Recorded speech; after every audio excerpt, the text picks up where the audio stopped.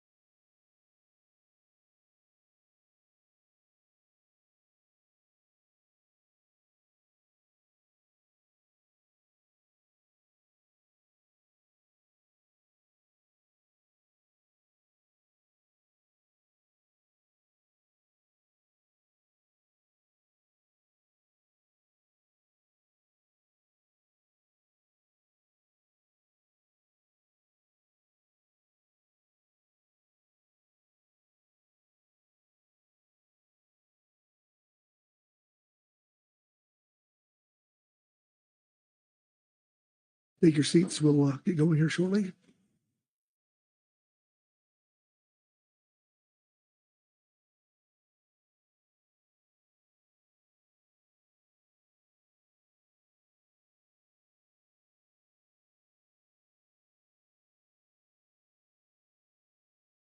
I'd just like to wish all the fathers at the council and who's listening a happy Father's Day.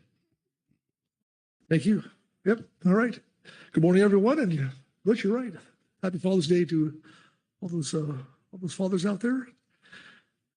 4 kids. You think I'd get a Happy Father's Day thing this morning? But not yet. All right. I'm giving them till noon. I'm making phone calls. Happy Father's Day. All righty. Hey, it's been a somewhat grueling meeting, but we're on time and we're doing good. So with that, we'll get going here and turn to Kerry Griffith to get us going on G1. So Kerry. Yes, thank you. I appreciate that. I can think of no better way to spend Father's Day than here with you all in Roanoke Park. And that's not entirely facetious. This is good to be with you all. Good morning. This is agenda item G1. It's the current habitat issues. The Habitat Committee met online on June 2nd and discussed several items. And several of those are included in their supplemental report, G1A Supplemental HC Report 1. You will hear Dr. Scott Appel, the chair of the Habitat Committee, read that here briefly. I don't believe there are any other reports or comments of management entities and advisory bodies or public comment that I've seen so far. So unless there are questions of me, we can turn to Dr. Appel.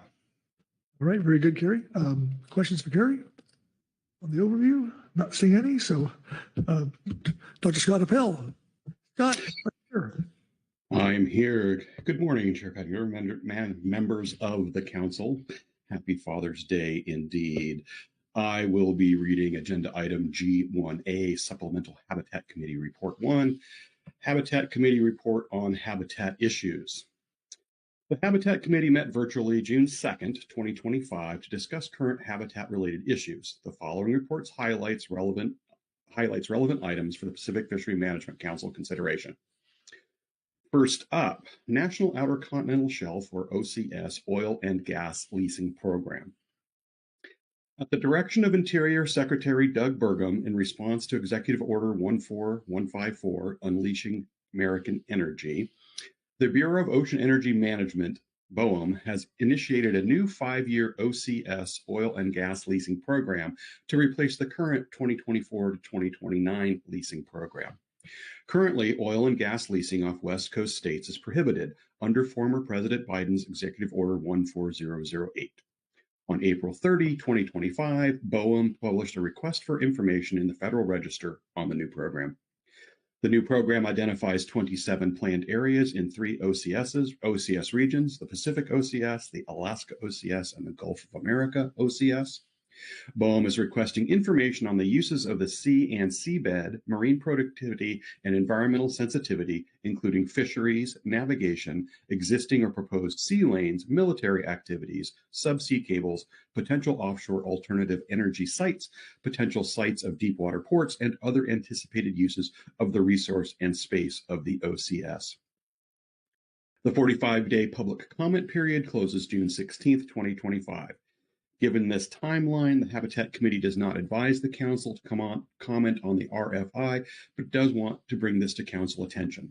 Also for the Council's attention, the states of California, Oregon, and Washington will be commenting on BOEM's proposal to open the Pacific OCS to oil and gas leasing. The Habitat Committee will be tracking this process and will report back to the Council as things progress. The Habitat Committee expects the Council will want to comment on this important federal action at the next opportunity. For reference, there is a link to the Council's 2018 comment letter on the current oil and gas lease program linked in our statement. Next, to the Columbia River Operations CRSO Environmental Review. As written on June 2nd, 2025, the Habitat Committee reported that the U.S. Army Corps of Engineers and the Bureau of Reclamation, which are the co-lead agencies, are extending the public comment period deadline for the CRSO Supplemental Environmental Impact Statement, SEIS, to August 15th, 2025. The co-lead agencies are expected to announce virtual informational meetings this summer. In early April, the co-lead agencies delayed the virtual meetings and extended the scoping period in response to the Council on Environmental Quality's removal of National Environmental Policy Act implementing regulations. This delay allowed the agencies time to assess any NEPA process changes align agency objectives, and better describe their proposal to the public for more informed feedback during the scoping period. In March 2025, the Council directed the Habitat Committee to develop a draft comment letter. The states and tribes are working to coordinate comments on the notice of intent, and pending that coordination, the Habitat Committee will prepare a draft comment letter on behalf of the Council for a quick review. However, and I am now going off of the prepared Habitat Committee statement now, relevant to the topic is the presidential memorandum published on June 12th, just a couple of days ago, titled Stopping Radical Environmentalism to Generate Power for the Columbia Basin. This situation has now changed. This presidential memorandum of June 12, 2025, removes the federal government from the Columbia Basin Agreement, revokes the Biden administration's presidential memorandum of September 27, 2023, titled Restoring Healthy and Abundant Salmon, Steelhead, and Other Native Fish Populations in the Columbia Basin, and the funding available for the Columbia River Basin Restoration Agreement and salmon recovery. It thereby also removes the stay of litigation for the 6 sovereigns, which includes Washington, Oregon, and the 4 treaty tribes. The memo also rescinds the notice of intent to prepare a supplemental EIS for the Columbia River System's operations. The agencies will reissue an NOI, a notice of intent, for a new SEIS scheduled at a future date. Therefore, as such, the Habitat Committee will not be preparing comments on the SEIS for Council review later this summer, as planned and reported in the Habitat Committee report.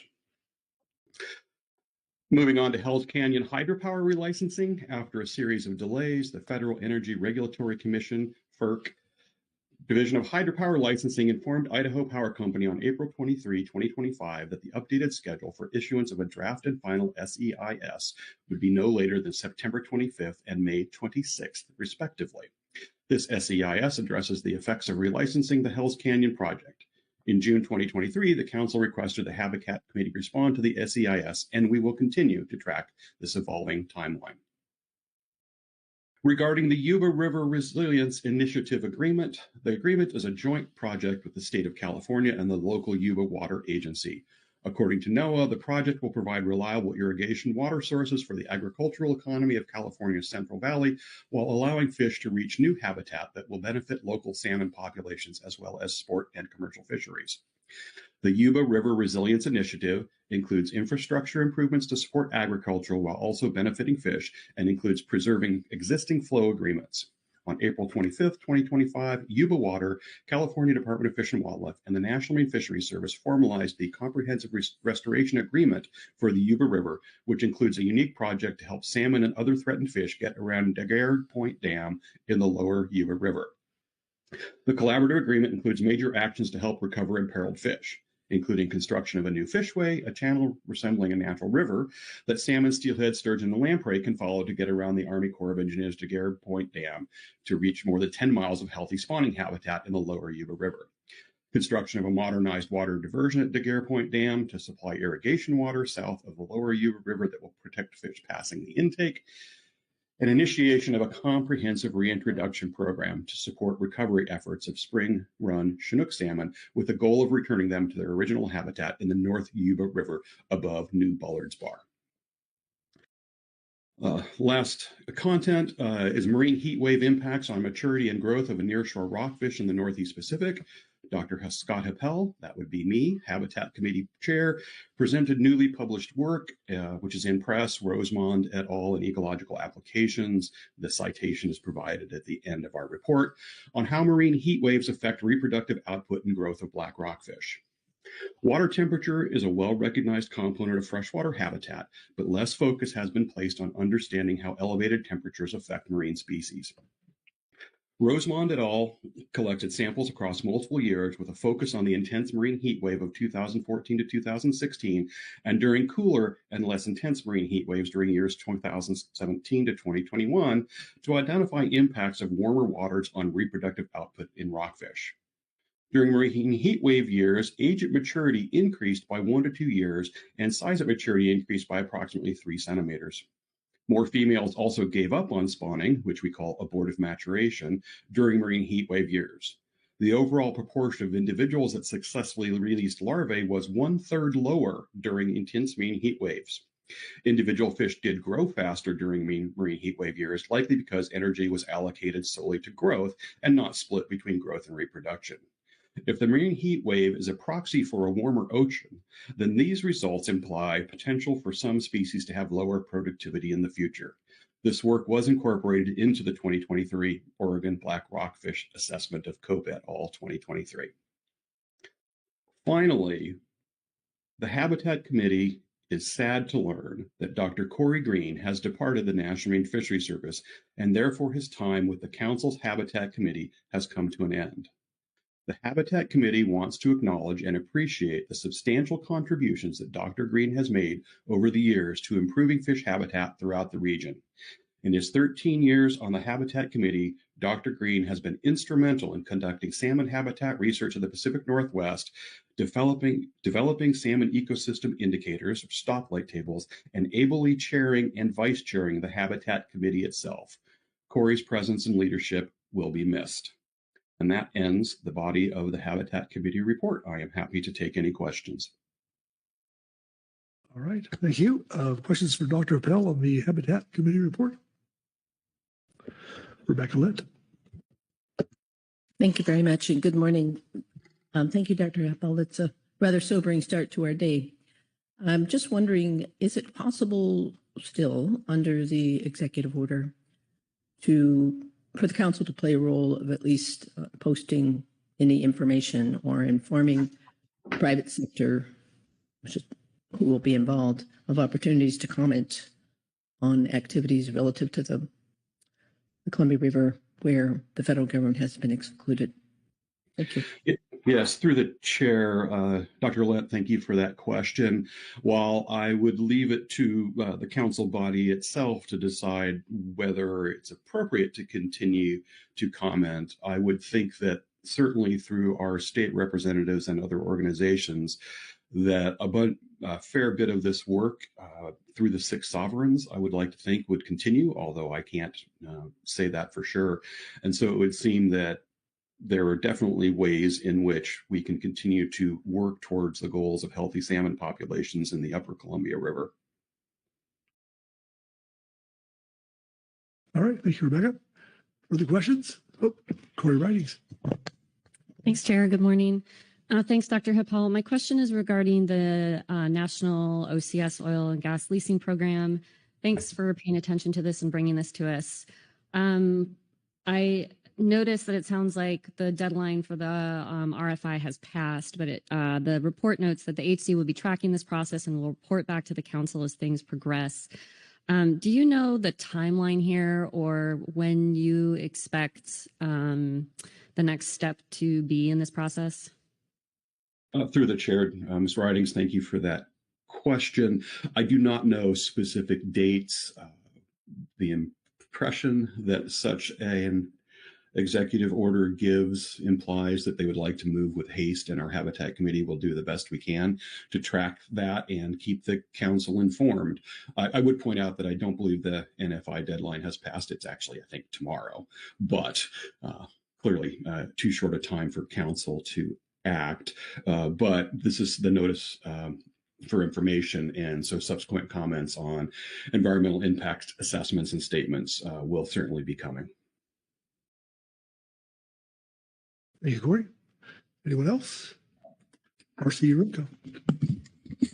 Thank you, Mr. Chair. Thank you, Dr. Appel. I want to appreciate the recognition that you've provided here for Dr. Corey Green, and noting that you've mentioned the salmon ecosystem indicators and stoplight tables. I was wondering if you're aware if that work, I believe it did originate with the Habitat Committee in part, and I was wondering if we will continue to receive that information annually. I believe we've been getting it in March each year from the Habitat Committee, which has been incredibly useful in the salmon deliberations. So maybe that's not a fair question, but I was just wondering if you're aware that work will continue or not. Yeah, through the chair, thanks for that question. I can't speak to the ongoing efforts. This was always a collaborative effort between the Northwest Center, Southwest Center, and other entities. The federal RIF process has resulted in a substantial decline in intellectual capital within the agencies, I think we all know, and the capacity to continue to produce reports like that is likely reduced as well. I think that it may depend on whether or not the expertise remains within those agencies to continue to do that. Not sure I have a much better answer for you than that. Thank you. Thank you, Marcy. Anyone else? All right. I don't see other hands. Scott, thank you. Yep. All right, thank you. Good luck with the rest of your day. All righty. Okay, that takes us to public comment. We have none, zero. All right. I don't think there's much council action here, but I'll open the floor for discussion if as needed. Great writings. Thanks, Chair. I just wanted to just reiterate what Marcy said and thanking Dr. Green for his service. He's always been such a friendly face here, so thoughtful, just really exemplifies kind of excellence in government science. And just wanted to, if he's listening right now, just let him know that we miss him and thank him. Thank you, Corey. Yep, well said. All right. Anything else? Carrie, how are we doing? I think you're doing just fine. If there's no guidance or other questions from the council, then that concludes your business for this agenda item.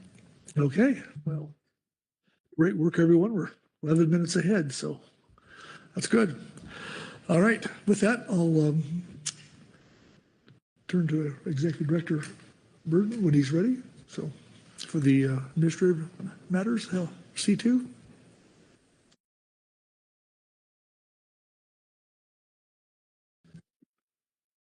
Yeah, thank you, Mr. Chairman. This is agenda item C2, which is legislative matters. The Legislative Committee met on Thursday, June 12th to review the status of legislation and bills introduced within the 119th Congress. I would note we also discussed things that came about in the latter part of the 118th Congress. At the time of the advanced briefing book, the Pacific Fishery Management Council had not received any formal legislative requests for comment. So you will hear from the Legislative Committee Chairman, who's Mr. Oliver. There is a report from the Legislative Committee where we discussed newly introduced bills, the status of existing bills, and other various happenings in Washington, D.C. So your council action here is to consider the committee report and provide any recommendations as appropriate. Happy to take any questions, Mr. Chairman. Otherwise, I would suggest we take the report of the Legislative Committee. Okay, thank you. Questions for Executive Director Burton? All right. With that, I'll turn to Mr. Chris Oliver. Chris. Thank you, Merrick. Thank you, Mr. Chairman. As Merrick mentioned, we met earlier in the week, and we had Dave Whaley online, who is the contractor to the Council Coordination Committee. So that was extremely helpful. He walked us through some of the new relevant committee compositions, a couple of bills of interest that did pass the last Congress, and that included the Fishes Act, which is related to the streamlining the fishery disaster declaration process. So I think that was a good thing. And he also spoke to related budgets and appropriations bills and how those might relate to NOAA and the councils. We had there's not a lot percolating on the legislative front, and I'll circle back to that briefly in a minute, but there are a number of other things going on that related that were of interest, including executive orders. We particularly talked about the administration's initiative to consolidate the ESA and MMPA processes within the Department of Interior and some of the implications that could have for fisheries in terms of the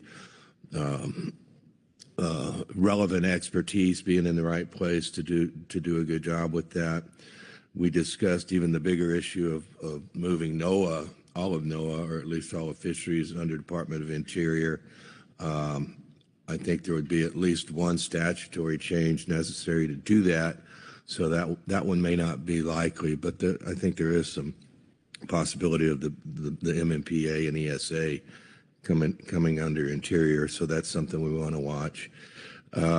There was a June 4th hearing by the House Natural Resource Subcommittee on Restoring American Seafood Competitiveness relative to EO. The current chair of the CCC provided remarks on behalf of all the U.S. councils.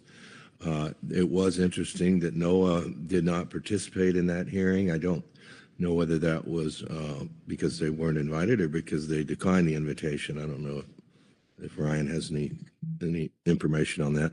But there was a fair amount of discussion around stock assessments, surveys, and data collection, and the need to maintain those, and that's a theme we've all heard and supported. Otherwise, there was not, a significant outcome of the hearing. There were some bills that have been introduced or reintroduced in the current Congress, and that includes Congressman Huffman's bill regarding Magnuson-Stevens Act reauthorization. I haven't seen the actual text of the bill, but there was an accompanying section-by-section summary provided by that office, and it doesn't seem likely that bill is going to move forward this year, but there is, according to Dave, a higher likelihood or possibility that the Senate could develop their own version of a Magnuson reauthorization bill, which would likely, presumably, be somewhat more limited in scope. So we just have to keep our eye on that. And the last issue we talked about was the presidential EO on seafood and the task that was given to the agency to develop a list of the most heavily regulated fisheries in the U.S. and that we haven't actually seen that list, and that's the committee expressed a strong interest in seeing that list. Obviously, it relates to an agenda item you have coming up shortly. So that was the gist of it, Mr. Chairman. Nothing of urgency at this point. I think we're still tentative on whether we will need to have another legislative committee in conjunction with our next council meeting, but that's a few months off still. And that's all I have. Okay. Thank you, Chris. Questions for Chris on the legislative committee report? Rebecca Lent. Thank you, Mr. Chair, and thank you, Mr. Oliver, for your report. Do we know, and maybe this is a question to NIMS, do we know what criteria were used to say this is heavily regulated? You might have a rule that's ITQs, and obviously there's a lot more detail in that. Is it pages in the Federal Register? Is it, whatever? Be helpful to get some insights. I would have to defer on that, Madam Chair. I don't have that answer. Ryan Wolf. Yeah, thank you, and thank you for the question. Good morning, everyone. I don't have an answer for what will come out. I know that a Federal Register notice and a public comment process will be forthcoming. I think you heard from Sam Rauch the other day, his initial thought was looking at the deficit between in seafood landings between around the COVID time from 9.5 billion pounds to 8.5 billion pounds, and looking at which fisheries were the most had the largest drop in landings. I think that was some of their initial discussions, but ever since the CCC meeting, there has been internal discussions within the Department of Commerce that I am not privy to, so I'm not sure what will come out, but I do know that they are anticipating getting that out shortly because of the executive order timelines. Executive Director Berman. Thank you, Mr. Chairman. And maybe just to add a little bit to Mr. Wolf's response, of course, I can't speak for the agency, but one of the takeaways at the CCC meeting was really the lens through which we look to define what a heavily regulated fishery is, right? And so my initial thought when I heard the request to look at heavily regulated fisheries was, well, how big is the regulation book? But of course, if you close a fishery, that's a very short regulation. And so I think the message that Mr. Rauch was trying to convey to us at the CCC was, what's the effect of the regulation? Do we have fisheries that have, historically caught a lot of fish and now they're not? And so at the time, he rattled off a few. One of those was the Pacific HMS fishery. And I was never sure if that meant our EEZ or the combined EEZ of ours in the West Pacific. There was also talk about the Gulf shrimp fishery, which had been one of our largest fisheries in the U.S. and now is not the same size. And these are fisheries that have gone through a decline. And the regulation book might not be very big, but the effect of the regulations is what they're looking at and asking if the decline is due to those regulations. So I think I raised that because, as Mr. Oliver indicated, I think that does have bearing on some other pieces of our agenda today. How do we prioritize and why? Thank you, Merrick. Thank you, Rebecca. All right. Further questions for Chris? All right. Seeing none. So that will go to, with the public, 0. Okay. Takes us to our council action. So to consider the report. So open the floor for any discussion as appropriate. Okay. Well, Merrick? Yeah, thank you, Mr. Chairman. Unless there's some guidance that I think we've missed, I think that concludes your matter here under C2. All right, wonderful. Well, too early to take a break, so we're going to go to E6, and so a little bit of changing of the seats. So we'll just pause for a few minutes, and we'll get going here shortly.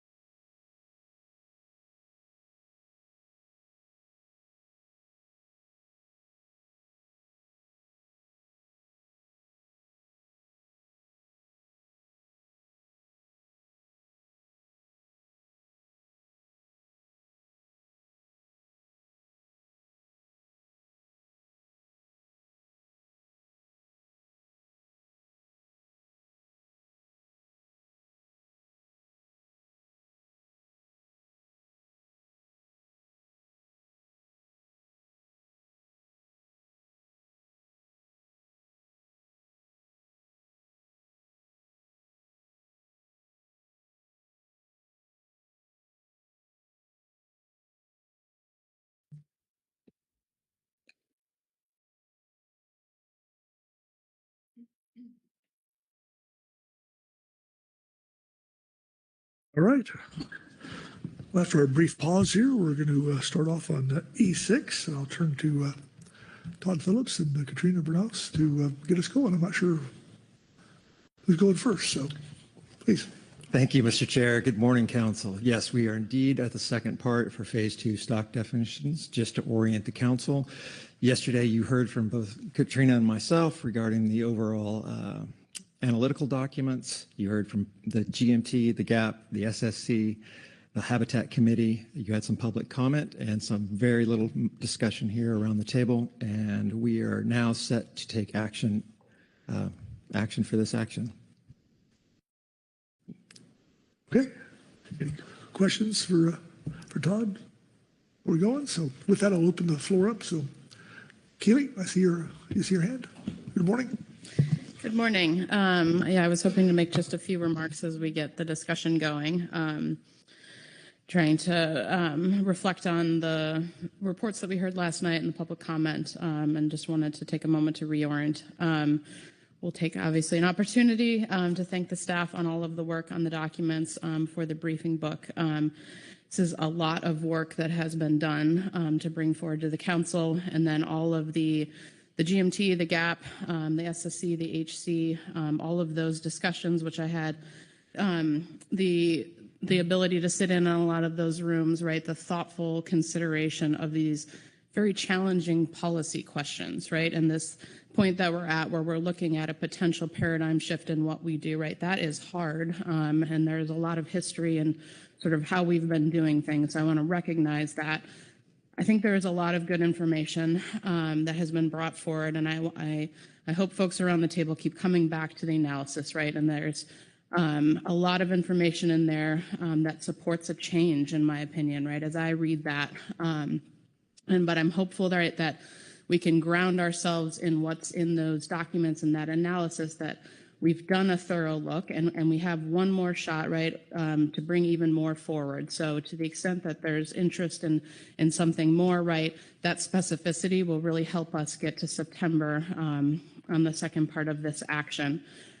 We have been working on this for a very long time. So there are new changes for the administration and new priorities, but we've been working on this for 3 years, right? So I also want to ground us in, I think we're looking at this in a very thorough and holistic way and asking the really hard questions, right? This is central to what councils do. They make the determination of the stocks that are in need of conservation and management in the EEZ. I would just remind folks that in the EEZ is really what we're looking at. It does not mean that fish in state waters are not important, but that's not the question we're asking here. So I think the framing is really important. I do think we've gotten a lot of great information and a lot of careful input, and I feel confident in where we are now and being able to consider these hard questions. Okay, thank you, Keely. Lynn Mattis. Thank you, Chair Pettinger. I appreciate the opening remarks there. And I think you hit on a key point, is the change in administration. From my perspective, some of the discussions we've had this week and some of the discussions we're going to continue to have this morning, I think are different now than they would have been if we were doing this a year ago. Just some changing perspective with the agency, some changing priorities, interpretations. I did listen in on the CCC meeting discussion about the 550 species in the FMP and how that's not sustainable. Also listening to Mr. Roush, Sam, speak the other day, that is not sustainable, that the agency doesn't have the resources to manage all of those. I don't think it was intended, but a little bit of the messaging there was, we don't have the resources to deal with this, so we're going to not deal with it. We're going to deal with it somebody else. That may not have been the intent, but that is a little bit of the message that came across. As part of the messaging, about 13, 14 years ago, the states were interested in removing nearshore rockfish from the FMP to put into state management. And at that time, we had to have very strong background rationale for why we were removing it from the FMP. And now right where we're at right now, it seems we've kind of gone the opposite route, where we have to have strong rationale on why we're keeping something into the FMP. And that did cause a change of thinking for myself and probably some others. And it's with that change of thinking that trying to go into this as we move forward. There are going to be some tough discussions, because it is going to change fundamentally what we do and what all species we manage. And then that could have some trickle down effects on our fisheries. When it does come time, I'm prepared with several motions to go with this. I'm not cutting off anything, but just letting the group know that there are motions ready when it comes time. Thank you. Thank you, Lynn. All right. Sharon Kiefer. Thank you, Mr. Chairman. And I would just, and I'm sure you've said some of this before, but I would like to ask Keely a couple of, once again, process questions. One related to, I did sense a general recommendation to not address ecosystem component species right now. My question, process-wise, is what is the process for integrating ecosystem component species? I mean, is it relatively easy? Does it have to be done all in one bunch? And also, as well as future thinking as we make decisions, if we do make a decision about a species no longer belongs in the FMP, conditions change such that perhaps a fishery does emerge, targeting or integrating that particular species, what's the process then? How difficult to add a species back to the FMP? Healy? Thank you for the questions. So at this point that we're at, right, we're asking this question of is a stock in need of conservation and management in the EEZ? Depending on the answer to that, so if the answer to that is no, there's then two options. So we've laid them out between alternative 2 and 3, removal or designation as EC species. There has been a lot of work to get to this point, and really we've been focused on that question, right? I do think there's more that we can develop, and I think it was asked for in some of the reports, and I absolutely think we will dig in there, right? Of then you answer that question, no, how do you make that decision between removal versus EC designation? In particular, I've had a few conversations recently where I am very interested in exploring potential additional tools for EC species that we don't already use. And I think that has the possibility to get at some of the concerns that we've heard, like in the SSC report. So that could be brought back in September to better inform the council of what the possibilities are, right? I think all of this is a species-specific evaluation, and we should be thinking about the individual characteristics and potentially looking at different tools. So I think we have that. I'll assign that task to myself between June and September to bring more information on that, right? But then it would be, at this point, you're making a preliminary designation for something that your preliminary saying is not in need of conservation and management in the EEZ, to whether it's removal for Alt 2 or EC species.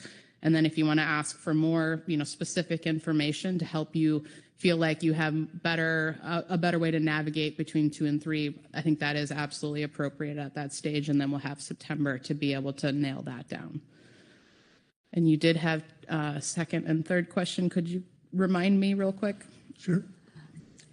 Post decisions the council makes now in the future, if we were to see a fishery emerge targeting a particular species that the council had actually removed from the FMP, is there a process to put it back in because it now is in need of conservation and management? Yep, great question. Yes, so now we are going to be very good at asking this policy question and knowing how we analyze it, right? So it's the same question, whether or not a stock is in need of conservation and management in the EEZ. So at any point, right, sort of even outside of this process, that question can be raised and the council can grapple with that. So it could occur for any species.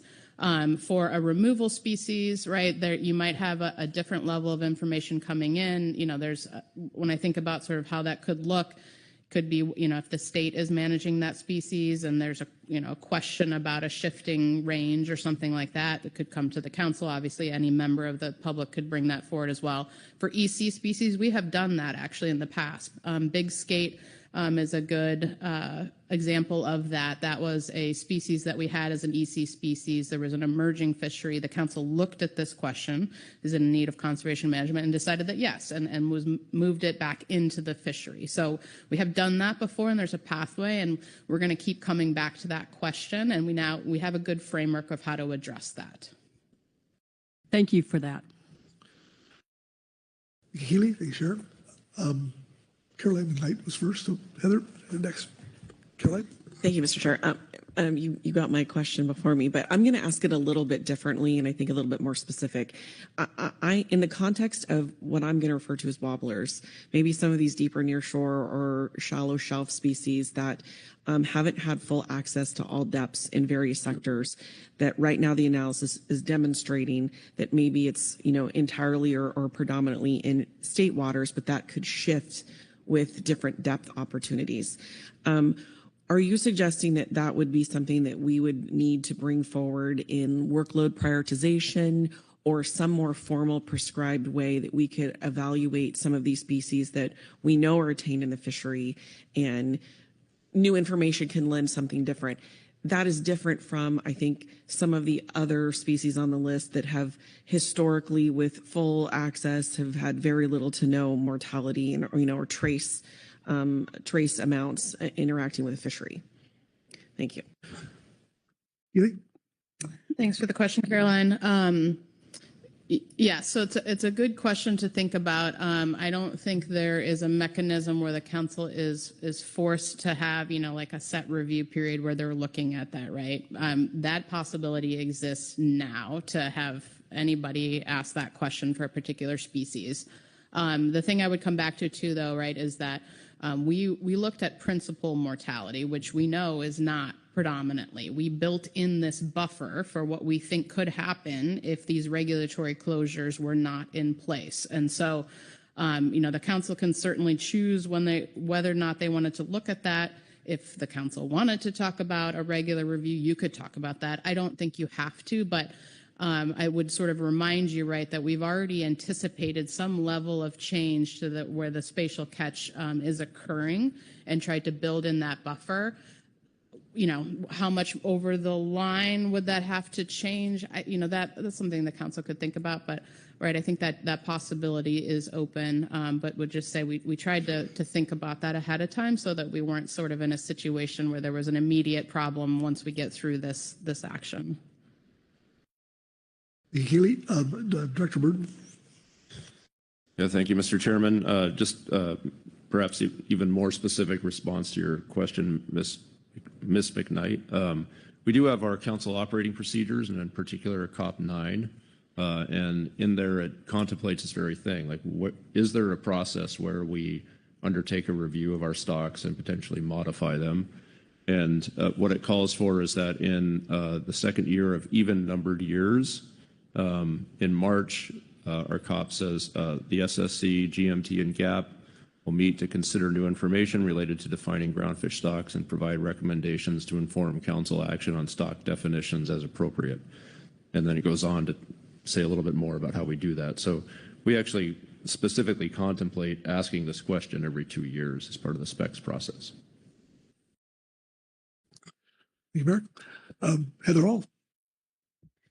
Thank you. My question's on the similar, thinking about the input that we've had about we can always bring something back into the FMP if we decide it's out. A little nuance though on this one is, what if the stock is predominantly in the EEZ but doesn't meet that 25% threshold? And the question is, will we still be getting catch information on that so we have an indicator of, oh wow, catch of rosethorn is going up, and maybe we need to bring it in the EFP, or there's some new fishery developing for that, just hypothetically. How will we know?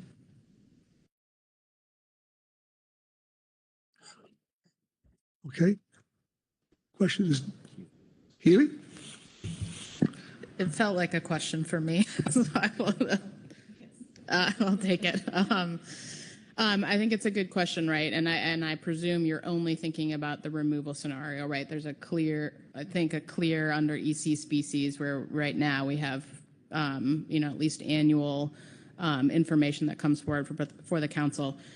For species that were to be removed from the FMP, yes, the any monitoring requirement goes away. Really, it would fall down to whether or not the state determined that they were going to manage that particular species. The state can manage in the EEZ for a species that's not in an FMP as long as they are permitting those vessels.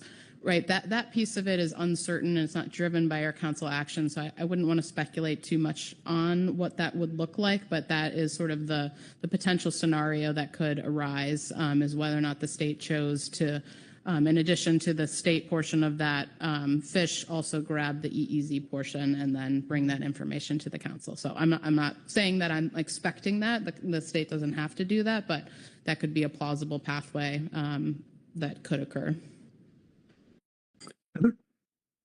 Thank you, Keely. I'm talking about species that would be caught in the EEZ, incidental catch, not incidental catch. Those stocks that would have been removed because we're not catching them now, but maybe if things change, then they are catch. That's the tracking I'm interested in. Thank you. Thank you for that clarification.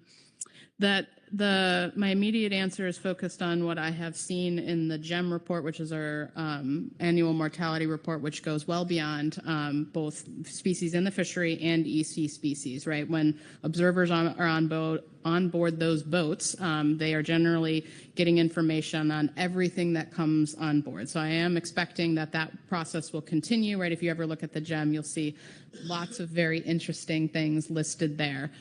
So I do think that will continue to be a source of information that we'll be able to see sort of if there are fluctuations over the years with those, and you'll get a signal in the same way that we'd be getting a signal for any EC species. Thank you. Okay, thank you, Heather. Healy? Corey Ridings. Thanks, Chair. I think this is a question for either Todd or Keely. Do we have any example in the past of if a species has been removed from the FMP, if it has consequently been added back in? Todd? Yes, through the chair. Yes, we do. It was a big skate, as Ms. Kent acknowledged. We removed, well, I guess we didn't remove it. We determined it to be EC species and brought it back in. I don't know if we've actually removed anything yet and brought it back in. So hopefully I'm not confusing you. My brain got going there. Thanks, Todd. I'm hearing that Big Skate was moved to EC and then was moved back, and then that there's no example of a species that has been fully removed from the FMP and then brought back. Not through the chair, Ms. Ridings, not to my knowledge. I would look to someone potentially who has had a longer span here than I.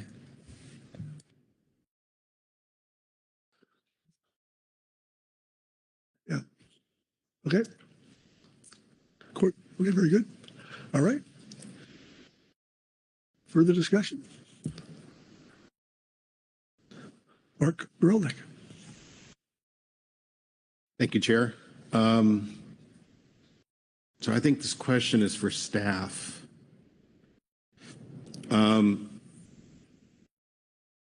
council has previously decided that this 25% threshold is sort of a proxy for predominantly caught in the EEZ, as stated in the regulation. Do I have that right? Yes, through the chair. We didn't use predominantly. We used principally caught as, yes, as a proxy. Yes, you are correct, with the exception of, I guess, terminology. So I'm looking at the staff presentation. Maybe I should have asked this before, but there's a gazillion stocks here and a gazillion factors, and so it takes a while to settle in. But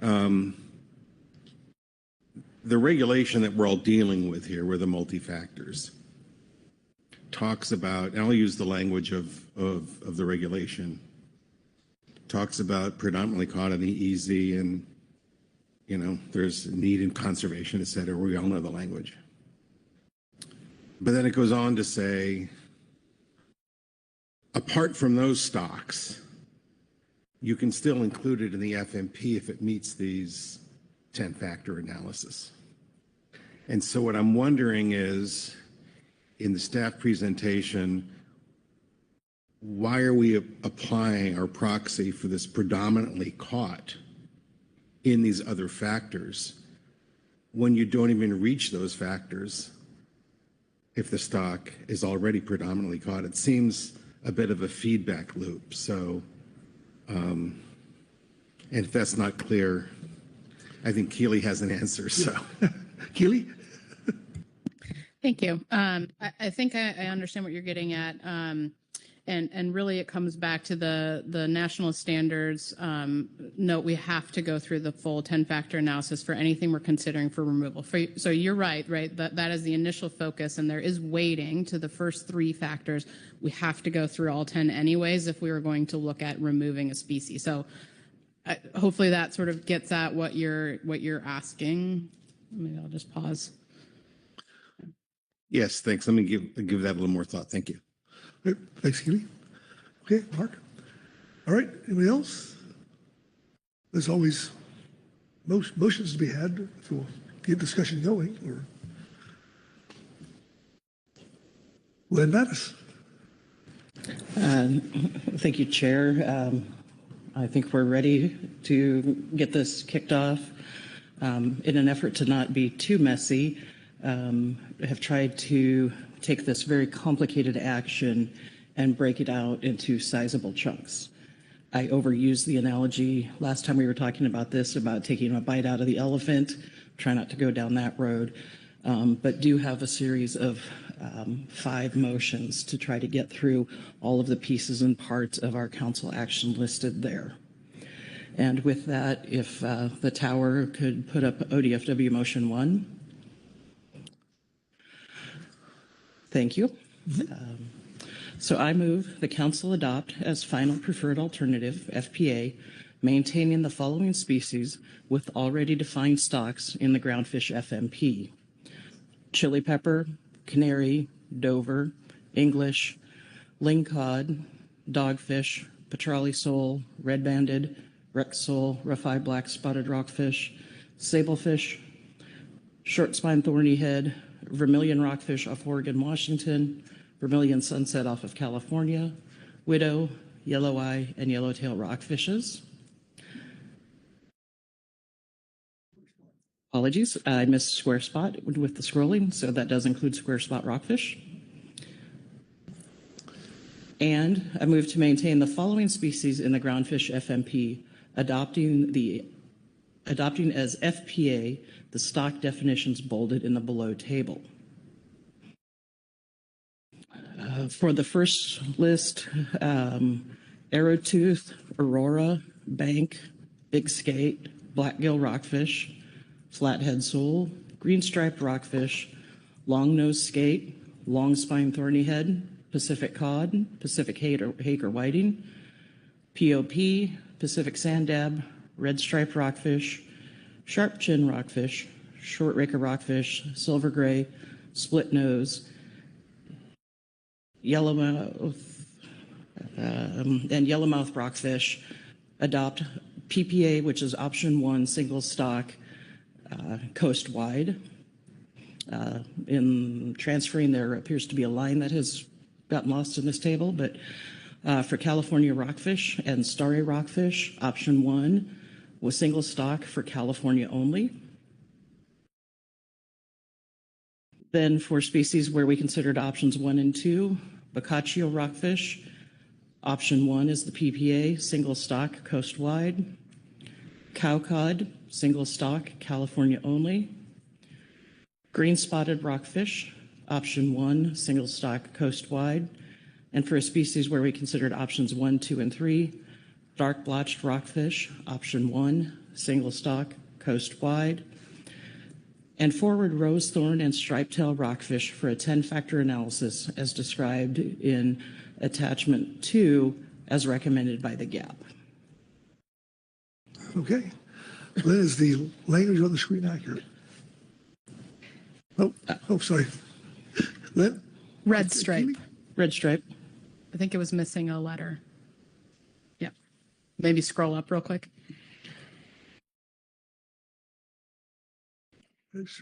Yes, red. Thank you.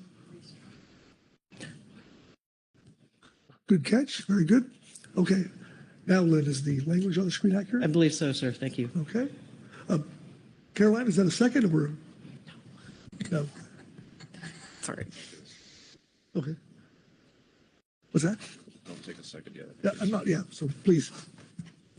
Okay, I just want to clarify. I think I heard California rockfish as opposed to California scorpion fish. So I just want to clarify that that is written on the screen.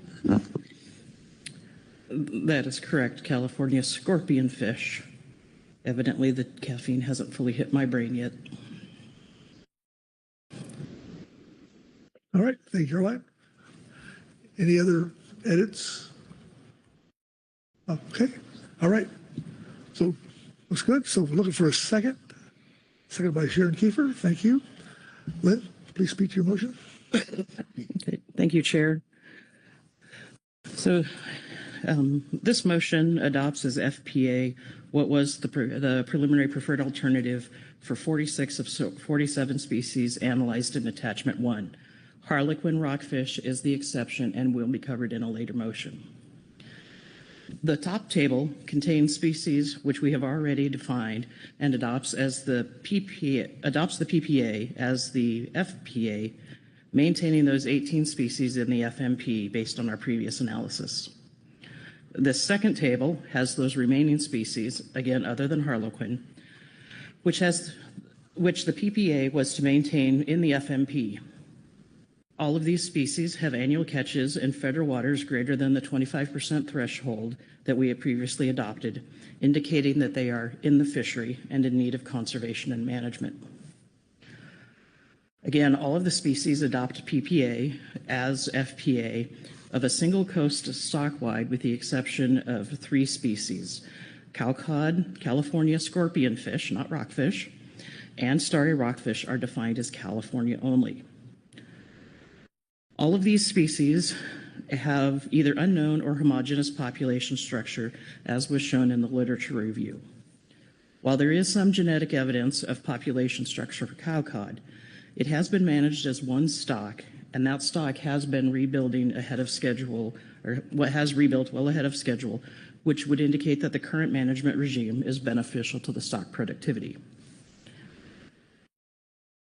We did have some consideration for splitting Boccaccio rockfish north and south of 4010, as there is a geographic break there at Cape Mendocino. There is also a bit of a difference between fishery management targeting north and south, with south targeting and north being more bycatch. And the most recent stock assessment was Category 1 for south and Category 3 for the north. However, the GMT does recommend defining Boccaccio as one stock coast-wide going forward, which provides the greatest flexibility for management and future assessments. This does not preclude assessments from being done with a split at the 4010. And finally, the GAP requested that rose thorn and striped-tailed rockfish be examined using the 10-factor analysis to provide some more information on managing those species in the FMP and defining them, or whether we should consider moving them to be EC species or removing from the FMP completely. Thank you. Okay. Thank you, Lynn. Questions for the motion maker? Corey, writings? Thanks, Chair. Thanks, Lynn. My question is does this comply with the tribal report under this agenda item in terms of are these species and the designations matching up what was in that report? Lynn? Through the chair, Ms. Ridings, the tribal report spoke more to the nearshore species, which will be covered in a subsequent motion. I do not believe any of these species or designations were specified in the tribal report, to the best of my knowledge. Thank you, Corey. Thank you, Lynn. All right. So with that, a discussion on the motion. All right. Let's see. Caroline McKnight. Thank you, Mr. Chair. Sorry about that. Thank you, Lynn, for the motion. I just wanted to touch quickly on, I think, what is probably the most interesting change here relative to cowcod rockfish. And I think I'm going to relate this back to the SSC report and the recommendation to split that stock into, I believe it was at conception. And I think that I'm supportive of how it's listed here in the motion, because I think back to the question that I asked yesterday, despite cowcod having 2 different assessment models that are different categories, CDF&W took it very much to heart that despite the stock definition, that the assessment model areas are indicative of that particular area, and the output, regardless of the combination of an OFL or a harvest limit, those models are very informative of how to avoid localized depletion, and that management measures are to be taken in those respective areas as appropriate. And that is how we proceeded with copper rockfish and how we intend to continue proceeding for species that fall into this category like cowcod. So thank you, Lynn, for the motion. I'll be supporting it. I think that we've had comprehensive discussion about these particular set of species and feeling relatively good about where they're going to land. Thank you. Thank you, Caroline. Anyone else? I don't see any hands. I'm going to Call for the motion. Okay, I'll call for the question. All those in favor signify by saying aye. Aye. Opposed? Abstentions? Okay. Motion passes unanimously. Corey? Thanks, Mr. Chair. I realize we kind of moved into making some motions, but I probably should have raised my hand earlier. But I just had a few sort of thoughts on this as it percolated overnight and thinking about this. I just wanted to put out there that I think that this is a tremendous amount of things and information that we are considering in a single agenda item. There are so many decisions to be made here. There is incredibly rich, there's so much data, there's so much information that we should have to make these decisions. And I do not think that we had adequate time and adequate analysis to do this up to the standard that the council typically does. The GMT noted the time limitations in their analysis and their report. The GAP noted time limitations actually across several of their reports, and the SSC noted this as well.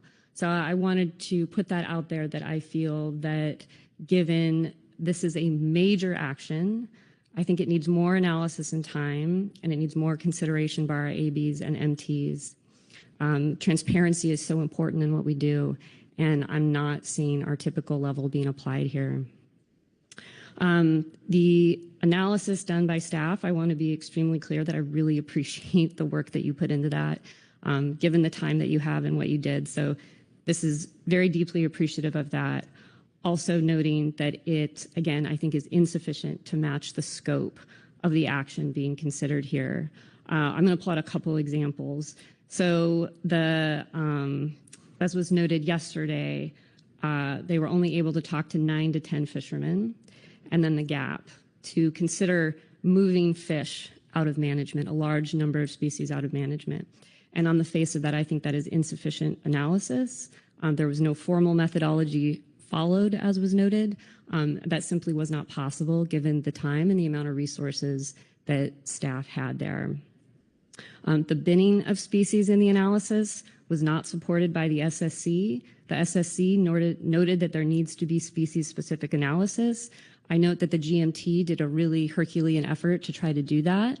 But again, that lack of time created an analysis that I do not think is sufficient on a species-by-species basis. And also, it was noted in the presentation that factor 10 was not considered in the analysis at all.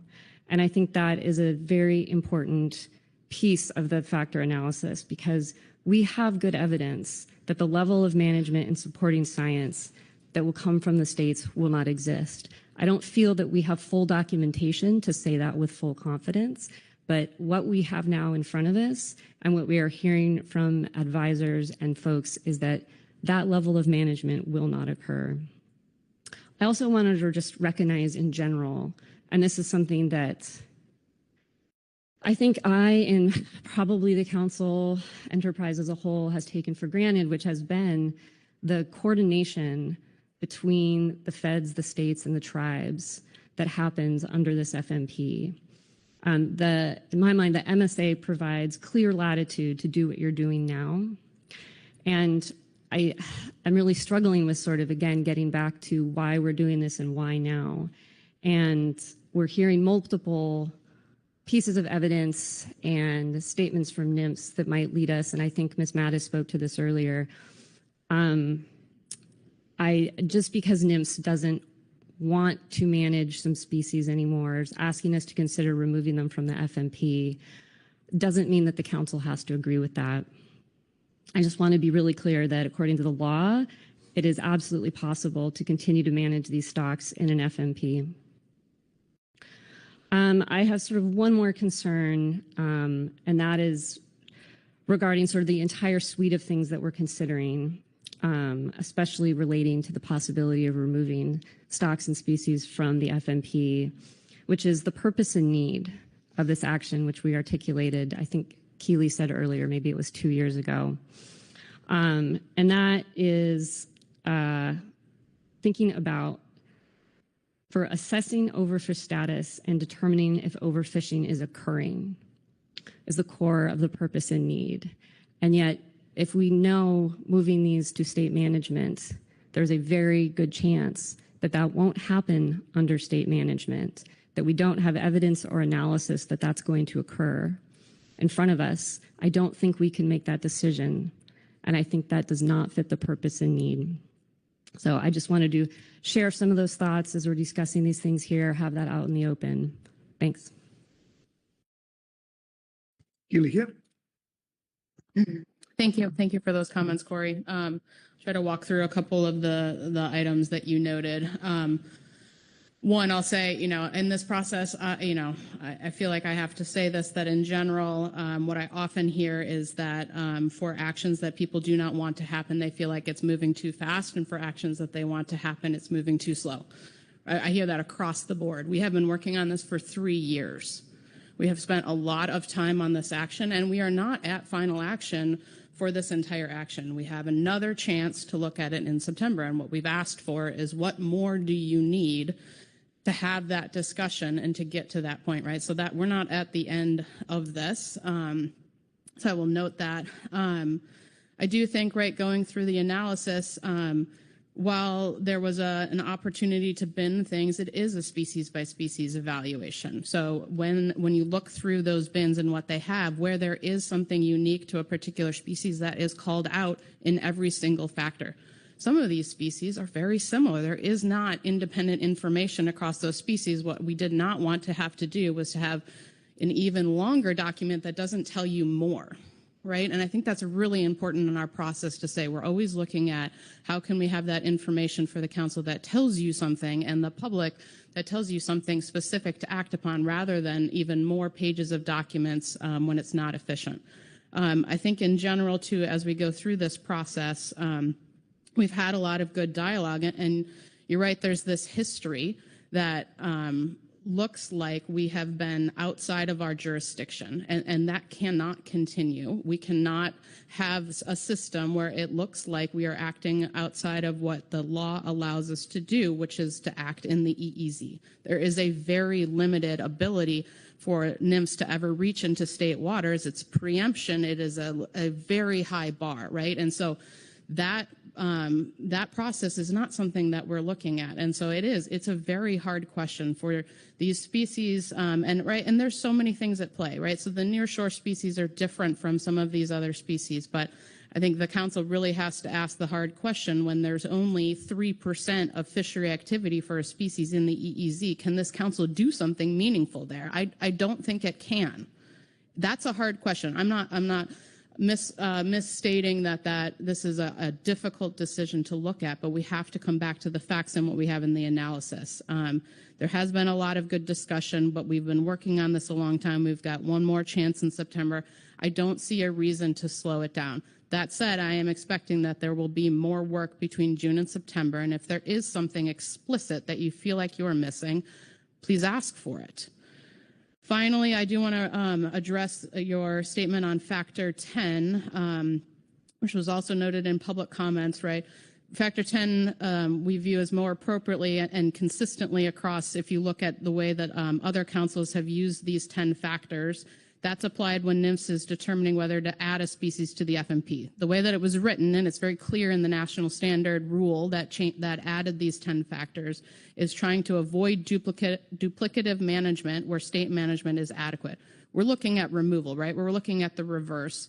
We, as an agency, we don't necessarily look at the adequacy of a state to manage, because that's the different question than what we're asking here. So I do think what's in the analysis is appropriate. But again, if there's something explicit that you think would help you in that evaluation for September, that level of information and detail would be helpful to bring forward, right? It's difficult to have a generic, I don't have enough, please tell me the rocks that you would like us to bring. There's a lot of good effort on this, and I think we can get there. And so I'm really hoping that whatever happens today, that if we have something that we can get there to September, I think we can. We have an excellent team working on this, and we've had really great input, and I think we're on a good path. Thank you, Keely. Corey? Thanks, Chair. Thanks, Keely. I appreciate that. I totally agree. There's a tendency to move fast versus slow, based on how those outcomes are looking for people or who's interested or who's not. So I understand that. I think my deepest concern here is that I just see a mismatch in that speed based on at least what I perceive to be the real impacts for our fisheries that could come from this action. So that's just what I'm seeing. Also, I wanted to thank you for clarifying my question on NEPA yesterday. I think that is incredibly important in terms of knowing sort of when and where that analysis is going to be applied. I am certainly not a NEPA expert. It is convention in this process. Convention, maybe that's not the right word. Typically, we see NEPA analysis somewhat early in the process because this council has a history of using that platform as a form of communication and sharing analysis. And that isn't here in that case. Now, I heard you say yesterday, that's not needed at that point and not necessarily legally obligated. But I am looking forward to seeing that and seeing that more analysis. In terms of where we are today, it is my opinion that I think the analysis that we have in front of us as of today is not sufficient and doesn't match sort of where we are at. I think that I just disagree, although maybe this will come up between now and September, about the level of analysis and the species by species basis.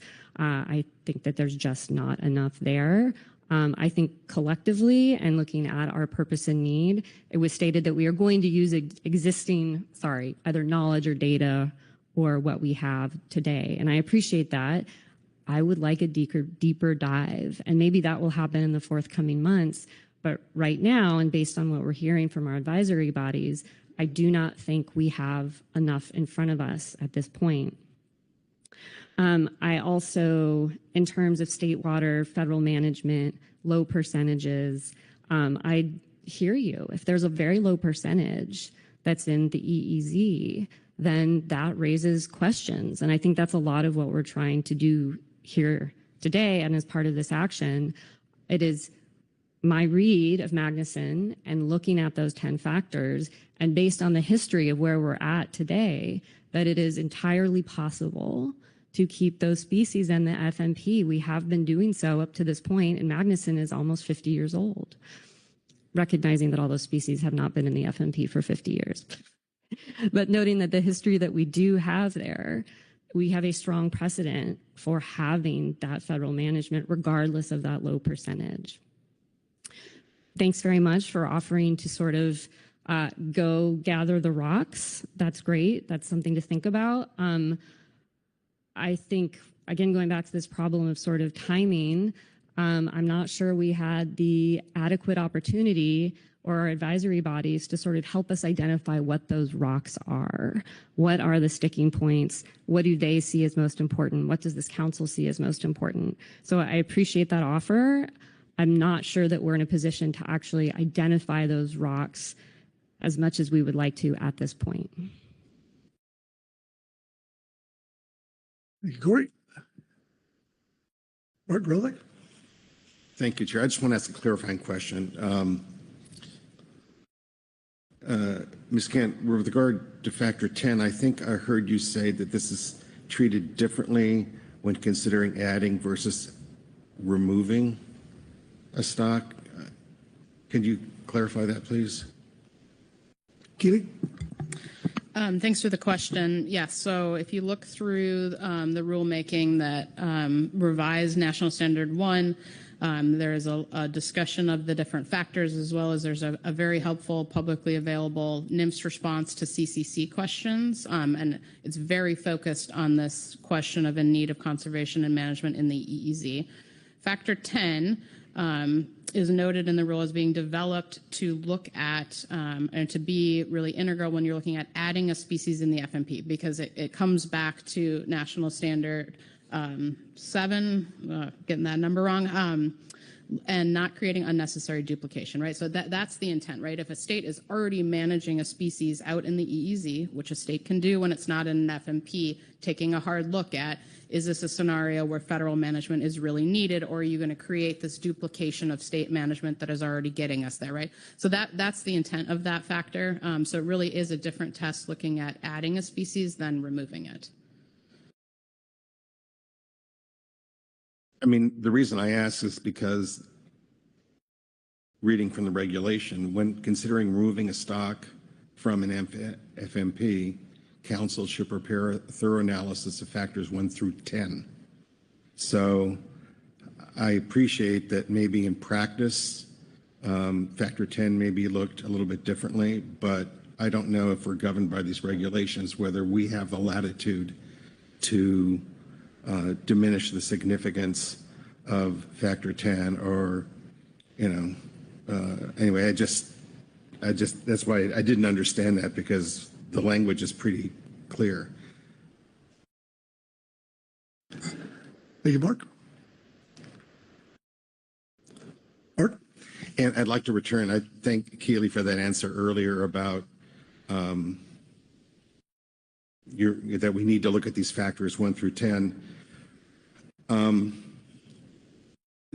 Whether a stock is predominantly caught in the EEZ is actually not one of the 10 factors.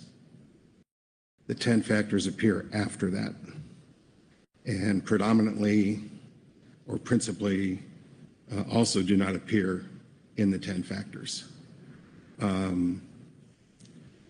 What the guidance and the regulation says that it should be a significant contributing factor, but it's not determinative. And my concern is that the analysis on these wobbler species, we're importing something that's not part of the 10 factors into the analysis, and that gives me some pause. Keely? Thank you. It wasn't a question, but I will respond. In looking at sort of how we think about our jurisdiction as laid out clearly in the MSA and separate from the 10 factors, really the part where in the 10 factors we see that coming in most clearly is both under factors 2 and 3, right? So the fishery that we are looking at is the fishery that occurs in the EEZ. So that's one piece where our jurisdiction comes in, where we are seeing that as a function of how that factor is applied. And then in factor 3, where you were looking at whether or not the FMP can do anything. As this council well knows, the FMP and the regulations that implement it are only in effect in the EEZ. They do not exist in federal waters. We have not preempted the state. That is a very different test, right? And so when you look at whether or not an FMP can have an influence on the stock, right, that is another lens through which you're looking at the limitation we have on the EEZ and then where the fishing for this stock occurs. So I do think there's sort of a difference in whether or not it's explicitly stated versus how the factors are set up. And hopefully that's clear as you look through the analysis of how that is applied. Thank you, Healy. Okay, Bushmith. Thank you, Mr. Chair.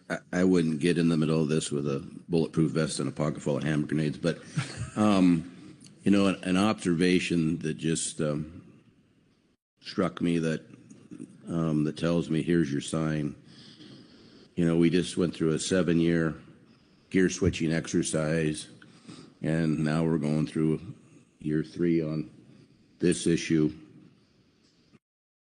Maybe the whole groundfish process ought to be looked at, because anybody think that's light speed is sadly mistaken with all the hard work and effort and everything that goes into. And observation statement, but this is part of the issue that we have with the fishing communities, that groundfish and all is hugely slow and encumbersome, probably for a reason that I do not know, but I'm working on that. But boy, oh boy, it's something that we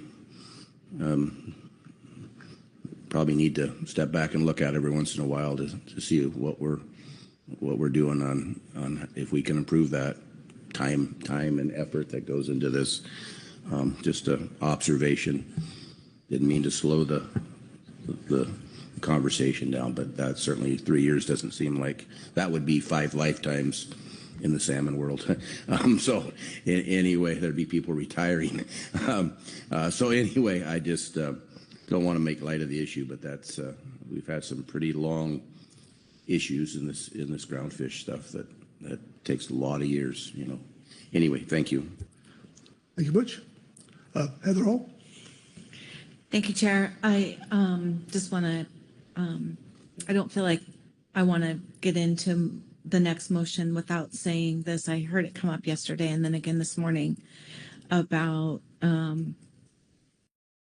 state management of stocks, and that's what we'll be discussing next. And I think it's really important to note that WDFW has in statute our Fish and Wildlife mandate, and to preserve and protect resources for our stakeholders. We take that very seriously at WDFW.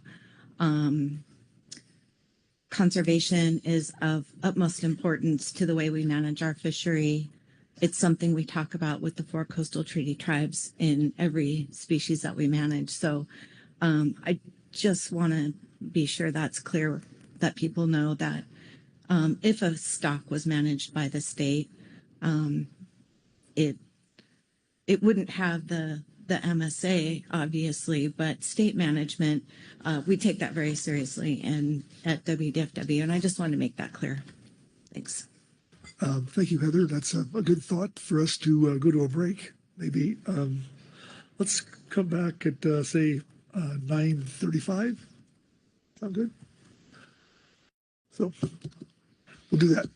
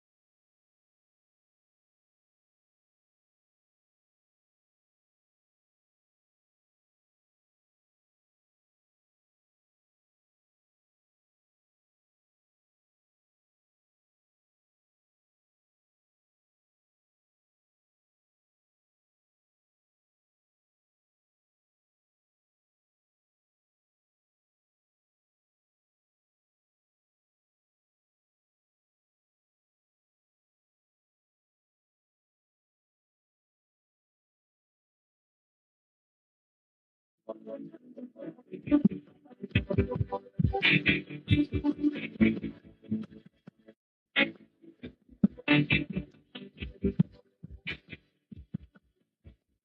heart is a balloon, shoots up through the stony ground. There's no room, no space to rent in this town. You're out of luck.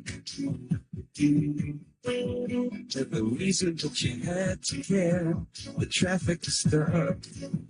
And you're not moving anywhere. You thought you'd found a friend to take you out of this place. Someone you could lend a hand to return for grace. So beautiful. It's a beautiful day.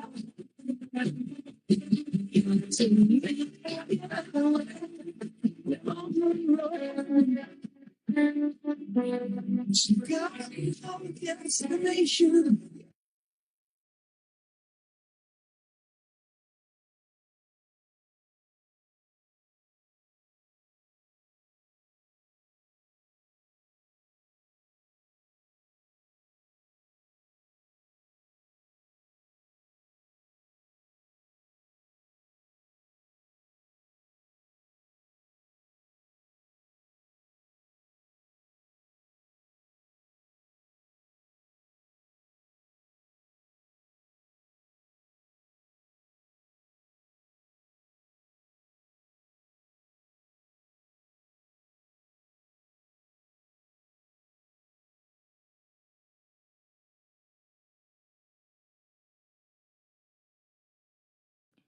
Thank you to the Power of Power for helping me fix some minor things on some of the motions. I'd sent them earlier during the break, so it was well timed to break.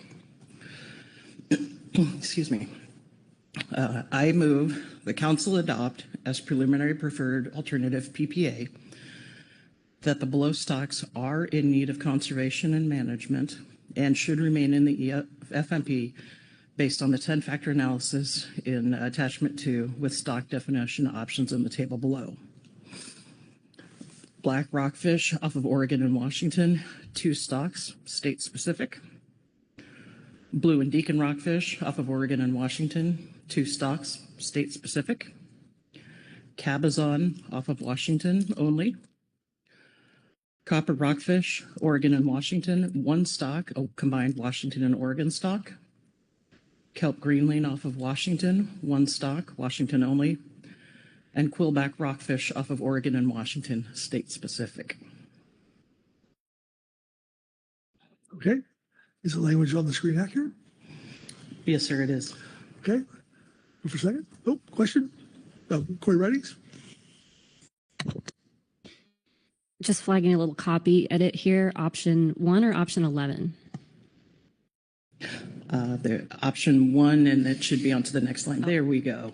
1 stock. Good catch. Very good. Okay. For a second. Second by Heather Hall. Thank you, Heather. Please speak to your motion, Lynn. Thank you, Chair.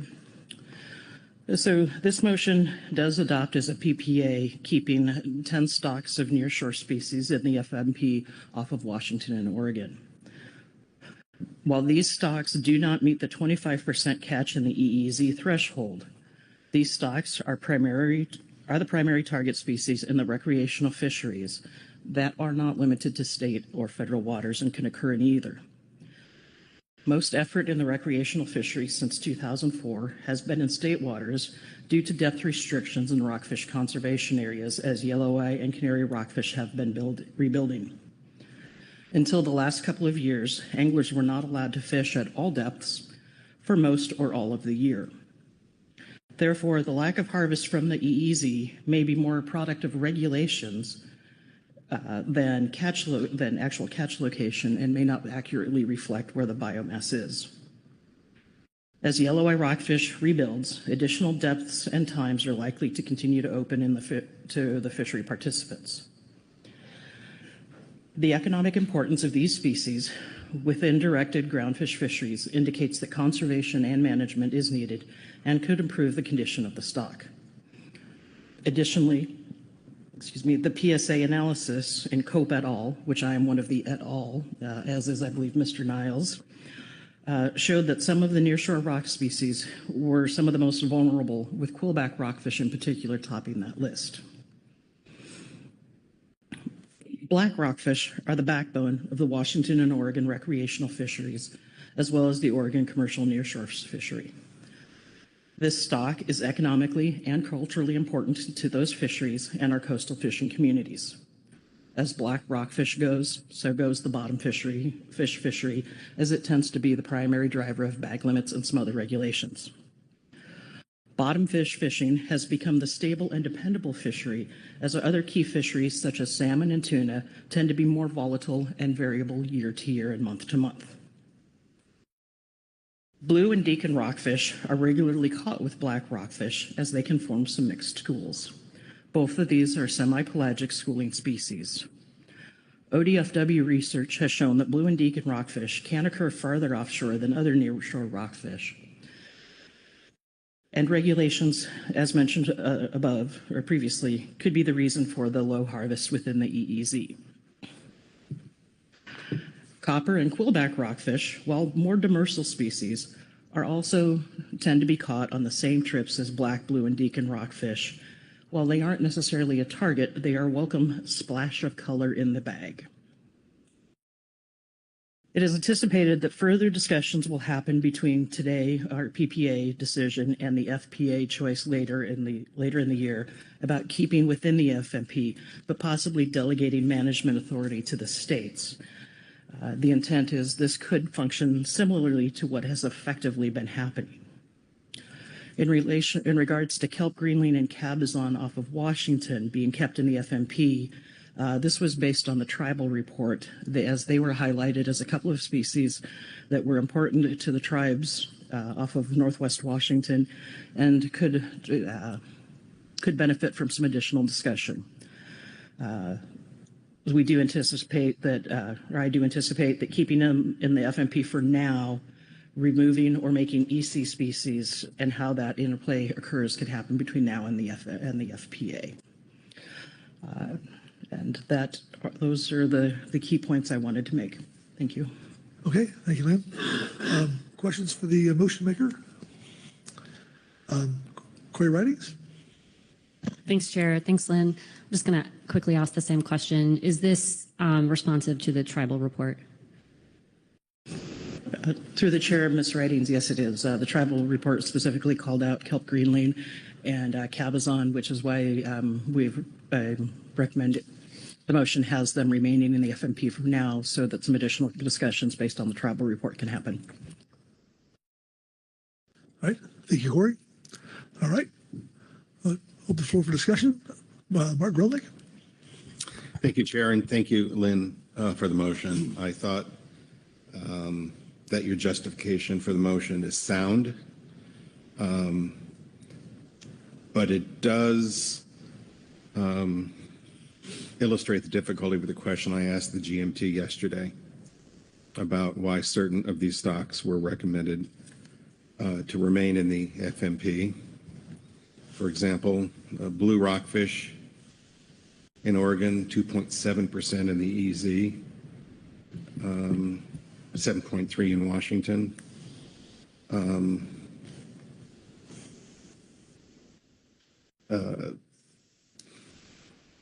And deacon rockfish, 3.5% in Oregon and 0 in Washington and the EZ. But I understand that these are mixed stock fisheries and that there's been a lack of access. And, reflecting on my question to the GMT, I don't understand why that same analysis doesn't apply to other stocks, namely those south of the Oregon-California border. So I appreciate your analysis, and I hope that whomever offers a motion for California stocks remembered all of that. But I do have one question, though. the council adopted a 25% threshold, presumably incorporating a buffer for management restrictions. So can you explain perhaps why you don't think that that was an adequate buffer? Lynn? Yeah, thank you, Chair Pettinger and Mr. Grelnick. It could be an adequate buffer, but would like some additional look and discussion. Again, we've got 21 years, the entire history of the GEM report of our recreational fisheries being restricted to mostly inside of 40 fathoms, which off of Oregon roughly approximates the state waters line. We had several years where we were restricted inside of the 30 fathom line and even time periods inside of 20 fathoms. Additionally, some of the ODFW coastwide, the recent coastwide rockfish assessment and some other work done by ODFW researchers has showed that there's a large population of blue and deacon rockfish that live farther offshore than our recreational anglers have had access to. That was the primary reason and the mixed stock fishery to keep the discussion going. Was not ready to make a full decision at this point on removing and hoping we could have some additional discussion as between now and September on that. Thank you very much. Great. Thank you, Lynn. Mark? Keely Kent? Oh. Thank you. Thank you for the motion, Lynn. Just a couple of quick comments. I'm wondering if we could scroll up just a little bit on the motion to the text above the table. I am not reading into this in terms of the intent, but just noting that in the text of the motion, it says in need of conservation and management, right? And the framing that we're looking at is in need of conservation and management in the EEZ. I appreciate and hear the remarks that you've made, Lynn, and I'll just note on my part, right, as you've said, right, I want to look more at this between PPA and FPA and bring that rationale that you've provided today, as well as the additional information in the reports into the analysis and ensure that we are looking at these species in the 10-factor analysis consistently. So we'll be abstaining, but I recognize the good work that you put into this, and it's just so that we have that opportunity to take that final look between now and September when we make that final action. So thank you. All right. Thank you, Keely. Heather? Thank you, Chair Pettinger. And thank you for the motion, Ms. Mattis, and for your rationale. I have some points to add to that too. And relative to the idea of using catch as one of the proxies that was considered in addition to the other 10 factors, I just want to note that I think in this case, it's the GMT did a good job of considering the fishery. Washington does not have a nearshore commercial fishery. Commercial fishing is prohibited in state waters in Washington. We have used federal science and policies to manage in state waters consistently and in coordination with NIMS. Black rockfish is principally caught in the EEZ and is economically important in the Washington recreational and the tribal fishery. Blue and deacon rockfish do not meet that 25% threshold, but they are caught incidentally with black rockfish, and it would be difficult to manage them separately in this mixed stock approach here. And I would note that copper, quillback, and quillback in Washington do meet the factors 1 and 5 through 7, as noted in the GMT report, because more than 25% of the catch does occur in the EEZ in Washington. This important economic importance, I think, is highlighted again in the GMT's rationale. And I also wanted to just reiterate that for copper and quillback, these stocks are not only important components of the Washington recreational fishery, but also to the 4 coastal treaty tribes as noted in the tribal report. I do support this motion for these stocks, and they're committed to working with the 4 coastal treaty tribes prior to September for further discussion. And then I also did want to refer to the PSA analysis in attachment 2, which shows that China, copper, and quillback have the highest vulnerability scores. These 3 species are in the major concern category, where principal mortality off Washington is attributed to the EEZ, I think with the exception of China rockfish there.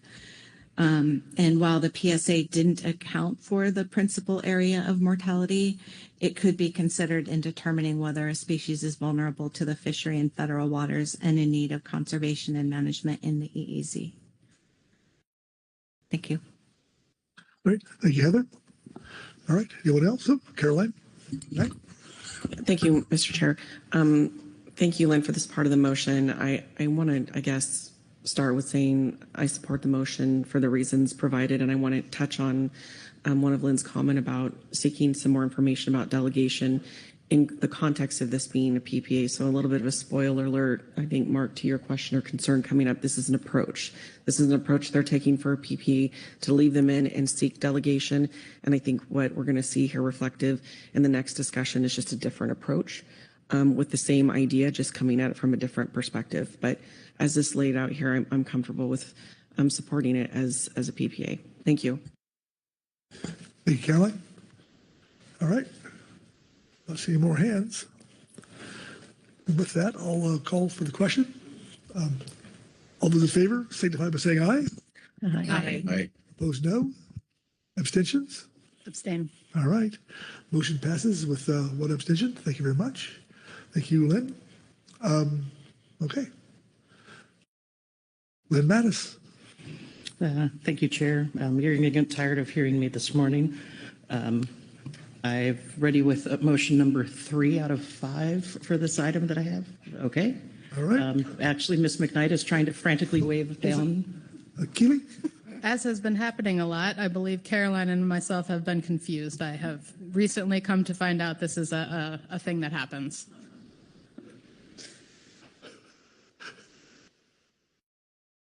Okay.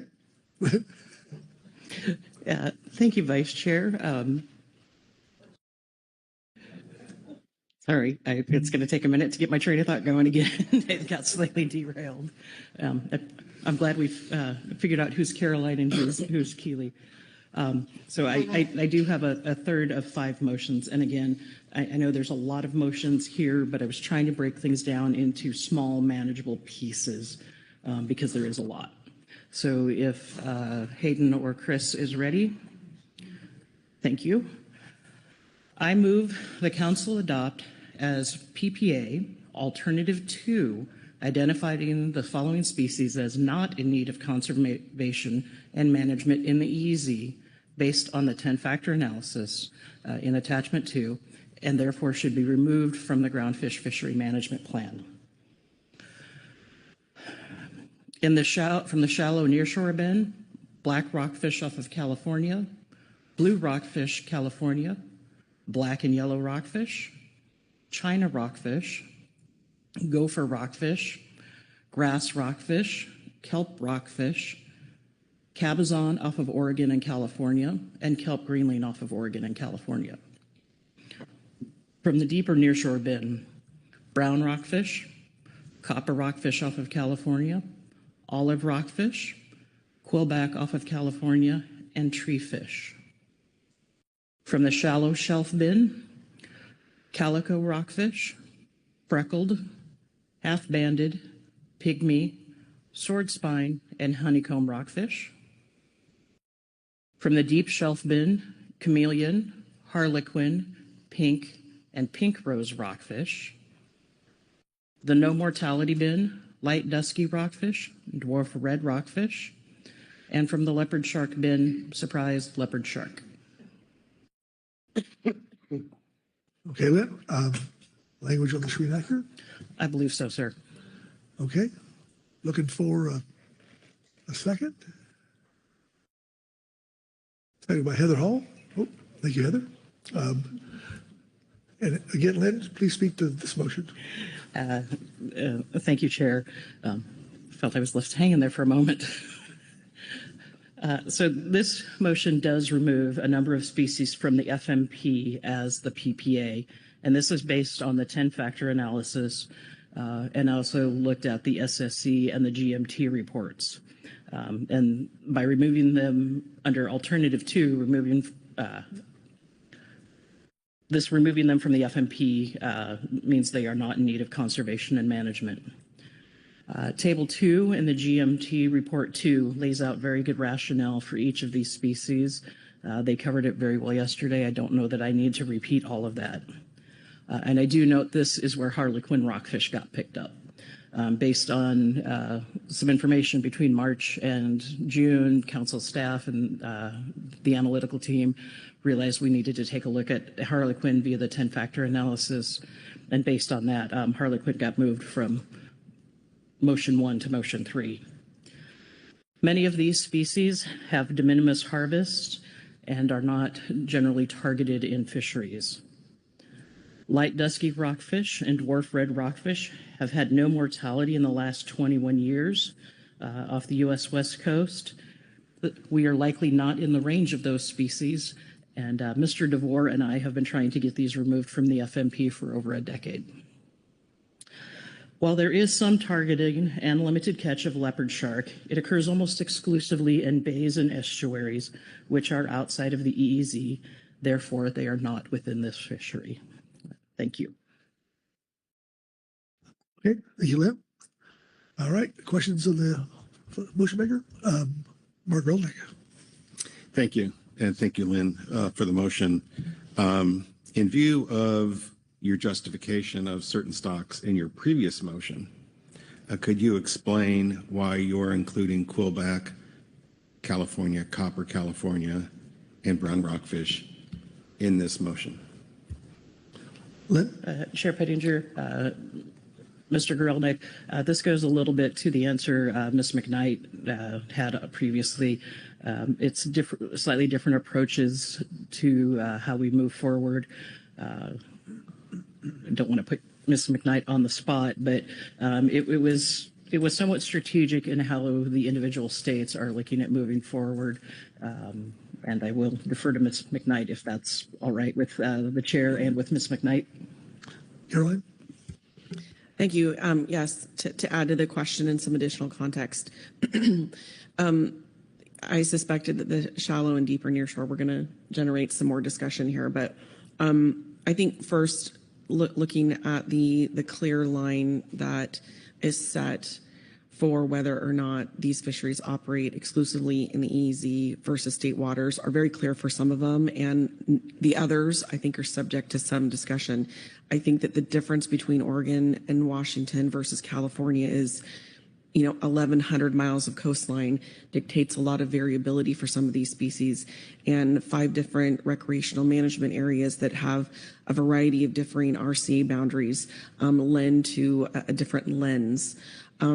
I don't think it's a foregone conclusion that because these are being proposed for removal, that means that will be what the FPA is. I think this is an opportunity to get additional information and public comment.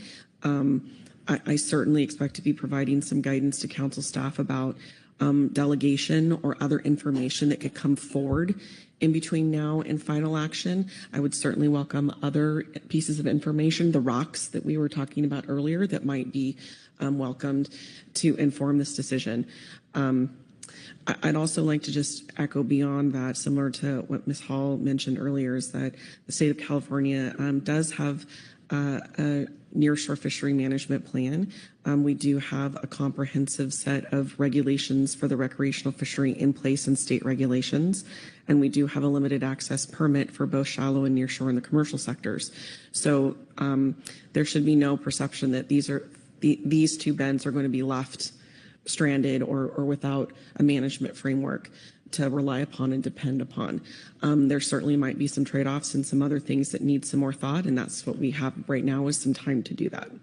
That helps. Thank you, Caroline. Rebecca Lind.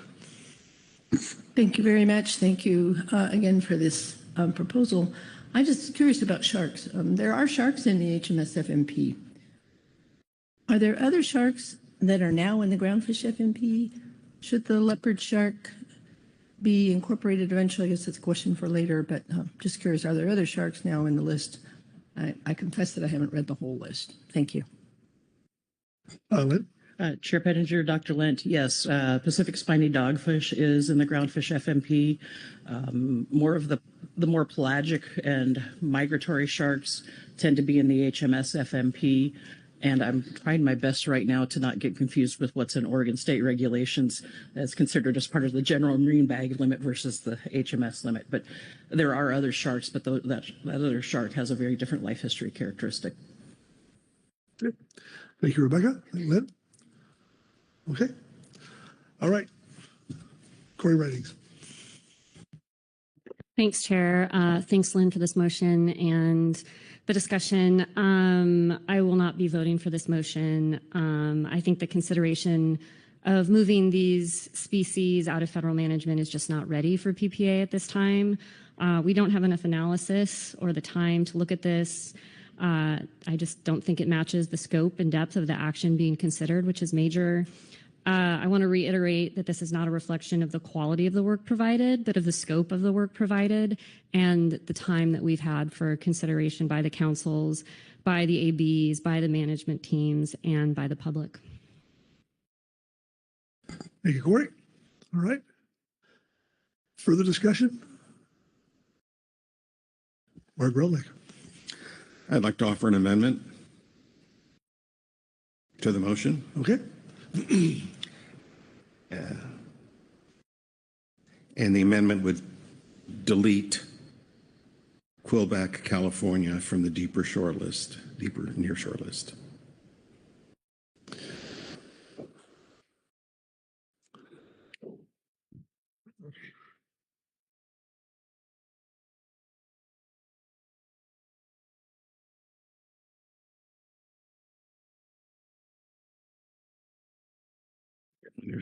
Yeah. It's not shelf, it's deep near shore. I believe it's on the deep near shore.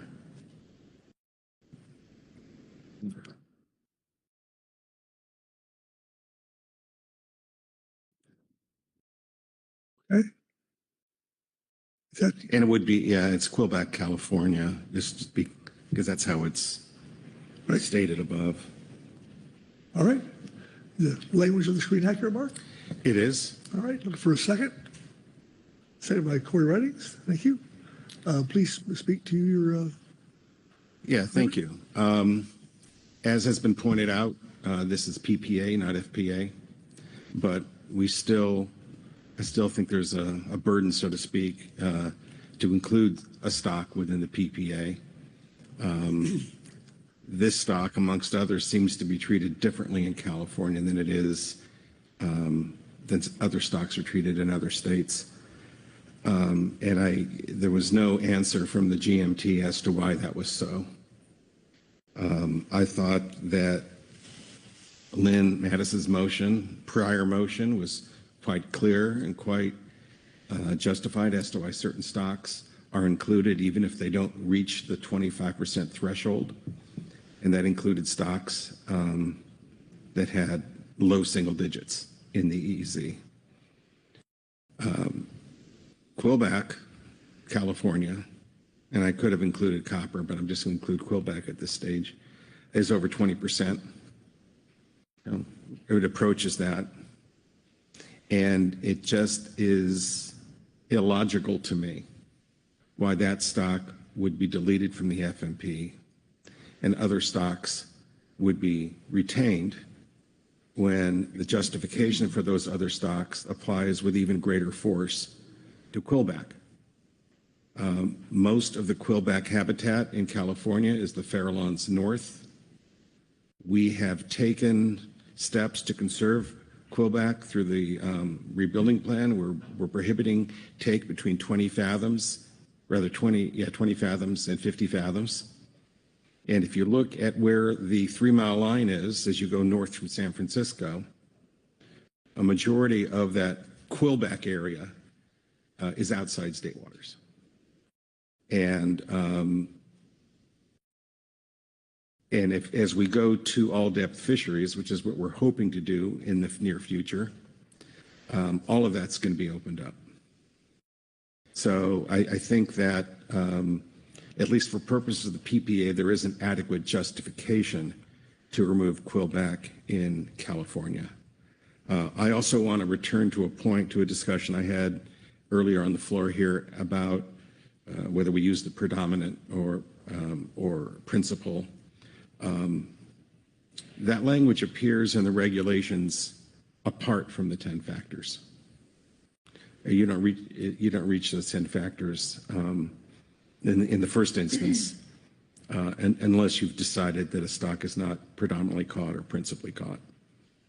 And I have to assume that the wise humans that drafted that regulation chose their words carefully, and they did not repeat predominant or principal in those 10 factors. They used other words. And so I would prefer that analysis hew more carefully to the words in the regulation, and we not offer dispositive weight to whether stock is predominantly caught into the 10 factors where that language is not included. But if we were to do that, then we'd have to do it for all of the stocks we're discussing, including those in the prior motion that are being retained in the FMP. So my purpose of my amendment here is to retain quillback, at least for purposes of the PPA. The argument that this isn't final applies both ways. And I would prefer at this point that I don't think there's adequate justification to remove Quebec, California from the FMP, to be revisited upon further analysis. Caroline? Thank you, Mr. Chair. Thank you, Mark, for the amendment here. Just a point of clarification. The amendment says to delete Quillback, Rockfish, California from the deep or near shore bin. Do you have another home for it somewhere else? Thank you. Well, that's an excellent question, Ms. McKnight. And I think that if we're not removing it, then we're retaining it. And so what I would do, I would plagiarize Ms. Mattis's prior motion and insert in a new motion Quillback, California. After we did this one, or? It would have to be a further motion, yes. Okay. If we're deleting it here, it has to have a home. So That's right. That's true. I think it's too complicated for me at this stage to do it. I think it's easier to do it in a separate motion. And I'll rely upon council staff to help me with that. Okay, well, that period, the Quillback are fair hardy fish, so we'll try to find them a home as soon as possible.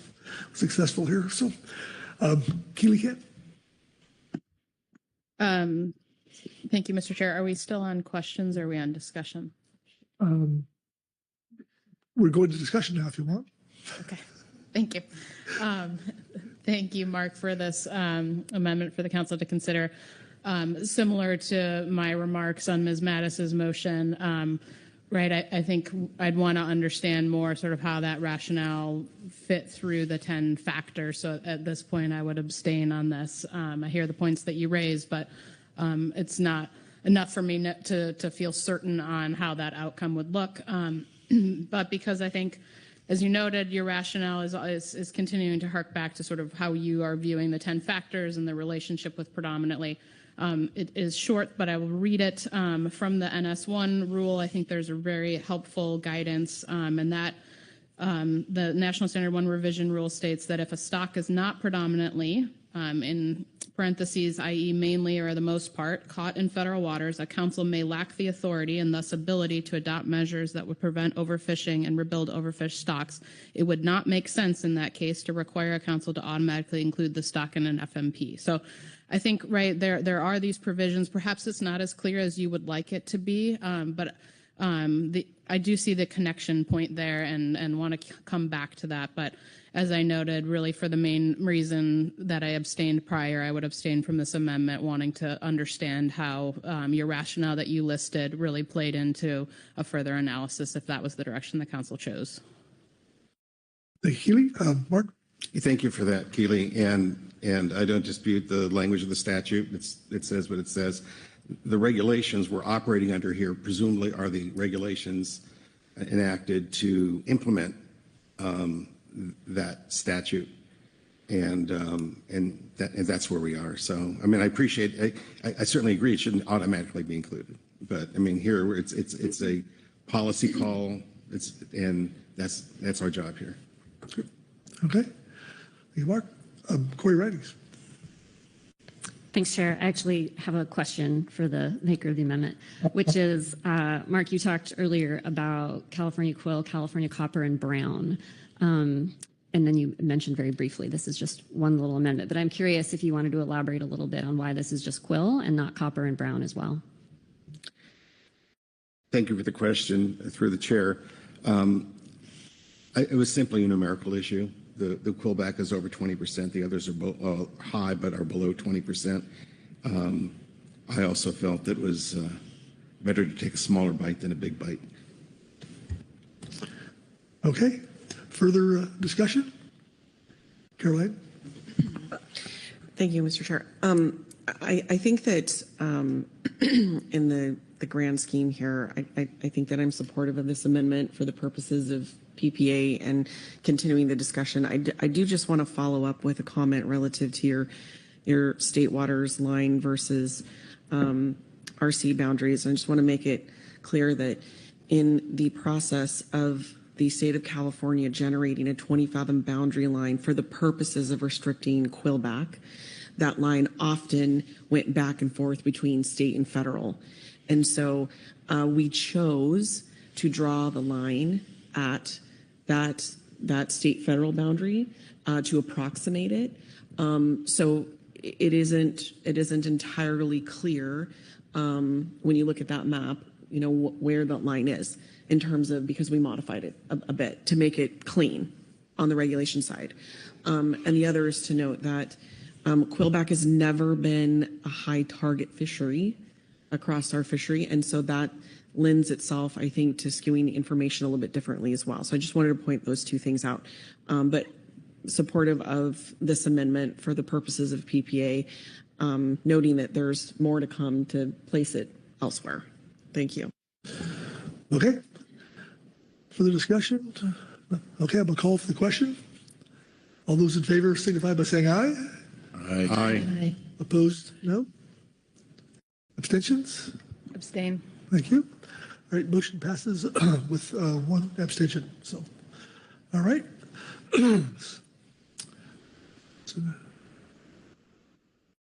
So now we have an amended motion on the floor. And that quillback hopefully will not die. It's not in a bin. So I'm not sure. So, all right. With that, further discussion on the amended motion?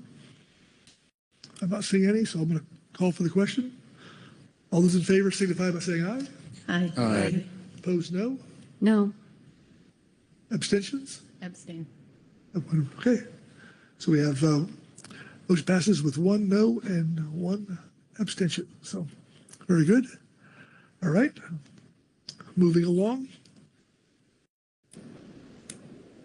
Mark, are you going to find some place for that quillback? We want to wait for that. Well, I think that there's a question as to whether it's necessary. I don't know if Executive Director Burden has a comment on that. Dr. Burden. Yeah, thank you, Mr. Chairman. I would propose we work through the 5 motions that Ms. Mattis has said she has. We're still kind of cogitating on this. There might not be a motion that's needed, but we're still doing some cogitation. So let's just proceed with Ms. Mattis's motions and then come back to this if that's okay. All right. Thank you. With that, Lynn. Well, thank you, Chair Pettinger. And I figured I could go with my next one anyway to give Mr. Grelnick time to pencil out anything he needed to if he needed to. So if the fine gentleman in the back of the room could put up ODFW motion 4.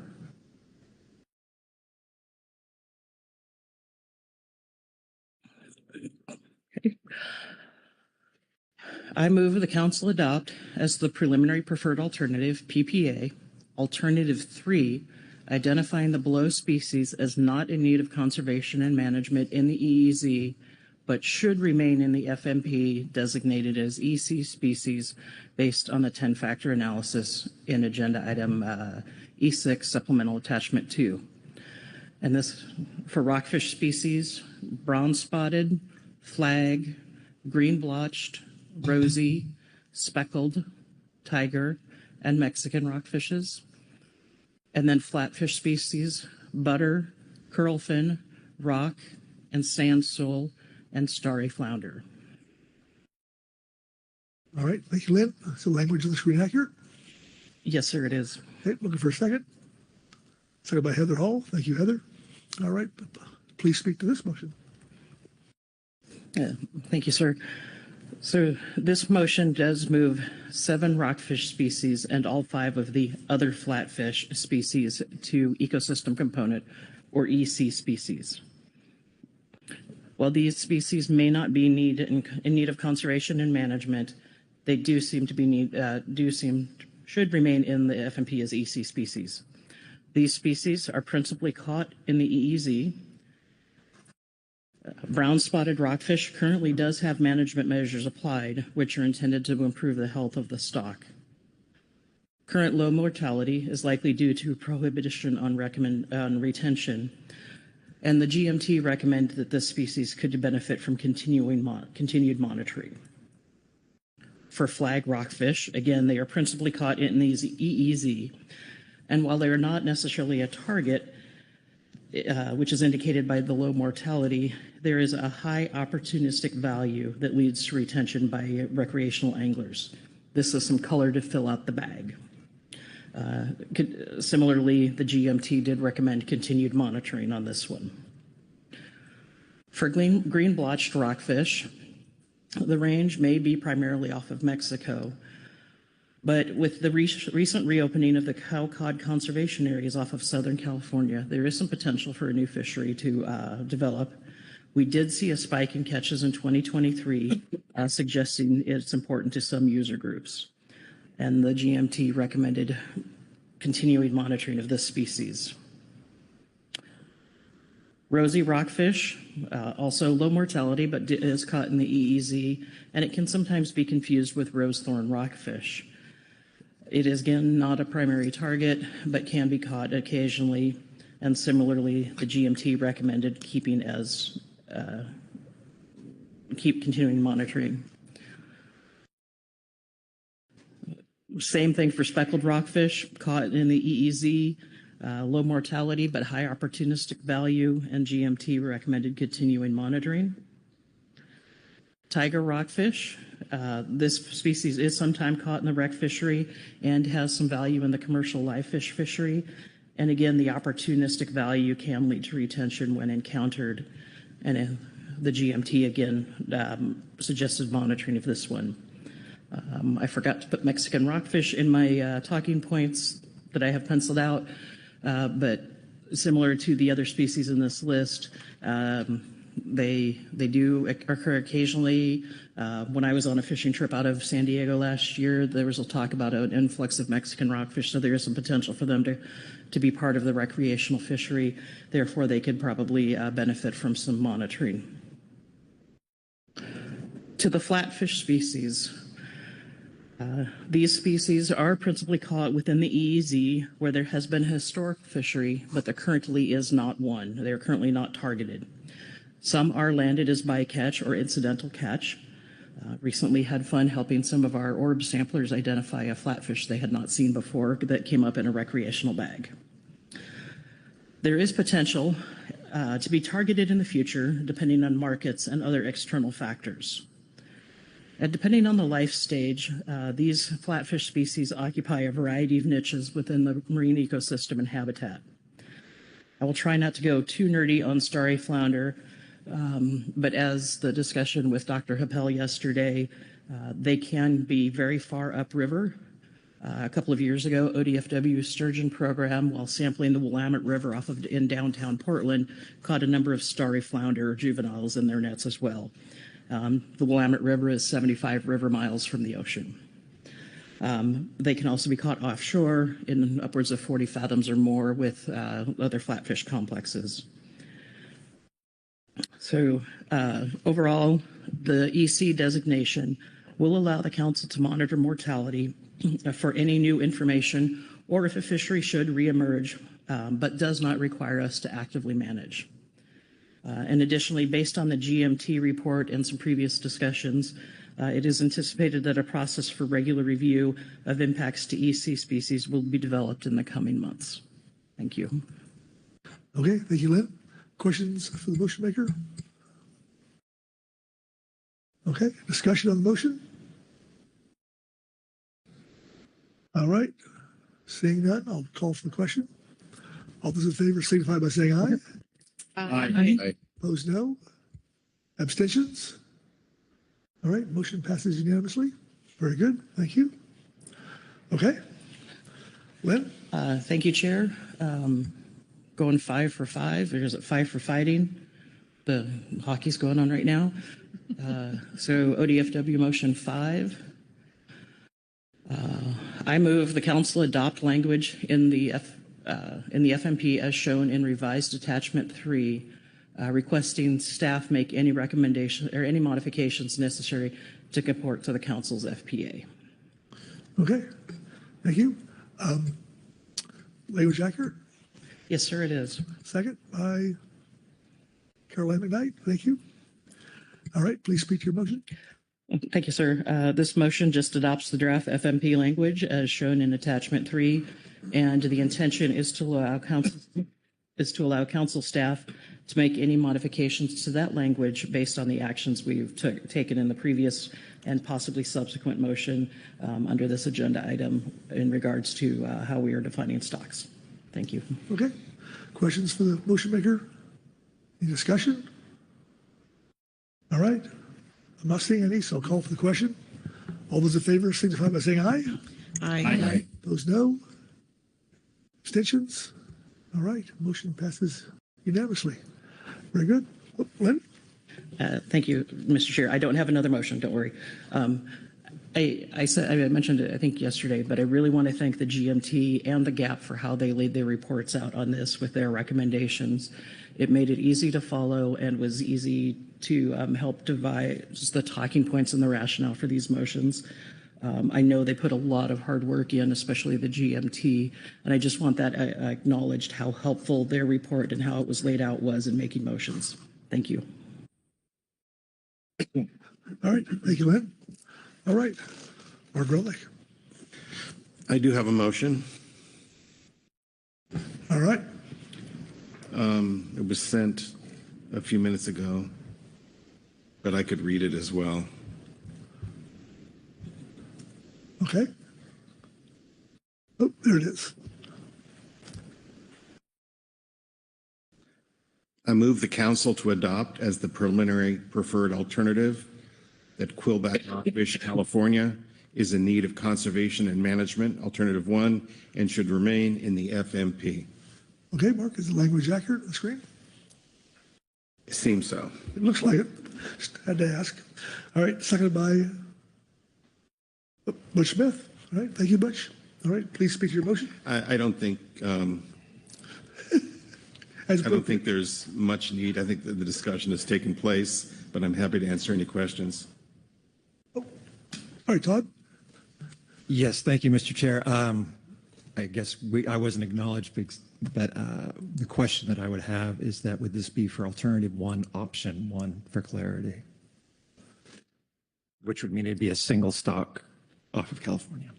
Okay, then it's already been defined as a California stock, so the language alternative 1 is unnecessary and improper. All right, the motion has been seconded. So in order to make the change, I need to withdraw the motion with the permission of the second. Okay. All right. I don't mean to be doing Chris's job for him. I would like to, I would ask our scribe to delete the parenthetical alternative 1.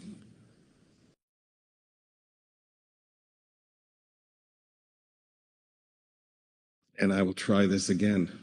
Okay. Maybe for my last time as Hey. as a council member. And I've yet to provide a motion that I didn't screw up, so that record is perfect. I move the council to adopt as the preliminary preferred alternative that Quillback Rockfish, California is in need of conservation and management and should remain in the FMP. Okay. It is, yes. Okay. I'll look for a second. Yes. Second by Butch Smith. Very good. Okay. Very good. And as I said before, we've already had discussion on this, so I'm happy to answer any questions. All right. Okay. With that, I'll call for the question. So, oh, no? Oh, I would have hated for Mark to ruin his story career as a councilman leaving the Quillback homeless. So I'm glad they now have a home. So I will be supporting the motion. okay. Thank you, Butch. Further discussion? Pete Hassemer, Vice Chair Hassemer. Thank you, Mr. Chair. It's not a question for the maker of the motion. It's just, is there additional analysis or level of detail that would come back? I guess I struggled with the first piece of this that removed it, thinking about that context that this is a PPA and all of the analysis and the reporting and everything we took us to this pathway of it initially was in that bin to be removed. And I heard the rationale as to why Mr. Gorelnik wanted to remove it. So I supported that with the anticipation that it was coming back here. But the question is, so because this is PPA, what additional analysis would we expect or comment that allows us to think about this one? Because it was highlighted. Why is it different here? And so what will we learn as we go forward? Keely? Thank you, Vice Chair, for the question. I'll jump in on this one. I think it's a good question to ask, right? We're going through the 10-factor analysis and similar, my remarks have been similar for Mark as they have been for Lynn, right? What we would look to do is to take the rationale that they have provided on these species and look for how do we build that out in the 10-factor analysis.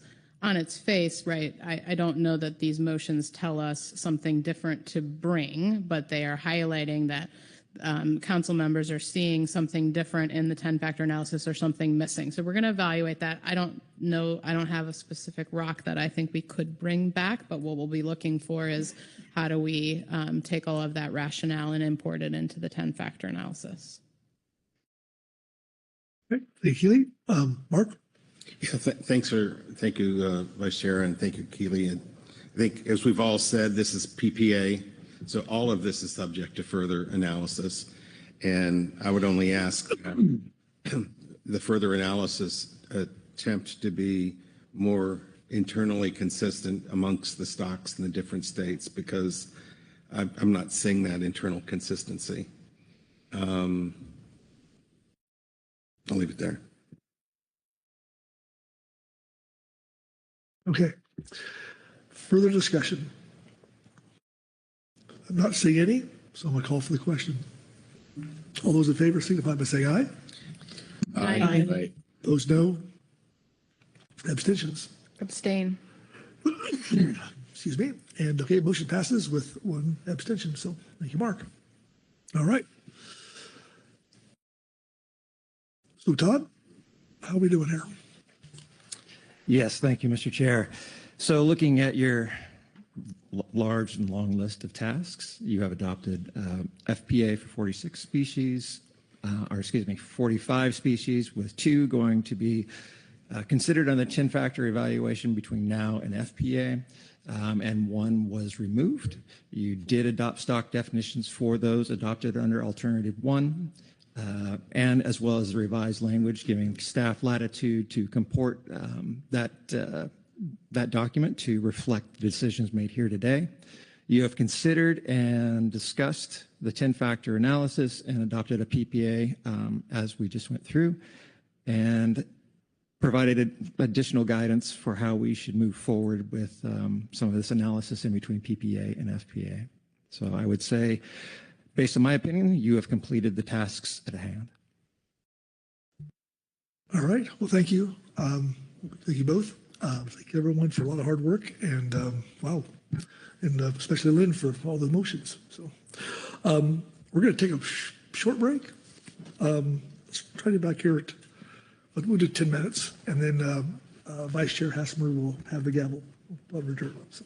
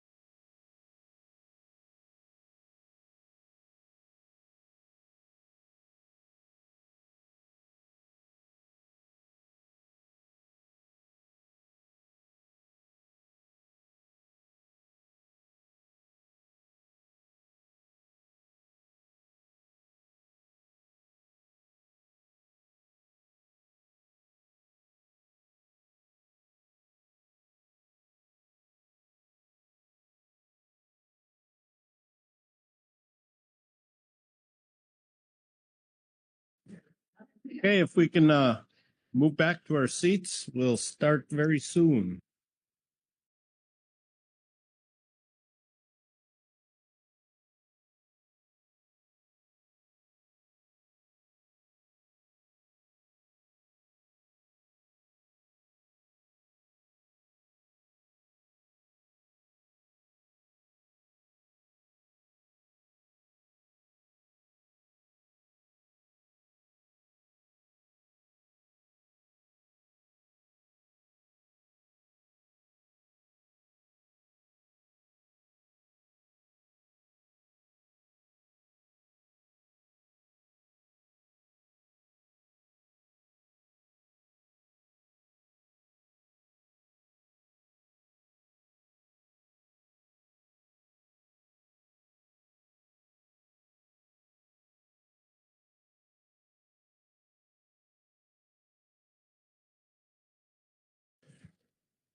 All right, as we come back into session here, we lost Lieutenant Jeffries. We've gained Chris German. Welcome, Chris. And we will start on agenda item E7. So I will turn it over to Jesse Waller for the overview. Jesse. Good morning, council members. Yes, this is agenda item E7, harvest specifications flexibility scoping, or what folks have been calling it, Specs Flex. So I have a PowerPoint here that will be going over the materials that are in supplemental attachment 1 that was in your briefing book, as well as some additional materials that we were able to put together to kind of help provide some examples of how each of these tools would work.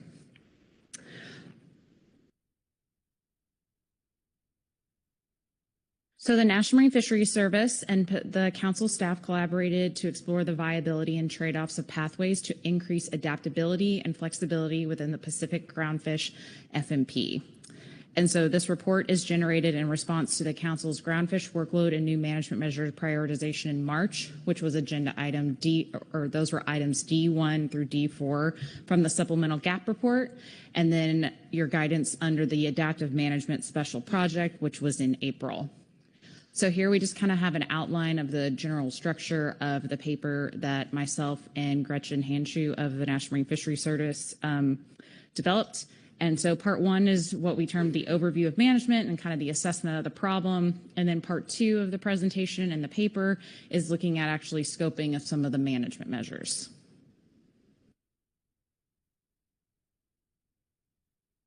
So before we get started, I wanted to do a really quick reminder about our specs process. And so currently we operate on a biennial process, and you'll actually hear a little bit more about this later today under agenda item E8. So we operate on a 2-year cycle that takes approximately 2 years to develop, and then we publish 2 years worth of specifications and management measures are actually published in regulation. So in the odd year, which is the year that we're in now and working on 27-28 for an example, we're in the process of developing assessments, and then we'll start working on harvest specifications based on best scientific information available from those assessments. And then in the even year, we work on finalizing our specifications and any related management measures. And then those recommendations from the council are implemented by the National Marine Fisheries Service via notice and comment rulemaking. So that is in place for the January 1st of the next year. And this process was established back in 2004 with our first biennial cycle in 2005 to 2006.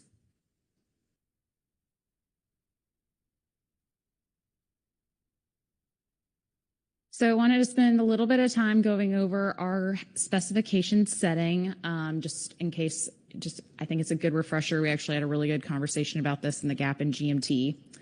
So as a reminder, the overfishing limit, or the OFL, is our best estimate of the max amount of a stock that can be caught in a year without resulting in overfishing. And you can see in this little diagram here that is directly coming from our stock assessment. The ABC, which is the acceptable biological catch, accounts for scientific uncertainty in the estimate of the OFL and any other scientific uncertainty. And that is comes from the SSC and is below the OFL. Our annual catch limit, or our ACL, is a level of annual catch, which counts all sources of annual fishing-related mortality, and that can be at or below the ABC, and that comes from the council. That's a policy decision. And then we have what are known as our default harvest control rules, or HCRs, that are used for calculating both the ABC and the ACL, both of which may be modified on a case-by-case basis. So for our ABC harvest control rule, this utilizes a P-star sigma framework, which I'm going to talk a little bit about on the next slide. And then we have our ACL harvest control rule, which generally we set most stocks at ACL equals the ABC, but we also have things known as like the 40-10 rule or the 25-5 rule. And I actually added a slide here based on some discussions in GMT and GAP to kind of help walk us through that.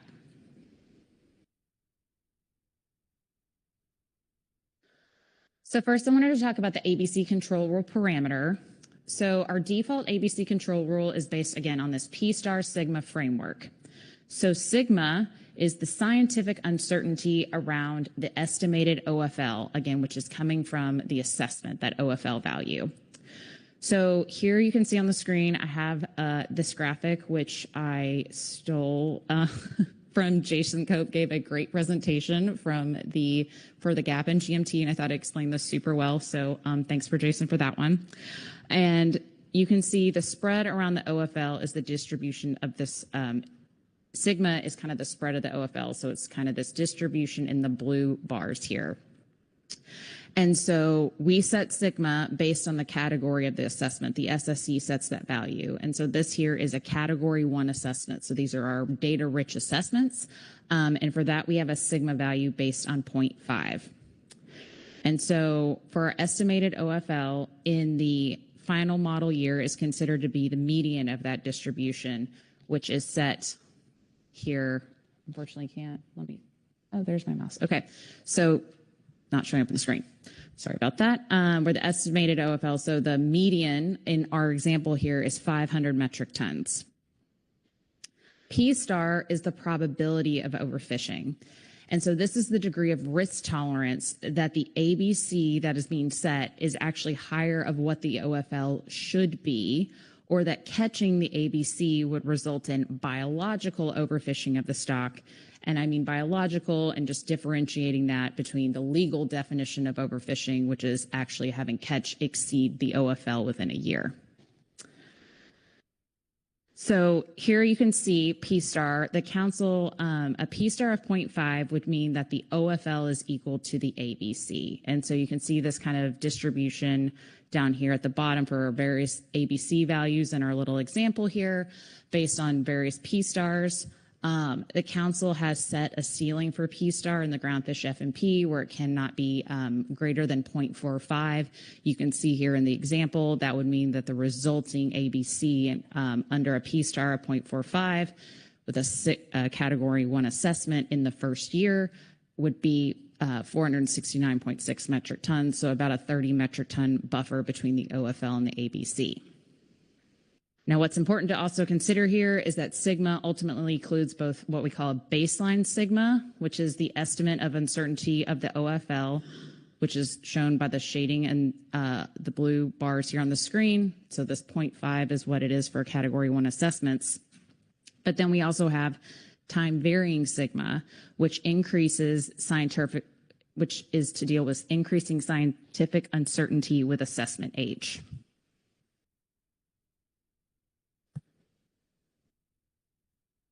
So next for our ACL harvest control rule, as I mentioned previously, for most stocks, the council sets the ACL equal to the ABC. However, for stocks that are below biomass of 40% for our non-flatfish species or B25 for our flatfish species, we have implemented a precautionary rule to reduce the ABC. And so we have this framework within our FMP.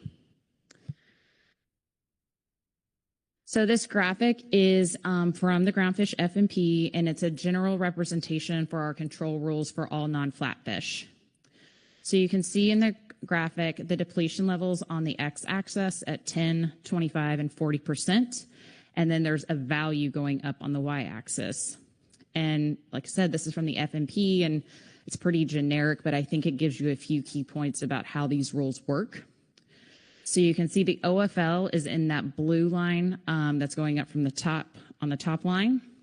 And then you have our ABC, which is in our red line. So above 40%, the green line, which is our ACL, tracks along with the ABC, which again matches that general harvest policy where our ACL equals our ABC. However, when you dip below 40%, you can see the slope is now aimed at the 10% mark rather than the 0 mark for depletion, which 10% is our minimum abundance threshold of unfished biomass for non-flatfish stocks. The point at which the line intersects the horizontal axis does not necessarily imply zero catch would be allowed, but it's more for just showing the slope of the line and the degree of difference that we have between our ABC and our ACL under this precautionary framework. The greater the amount of catch reduction applied below the precautionary threshold will foster a quicker return to the MSY level. And so, again, it's probably a lot of technical jargon, but just wanted to kind of show how the policy works for this framework, for example, for our 40-10 rule, for our ACL harvest control rule.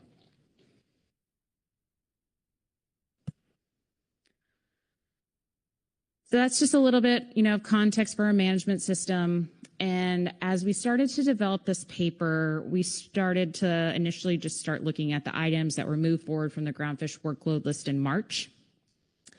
And we started to realize that each of these has a different utility and a purpose, and that while we recognize that industry has made it clear that there is a crisis ongoing for the fishery, we needed to figure out what the specific problems are in order to figure out which tools might best be the solution to those problems.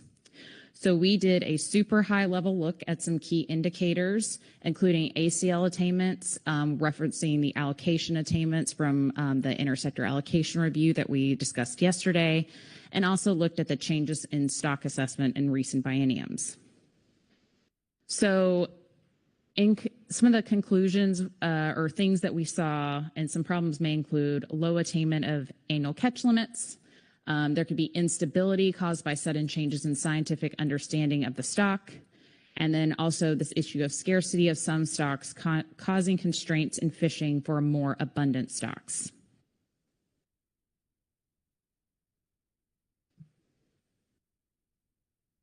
So one measure of success or highlighting a problem could be achievement of ACLs. In a multi-species fishery, though, we aren't likely going to see full attainment or even high attainment of every stock or complex.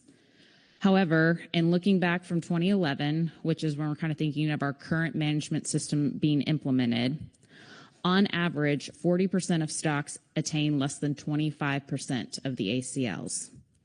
So on this graph, I'll kind of walk through it, and apologies for some of the text being small. But you can see the number of stocks or stock complexes on the y-axis, and then the colored lines represent the percent attainment, and then you have years across the bottom. So you can read these as how many stocks per year were attaining a specified percentage of their ACL. So if you look at 2011, which is directly on the y-axis, there were 4 stocks with 90% attainment. You can see that on the pink line. And then you have 10 stocks achieving less than 25%, which is kind of shown in that teal line. That's the second line from the top. So that's kind of just how you can read this graph. But you can see that a majority of our stocks, again, kind of showing that pattern of the teal and kind of the medium blue line that are across the top. Those are our 0 to 25 and our 26 to 50% BIM.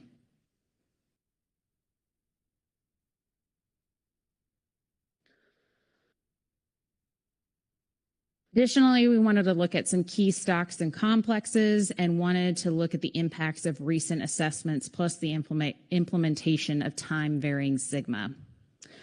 So this is figure 1 from supplemental attachment 1, and this shows different harvest specifications, so the OFL and the ACL for 6 key stocks and complexes that we wanted to highlight. So going around here, you have canary rockfish, petrale sole, and shelf rockfish north on the top row, with shelf rockfish south, short spine thorny head, and widow rockfish on the bottom row. You do want to take a note that the y-axis does not go to 0 in order to be able to show the differences, and each of the graphs have their own independent y-axis. So the values do change with each graph. And there are a couple things happening in this time period. So we've obviously had these stocks have had assessments over the last 4 bienniums, because this runs from 2019 through 2026. And then we also implemented those changes to Sigma, both the baseline and time-varying Sigma, in 2021. Attachment 1 goes into detail about each of the assessments that occurred over time for these species. But in order to kind of walk you through an example, here we have short spine thorny head that I've blown up here, and you can see the y-axis shows the harvest specification. So the solid line here is our overfishing limit. The ACL is the dotted line. Now, I've grouped short spine ACLs to provide a continuation over time. As we were kind of discussing yesterday under the intersector review, starting in 25-26, we have grouped short spine, so it's no longer managed north and south, but it's managed as a coast-wide ACL. But short spine has actually always had a coast-wide OFL ABC, even when it was split. So this just provides a really good apples-to-apples comparison across the time series. Okay, so as a reminder, short spine thorny head had its first assessment since 2013 and 2023. So the 2019-2020 specifications were based on the 2013 assessment. In 2019, the Council adopted new sigmas based on the recommendations for the SSC for Category 1 assessments, which affected the values of Category 2 and Category 3 assessments, short spines of Category 2, and to include a time-varying sigma. So in 2021, the specifications were impacted by the implementation of the new sigmas, but a catch-only projection was done in 2019 for 21-22, which mitigated some of the impacts. And so you can see here, I wanted to highlight with this bracket on the screen, the difference between the OFL and the ACL from 1920 to 21-22 is primarily based on the fact we implemented time-varying sigma and adjusted our baseline sigma values, because we actually did gain a bit from our catch-only update we did for the 21-22 biennium. So just kind of highlighting that impact of the time-varying sigma. With the more recent assessment in 2023, the buffer between the OFL and the ACL decreased after the 23 assessment because it's a recent assessment. We don't have the impacts of time-varying sigma being as large. However, the scale of the OFL came out much lower than the recent assessment than previously estimated. So you can see the decline in both the OFL and the ACL from 2024 to 2025. So overall, for the stocks highlighted at this time period, we've seen a % decrease from 2020, which again was the year prior to time-varying sigma being implemented, to 2025, which is based on our most recent round of stock assessments. The % decreases in ACL included Petrale dropping by 17.2%, Canary by 58.2%, Shelf Rockfish North by 35.1%, Shelf South by 10.3%, and short spine thorny head dropped by 68.1%. And again, all of these percentages are a result of a combination of new assessments and the impacts of Sigma. And before I get into part 2, I might stop and see if there are any questions on the information thus far. Thank you. Let me look around. Any questions to this point?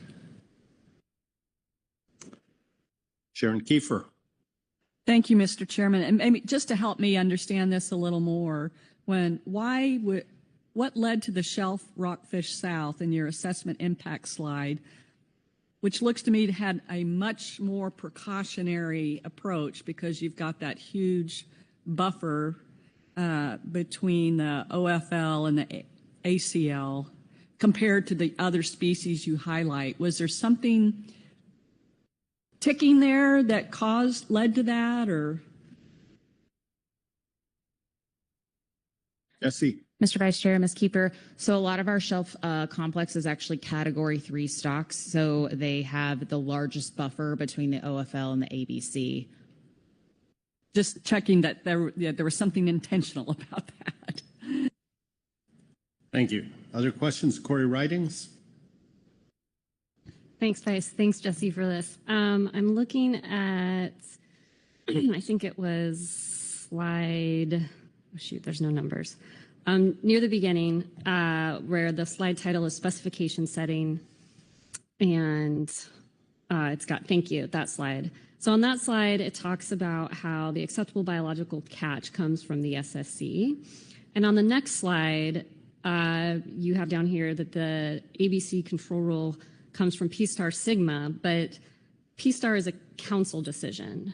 So I'm trying to mesh those two things. Maybe you could just provide a little bit more clarity for us. Mr. Vice Chair, Ms. Rines. Yes, this is a little tricky. So Magnuson ultimately, and this is on a slide later in the power presentation, but Magnuson gives the sole authority to set the ABC to the SSC, lots of acronyms here. So the SSC is the ultimate setter of the acceptable biological catch value.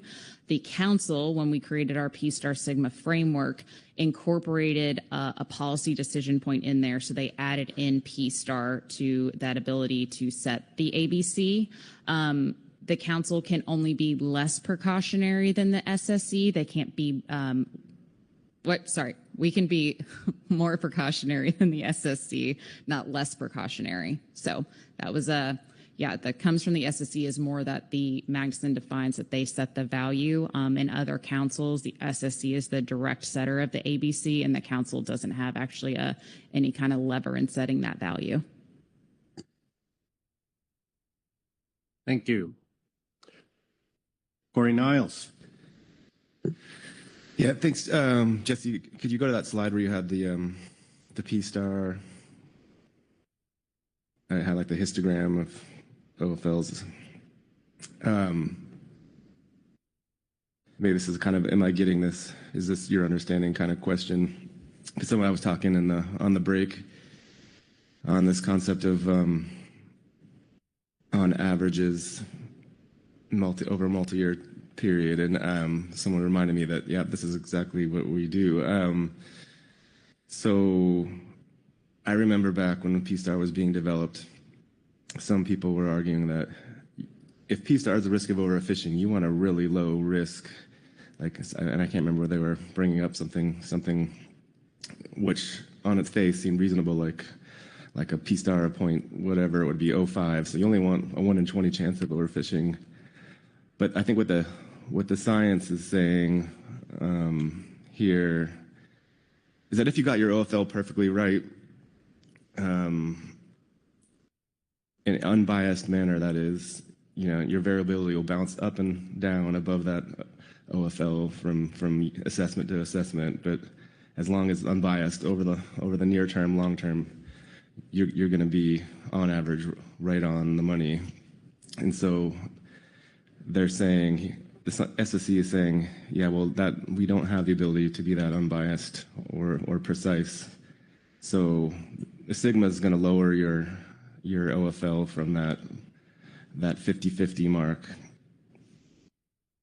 And you might want to, for other reasons, knock it down a little more so that you're increasing your chances that on average, your assessments are going to get the OFL estimate close to the true OFL, and over time, you're going to be preventing overfishing the best available scientific way you can.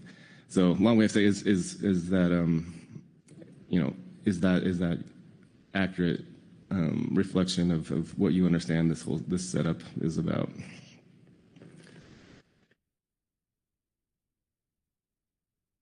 Jesse, you want to take a shot at that? Mr. Vice Chair, Mr. Niles. Wish we had an SSC phone a friend a little bit right now, or a stock assessor. So my understanding, if I was following your question correctly, so we set a sigma of 0.5 would be like the median. It's the median value here. So that would be a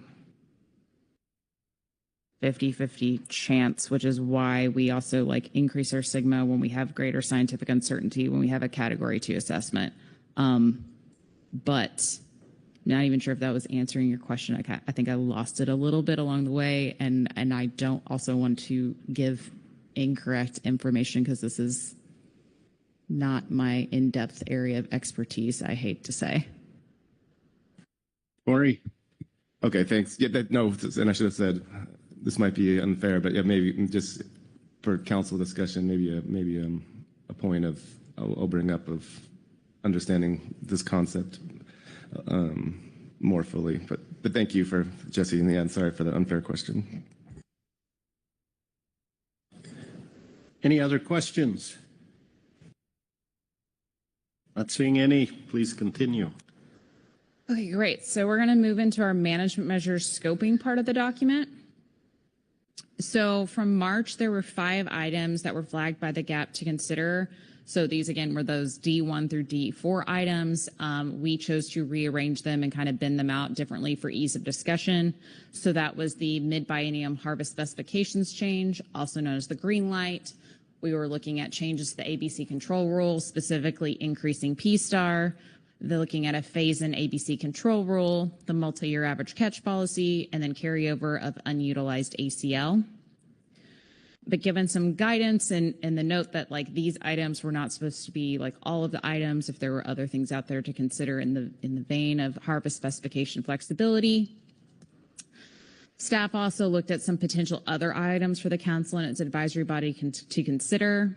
Some of these items, I will note, aren't specific action items that would maybe need to be in a range of alternatives or may fit with some of the original items, but they do play into this bigger picture discussion of groundfish specification flexibility and adaptive management. So we did want to flag them here, but, you know, like I said, just kind of in the broader discussion. So first up, I wanted to talk about the mid-biennium harvest specification change. So this is again called the green light. So right now we have 2 mechanisms in the groundfish F&P to allow for changes or to create new harvest specifications. So the first one is that OFLs, ABCs, or ACLs can change if they're not adequate to meet the rebuilding goals. And this can sometimes be referred to as the red light, or if we discover there's an error in the specifications, that can be adjusted. The second mechanism is the ACLs, ACTs, and harvest guidelines can be established or adjusted through the point of concern, or POC, framework, a technical correction, or the socioeconomic framework. So a technical correction, again, could be if we discover something after we get through the specs process and we need to fix a certain value because we noticed it got published incorrectly for some reason. The 2 frameworks are ways that the council can consider through the biennium. Either there's 2 frameworks if we need to adjust these values. An example of the second mechanism, so the socioeconomic framework, is when the council in 2020 decided to raise the short belly ACL and remove the cowcod ACT. That was through the socioeconomic framework. Like that was the justification that was used to make that in that mid-biennium change. But outside of these 2 mechanisms, we're unable to change any kind of harvest specifications during a biennium. So the idea behind this item would be to consider adding a framework to the F&P to allow for an increase to harvest specifications for the second year of a biennium based on a new stock assessment.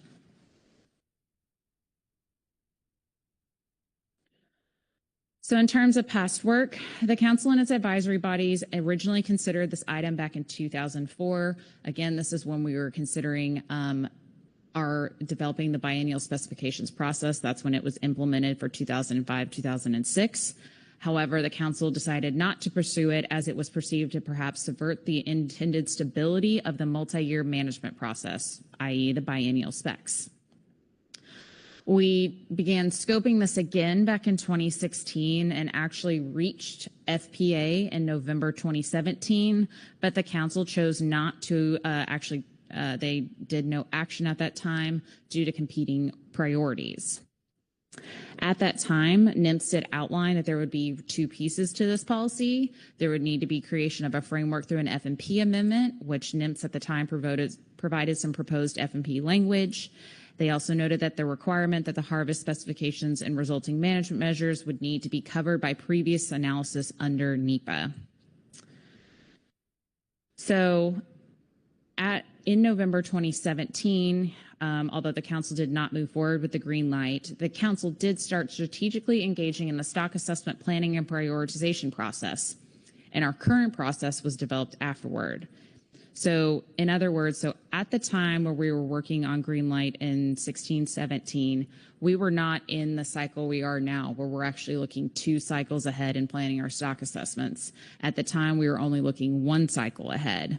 So for thinking ahead in terms of what the analysis needed to be or what cycles might have changes in stock assessment outcomes, we didn't know which species we potentially needed to have coverage on. So now we actually have that now.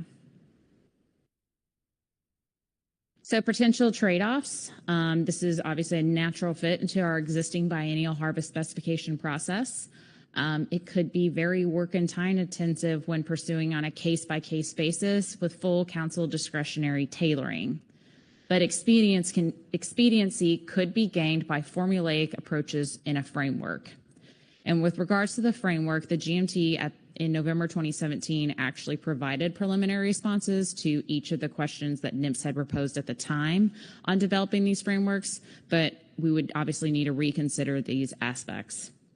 And what I'm just getting at here is that if the council wanted to, if we had a stock assessment come back positive and we wanted to implement the green light, but we wanted to go through and adjust every lever of every trawl, non-trawl allocation or within non-trawl allocation for a stock, that's a lot more time intensive. Y'all are well aware that allocations can be very complex and contentious. But a framework approach would allow us to move through this faster, so in that we would get new harvest specifications and it could flow down through a set framework. So there's kind of 2 options here, each with pros and cons. Another just trade-off to consider is that stock assessment teams would need to account for potential mid-biennium changes and the 10-year projections of any new assessments that came in.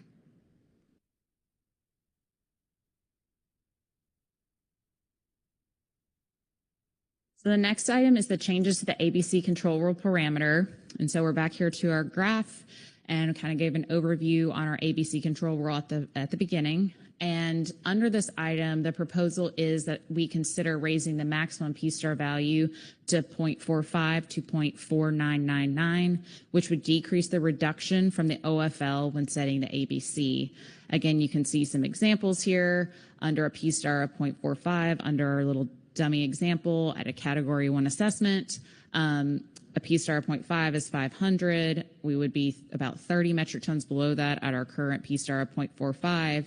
If you went up to a P-star of 0.49, you would be 0.1 difference between your OFL and your ABC.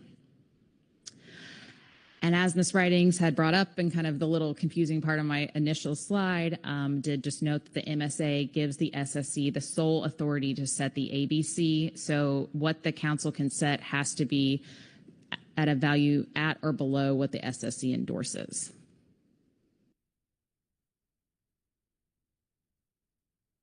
So in terms of trade-offs, while it would reduce the potential available yield by raising the P-star, it would also reduce the buffer between the ABC and the OFL, so the risk of overfishing could be higher.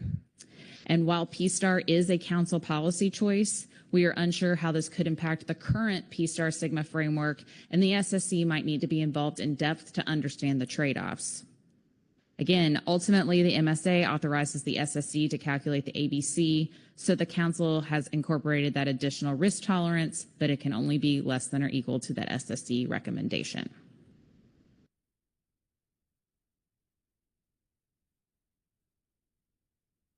Our third item is a phase-in ABC control rule.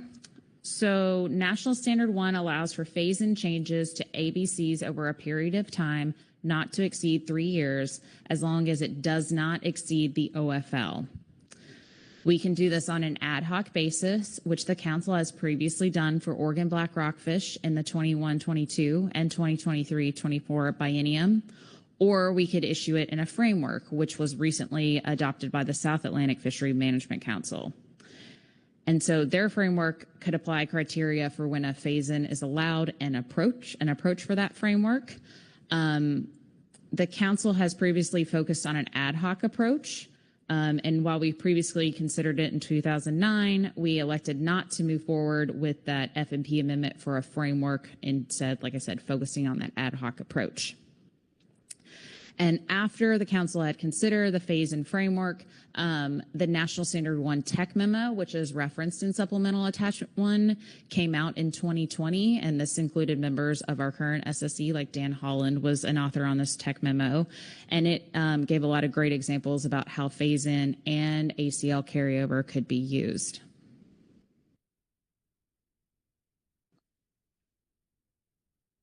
So as I mentioned on the last slide, we've done this on an ad hoc basis, but recently the South Atlantic Fishery Management Council created a framework for several of their FMPs.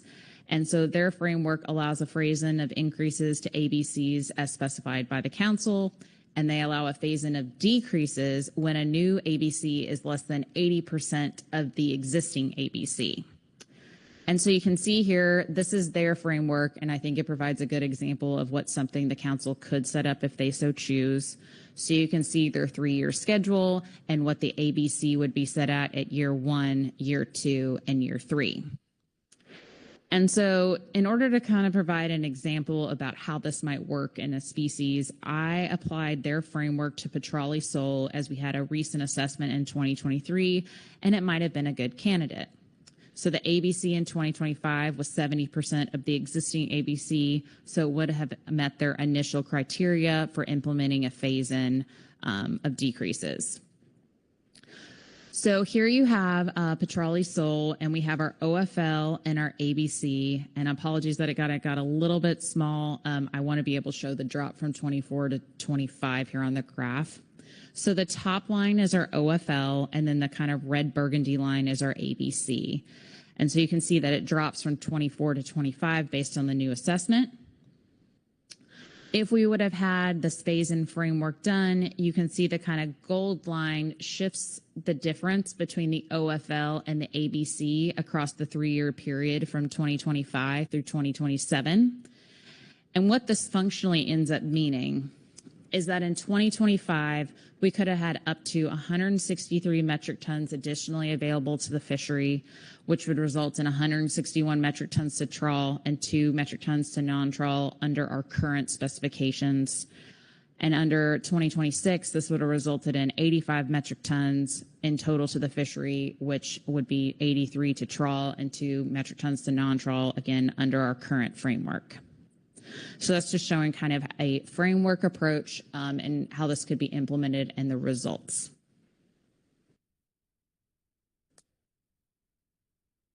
In terms of trade-offs, a dynamic and prescriptive framework could be a comparably lower incremental workload than status quo, which again is that case-by-case ABC control rule in the future. So if we had this framework set up and kind of the trigger like the South Atlantic has, then we would automatically be looking at certain stocks. If the ABC dropped, we could implement the phase-in and reducing impacts to industry.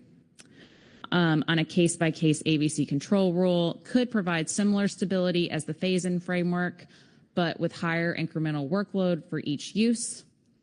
However, a case-by-case would allow for more tailored implementation. You can see here a theme as we're going to go through. The more tailoring the council and its advisory body want to have on how potential additional yield is issued to fisheries, it does increase the likely workload and the potential timing consideration. If it's done in a framework manner, that reduces the time and workload associated with it. And given there was a lot of information here, I might take this in chunks and see if there is any questions thus far. All right, let's look around for questions. Corey Niles. Yeah, thanks, Mr. Vice Chair. And Jesse, I had a question on the green light, one of your bullet points, just a clarification question. Well, that was impressive flipping back. On that second bullet, I think when we talked about this before, my thought was you'd want to, if it's going to take work, you'd probably want to only do the green light where the change was going to have, a substantial amount of benefit, not a tiny bit, but but a significant positive effect on a fishery. So that's, I'm just kind of wondering, could you explain more on what a formulaic approach looks like versus that idea that like you'd want it somewhat of a case by case of like, hey, let's make sure this is worth the time spent versus just doing it automatically. Mr. Vice Chair, Mr. Niles. Yes, you're correct. There was actually, when we considered this the first time, there was a several different alternatives that considered, like, is it just looking at the newly assessed stocks and the degree of change. But what I was really focusing in here on was at the case by case versus a framework in how you would issue the new specifications in the following year. So I think there is criteria to set up like which ones you want to look at the green light for. But this is more speaking to, again, like we were thinking in phase in, and what you're going to hear from me in ABC carryover is that, like, if we saw the increase in it, or an increase in an ACL and it gave out 1,000 extra metric tons, like the council in a framework action, maybe it just goes out to all of our fisheries in the exact same proportions as we've already set up. That's a little bit likely faster. But if you want to sit there and figure out, like, okay, I want to give 500 metric tons to this sector and 200 to this sector, and then we're dealing with allocations and various other things like that. That's obviously a more time-intensive process. And so that's the part I'm trying to deal with here. I agree with you, and that was something the council had previously considered, is like the when to actually do the green light. Like, there could be criteria around that built in as well. Thanks. Any other questions? Chair Pettinger? Thank you, Vice Chair Asmer. Jesse, on your Petroli slide, where you show the phase-in framework, I think you have the ABC around 800 tons for 25. I think we're over 2,000. I know that. So I think as far as the example you're trying to show is probably accurate, but I think your numbers are wrong as far as your graph. Mr. Vice Chair, Chair Pettinger, you're the first one who's caught that, I will say, so that's fun. Yeah, I know the top math is right in terms of the impacts, okay, but don't know what happened there. So I can get that fixed for the version that's posted online, though. I think it's most important as long as the numbers are correct. So, okay, thank you. Thanks. Any other questions? Not seeing any. Go ahead, Jesse. Okay, so we're moving on to the multi-year average catch policy. So this policy can be used in two different ways. It can be used to determine whether overfishing is occurring in a given year, or to determine whether new accountability measures are required.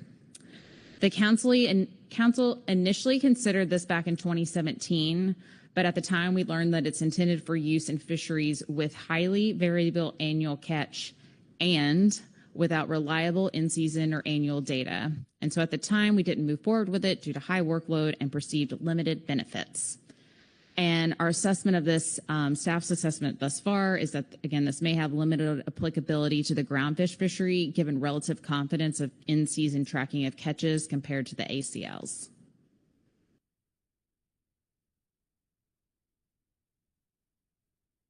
So next, this is looking at carryover of unutilized ACL.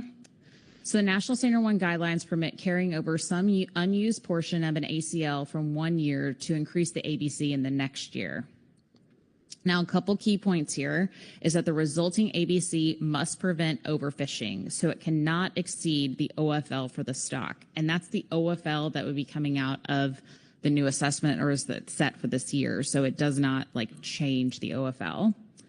And there are two approaches that are outlined in that 2020 National Standard 1 tech memo that I brought up earlier. We can utilize the ACL buffer or do an ABC adjustment. Again, a theme here, the council has previously considered this in 2017 and 2018, but didn't elect to move forward due to workload. And at the time, we thought limited application. Again, this was prior to that 2020 tech memo, so we didn't have that information at hand when we were considering this the first time.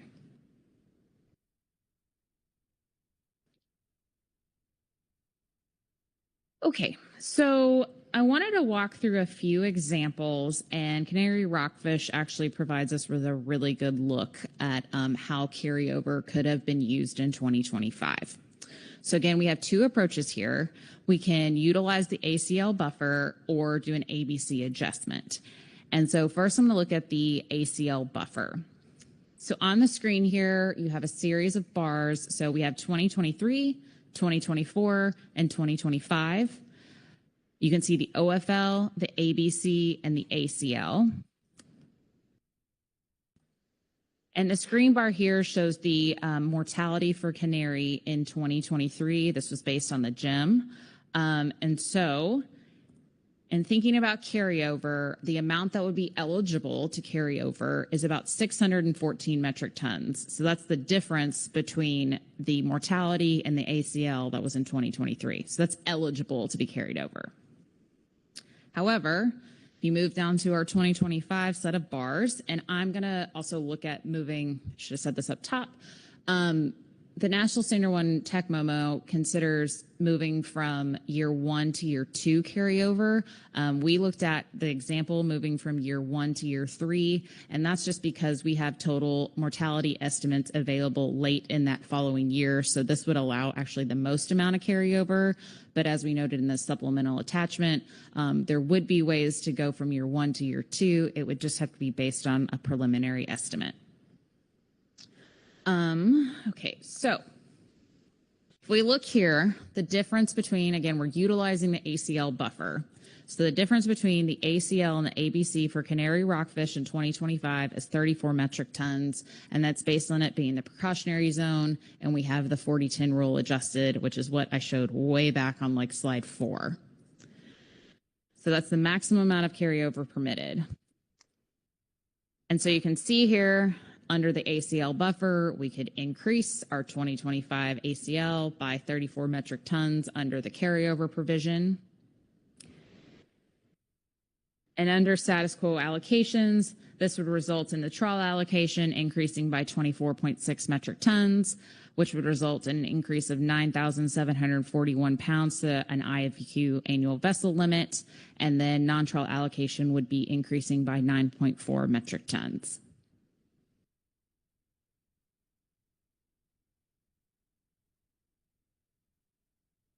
And so next, the approach we're going to look at is the ABC adjustment. Again, we have our same graph here. We have the same amount eligible for carryover at 614 metric tons. But here we're looking at increase in the ABC, and then you can do an accompanying increase in your ACL. And so the maximum amount of carryover that could be permitted in this example would be 76 metric tons, which would put your ABC just less than your OFL. I think in my little dummy situation, I set it up to be 1 metric ton less just for visual purposes. So since we have more carryover eligible than the max carryover permitted, in theory, you could increase the ACL and the ABC by 76 metric tons, and that results under status quo allocations would increase your trawl allocation by 54.9 metric tons, your annual vessel limit by over 16,000 pounds, and non-trawl would receive 21.1 metric tons.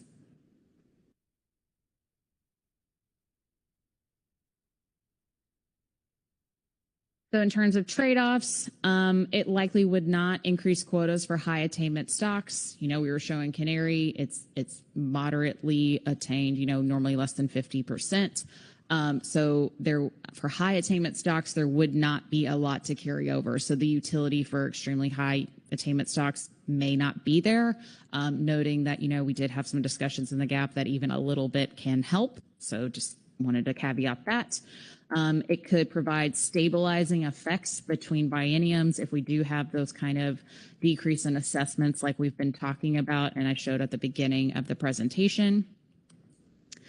Again, the theme, it exemplifies the trade-offs of a prescriptive framework compared to a discretionary framework. Prescriptive would mean, if we had if-then statements, it's broadly applicable. We could have more rapid implementation. Again, if you want to be more discretionary in in how carryover would be, for example, allocated or done, it would allow you to be flexible and, case specific, but likely result in slower implementation of when that carryover could happen.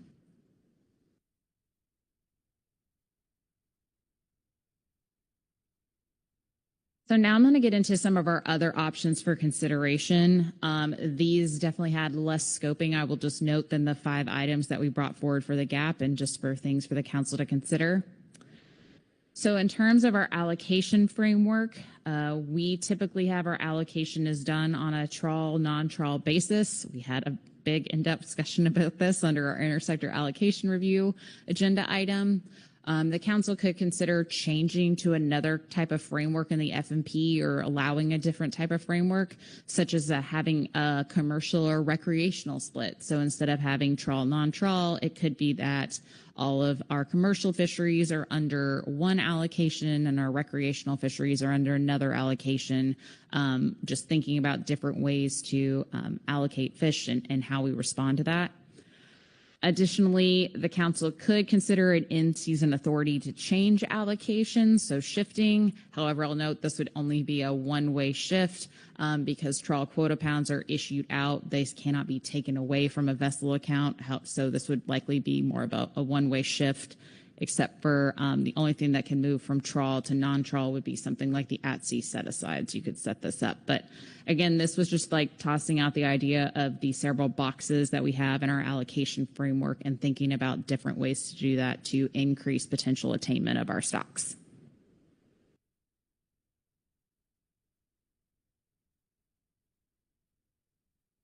So our next item is the off-the-top accounting change. And here we have a graphic of how we typically set our harvest specifications. And so you can see we have our OFL, ABC, ACL, and then we have these 4 boxes. And these are what we term our off-the-top deductions. We have incidental open access, any set-asides for exempted fishing permits. We have our research, and then the tribal set-asides. And when you take the sum of those values and you deduct them from your ACL, you get what's known as our fishery harvest guideline, and that is what is allocated to all of our groundfish fisheries. So the concept here would be moving where we're accounting for these off-the-top deductions. So instead of taking them off the ACL, which would give you a fishery harvest guideline, we would move where the off-the-top accounting happened between the ABC and the ACL. And this idea is kind of coming from the New England Council does this. So this is being done in some other councils. So we are just bringing this forward as something to consider.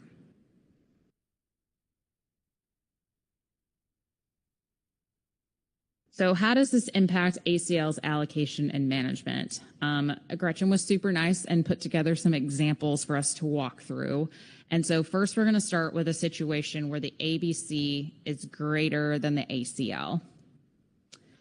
And so we've been talking about this a lot through the presentation, that this is not a common situation for the groundfish FMP, but it does happen sometimes where we have this difference. And so we have a set of kind of dummy harvest specifications here. So you have your OFL, your ABC, and your ACL. And then we have our off-the-top deductions. So again, incidental open access. So those are things like state fisheries and their take of groundfish, research, EFP, and then tribal. And then you get to our fishery harvest guideline. So the second column here is just assuming status quo. So you can see the ACL, which is the third row. It goes from 1,500 and then it drops down to 1,428 when we take off those off-the-top deductions.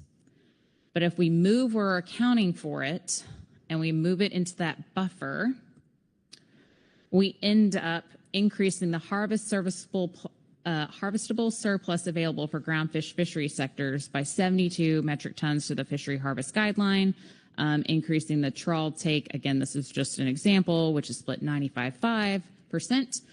So increasing trawl by 68 metric tons and non-trawl by 5 metric tons. Now, this could increase the risk of overfishing because if our assumptions are wrong, we could see overall mortality higher than what we were planning for in the ACL under the current practices. However, higher than expected catch in off the tops alone would not trigger ACL exceedance accountability measures. Again, we typically get those estimates later in the year from like the WICOP gym product or after research activities have concluded. And so if they were higher than anticipated and we're accounting for them as we currently do in the ACL, we may need to consider other management measures to account for that on our directed groundfish fisheries, since we cannot plan to exceed an ACL.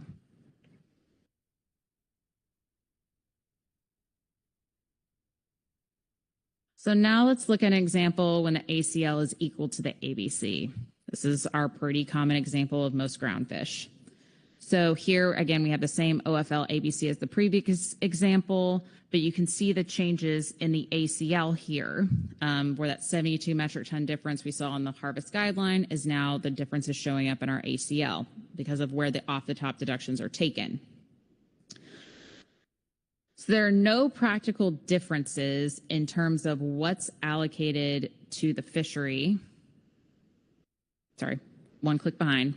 The fishery harvest guideline is exactly the same in this case. It's 1728, trawl and non-trawl are getting the same amount. So it reduces the ACL, but again, the higher than expected catches and these off the tops that we don't have a lot of control over, especially the incidental open access fisheries, would not trigger those ACL exceedance accountability measures. And so in-season actions may not be as strict because we're not assuming 100% attainment of those off the tops. And again, we would only be having to consider mid-year if we were looking at the scorecard, and like when we do kind of our scorecard, or the GMT brings one forward, and considering whether or not there's a risk to the ACL from the groundfish fishery alone, we wouldn't have to be assuming that those incidental open accesses are being fully taken. Like our assessment against the ACL would just be on things that we have direct control over. I think that was a few different examples. I might pause there and then we can wrap out the end of the presentation. All right. Any questions on that set of slides? David Solms. Thank you, Mr. Vice Chairman. I was just wondering, so it wouldn't change the tribal, it wouldn't increase the tribal set aside under that scenario? I see it stays the same under both. Is that because I didn't quite get you don't have as much control over the set-asides? Mr. Vice Chair, Mr. Sons. Yes, sorry, I didn't mean to. The tribal set-aside would operate as is. Like there would be no changes under this. The tribes would still have direct control of their set-asides and their management of that fish. So this would just be how we would manage the non-tribal directed groundfish fleets. Like that would be the change here, if that's answering your question. Yeah, thanks. Other questions? Seeing none, please go ahead. Okay, last few. So a couple other options for consideration, and these more deal with stock assessments than maybe part of this, some of the management policy aspect. So one idea is that the council could consider increasing the frequency of catch-only projections. So as a reminder, catch-only projections update all harvest specifications, so that would be OFL, ABC, and ACL, through rerunning of the most recent assessment with updated mortality information. This could be done if we had that mid-biennium, that green light. We could set that up to include catch-only projections, or this could fit into an annual specifications process. Now, a key note that currently catch-only projections do not alter time-varying sigma. The only thing that resets that clock is a benchmark or an update assessment. However, catch-only projections could mitigate some of that impact because they're providing actual catches, not 100% full removal attainment, which is what happens in decision tables for stock assessments. So the council, you have your upcoming stock assessment prioritization process in March. You could consider the trade-offs of increasing the number of catch-only projections versus the number of full or update assessments that you choose to do in 2027. So as an example, let's say that you have space for 6 assessments, whether they're a benchmark or an update. You could choose instead, let's do 5 and then let's do 15 catch-only updates, which would provide additional yield and would affect all of the harvest specifications, not just adjust the ABC or the ACL, which is what we've been talking about in these other management measures. A second item would be to consider the default assessment catch projection change. So as I just mentioned, we currently assume 100% ABC attainment for years 3 through 10 of a decision table, but we talked right at the beginning, 40%, we have very low percent attainment for most of our stocks in the groundfish fishery. So 100% ABC attainment is an overassumption of catch. So changing this might not be suitable for all stocks, especially those that are, highly attained. And we would need to consider how changes in this assumption impact future specifications. And this might be something, again, along with the stock assessment prioritization process in March, you are considering the terms of reference in March as well. And so you could look at default catch projection assumptions in the TOR. And I'll do note you'll be hearing from the GAP on some ideas related to this item in their statement.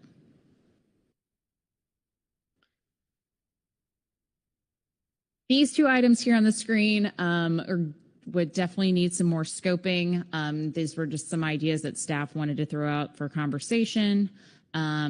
One idea is the mixed stock exception, and this is allowed for the national standards, and it may allow for overfishing on one stock to allow access to a target stock. My understanding that this has not been implemented in any council to date, but is something we could investigate if the council were interested in. And another idea would be a new OFL ABC control rule. So we set up ours based on, certain where we want to be in terms of like biomass percentages. And so we could look at a new stabilizing method of setting harvest specifications previously scoped by the IPHC. So the idea here is instead of, having assessments where we go from like extremely high values to low values, we could find out a way to kind of smooth it out. So you would get rid of the low lows, but you'd also get rid of those high values. And so there would be some trade-offs here. Late breaking when we were kind of getting ready for this presentation, I did note that the South Atlantic does allow a constant ABC value for up to 5 years. So there just could be wanting to flag that there could be some looking into our overall ABC and OFL control rules if the council were so interested.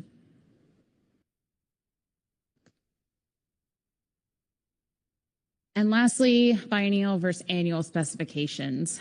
So wanted to bring this up because there are some dynamics here, that we have to kind of be stuck with the same assessments for 2 years, and maybe the council wants to be more reactive than that. So as a reminder, the biennial cycle was implemented to accommodate rulemaking, maximize stock assessment time, and allow preparing of materials by staff. And it was intended to promote stability, but obviously we lost some responsiveness and flexibility. With moving to annual specifications, we would only be changing specifications with stocks with new assessments or any other new information. It may render certain management measures contemplated in this package unnecessary. For example, if you move to annual specs, really don't need a green light because you're going to change the assessment the next year. So just like something like that. And while it's more responsive, we could see less stability and there would be less time potentially to work on non-specs items.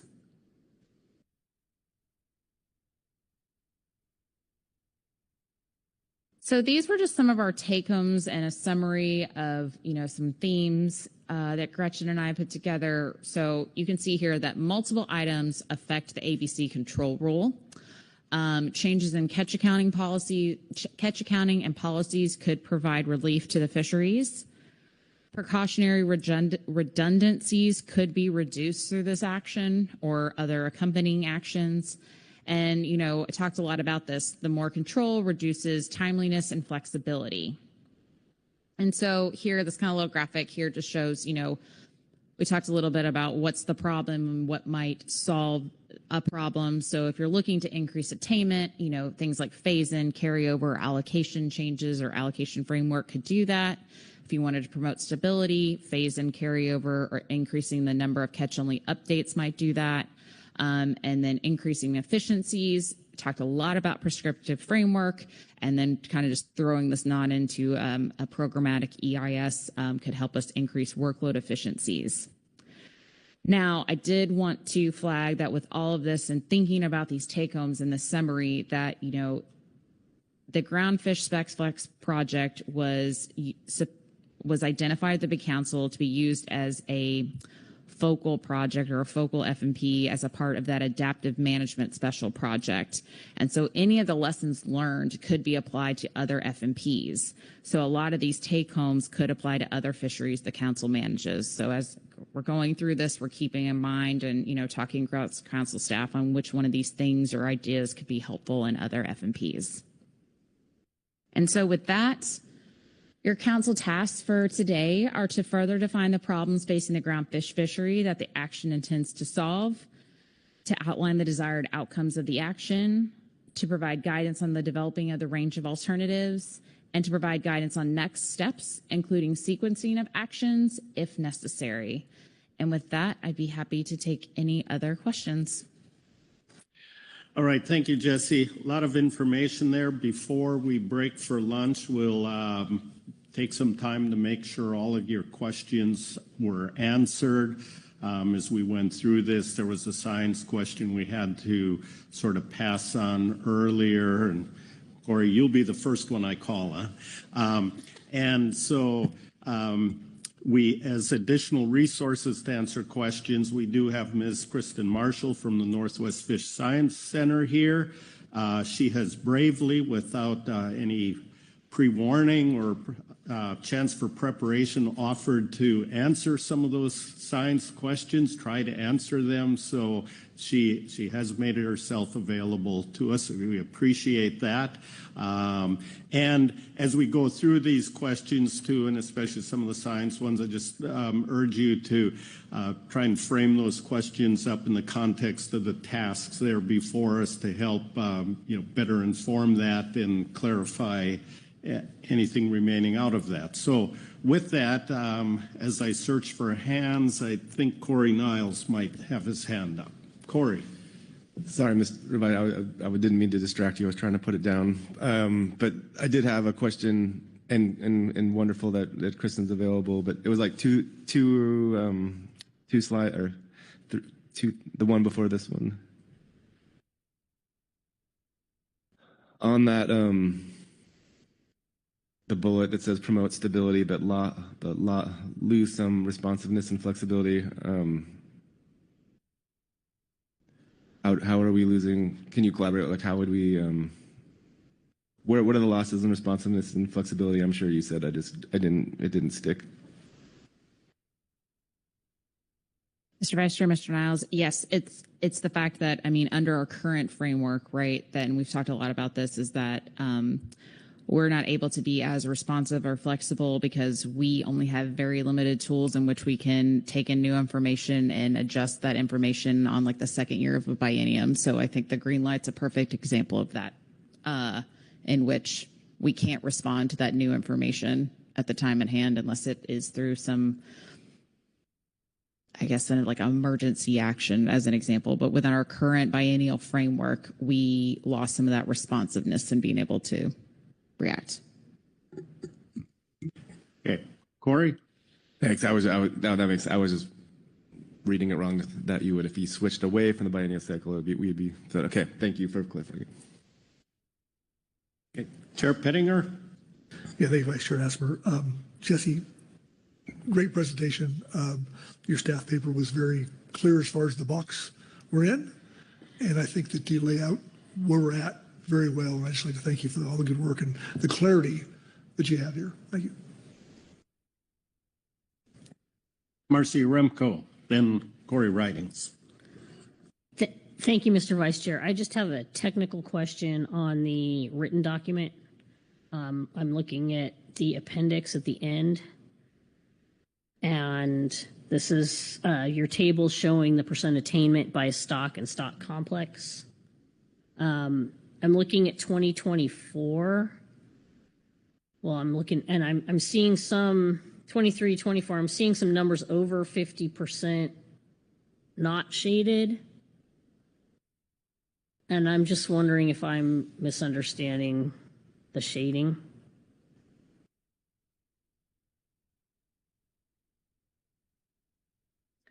Mr. Vice Chair, Mr. Rumko. Yeah, I see. Yeah, I'm looking at black rockfish, for example, in California. I think it's just incredibly light green and it's hard to see. Like, I think it just didn't copy very well, but it was just programmed to highlight anything greater than 50%. But I think that's all that's happening in there, is that it's so close to 50 that it's just showing up as white. But I just should have made it darker. Oh, okay, ahead, thank Marcia. you. I appreciate that answer. That would make sense. I don't know that I see Pacific whiting on the list. Whiting on the list. Mr. Vice Chair, Mr. Rumko.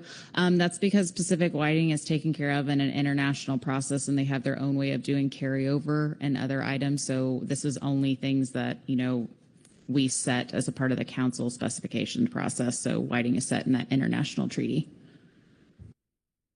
Thank you, Mr. Vice Chair. Thank you, Jesse. Would it be possible to get the percent attainment of whiting? I don't need it right here, right now. I would just be interested. Thank you. Mr. Vice Chair, Ms. Uremko, it's actually in Agenda Item E5, Supplemental Revised Attachment 1. The Intersector Allocation Review has it from 2011 through 2024 for each sector. Perfect. Thank you. Thank you. Corey Ridings, then Rebecca Len. Thanks, Vice. Thanks, Jesse. My question is on the other options for considerations, stock assessments, increased frequency of catch-only projections. And you noted in one of your bullets, consider trade-offs of increasing the number of catch-only projections versus full or update. And then you said, I think, that there would be a trade-off potentially the council could explore of something like one benchmark, and I think you said like 15 updates. Is that the actual number? Is that a ballpark estimation? Trying to figure out what that trade-off might actually look like. Mr. Vice Chair, Ms. Ridings. No, that was just me, just giving an example. By no means is that an accurate, I don't know. I think that's something that, again, the council would need to consider and talk with the Science Center on under the stock assessment prioritization process in March, what that actual trade-off would be. I think it just depends on, what the model, there's lots of things that can come into play there and what the staff capacity is. So I think that would come up there, but that was by no means a direct comparison. All right, thank you. We're going to take Rebecca Lent, then Asia Shumalo, and come back after lunch if there are additional questions. So we won't stop the questioning, but we'll get those two in. Rebecca Lent. Thank you very much, Mr. Vice Chair, and thank you for the fantastic presentation. Just a quick remark, if you could ground truth it. I assume for those species where we're most in need of relief, it's the ones that are close to full attainment or there's just not enough quota. So that might be the very place where we wouldn't want necessarily to take more risks. Is that correct? And then I'll have a follow-up comment. Mr. Vice Chair, Dr. Lent. Actually, a lot of the species where we have, I think our largest constraints have fairly low attainment. So this becomes the scarcity problem. And I think you're going to hear from the GAP on this, but things like a canary, a short spine help access other stocks that can be high attainment, but they're relatively low attained overall. So you could see the benefits, which will allow you to have increased access in theory to these other key stocks, Thank you. I think I follow that. That was related to my question yesterday about is there a correlation between the price for the seafood sold to the fishing boat and the quota? But that's such a bundle when you buy a quota. It's an insurance policy. It's risk aversion. But just to go to your last slide, if you don't mind, we're seeking more information on the problem and to describe the desired outcomes of the action. and I would assume, and we'll hear more from the GAP about this, but I assume that at the very, very, very bottom line, we want people to stay in business. We want to have better economic performance and probably stability too. And there might be a trade-off between those two.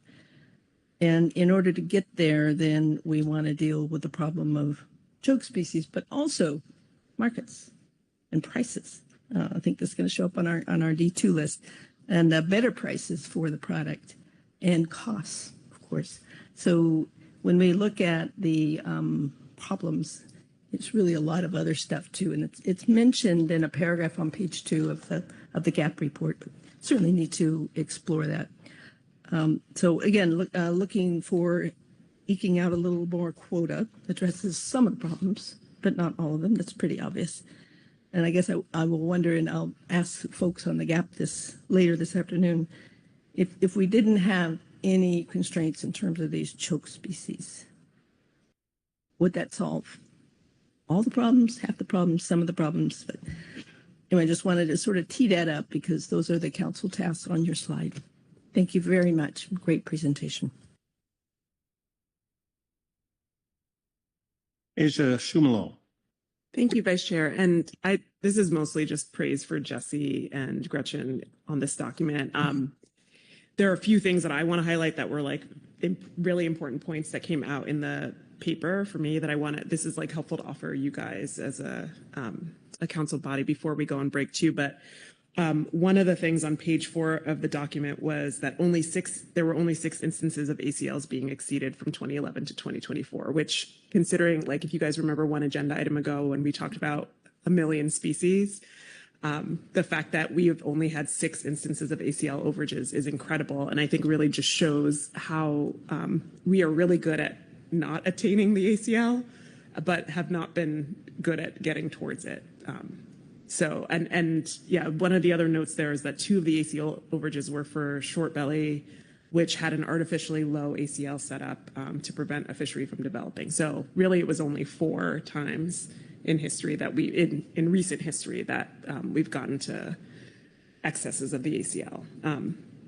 So I want that to sit with everyone. And then the other really big thing that landed with me in this discussion too was that I really appreciated you guys putting together in this document was the past work on all of these. And the thing that stood out was every single time we've hit on all these ideas before in the past as potential relief. And every single time we have said the workload of biennial specifications is too significant for us to handle this, so we'll deal with it in an ad hoc way. And so that I think that was just like a really incredible underscoring of why it's critical to look at this right now. And I appreciate you guys putting it together so succinctly in one document and bringing all these ideas together in one place. So that was just a big thanks and a highlight. Appreciate it. All right, thank you. We're going to break for lunch. Still think about it. If you have any other questions, we can take those up after lunch. Let's be back here at 1:05. I'm not sure on Sunday how quickly food is available. So 1:05. Thanks.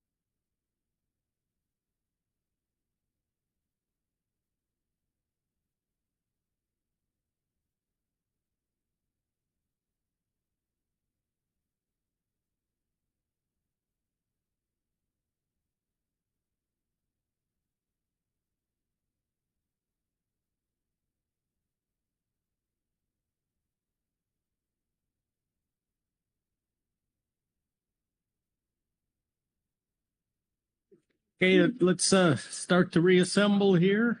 We'll get started shortly.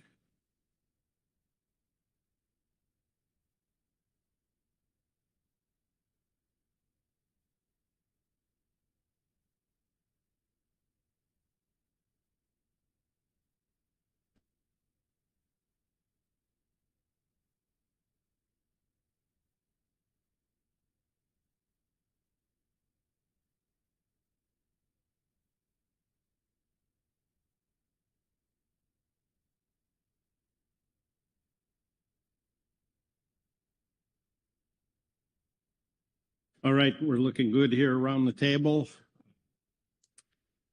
We finished up. We had an opportunity for questions, clarification yet on this. Make sure everything's understood.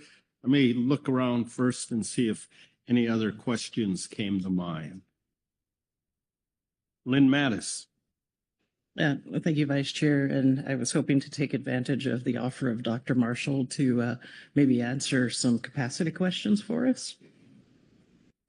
Dr. Marshall.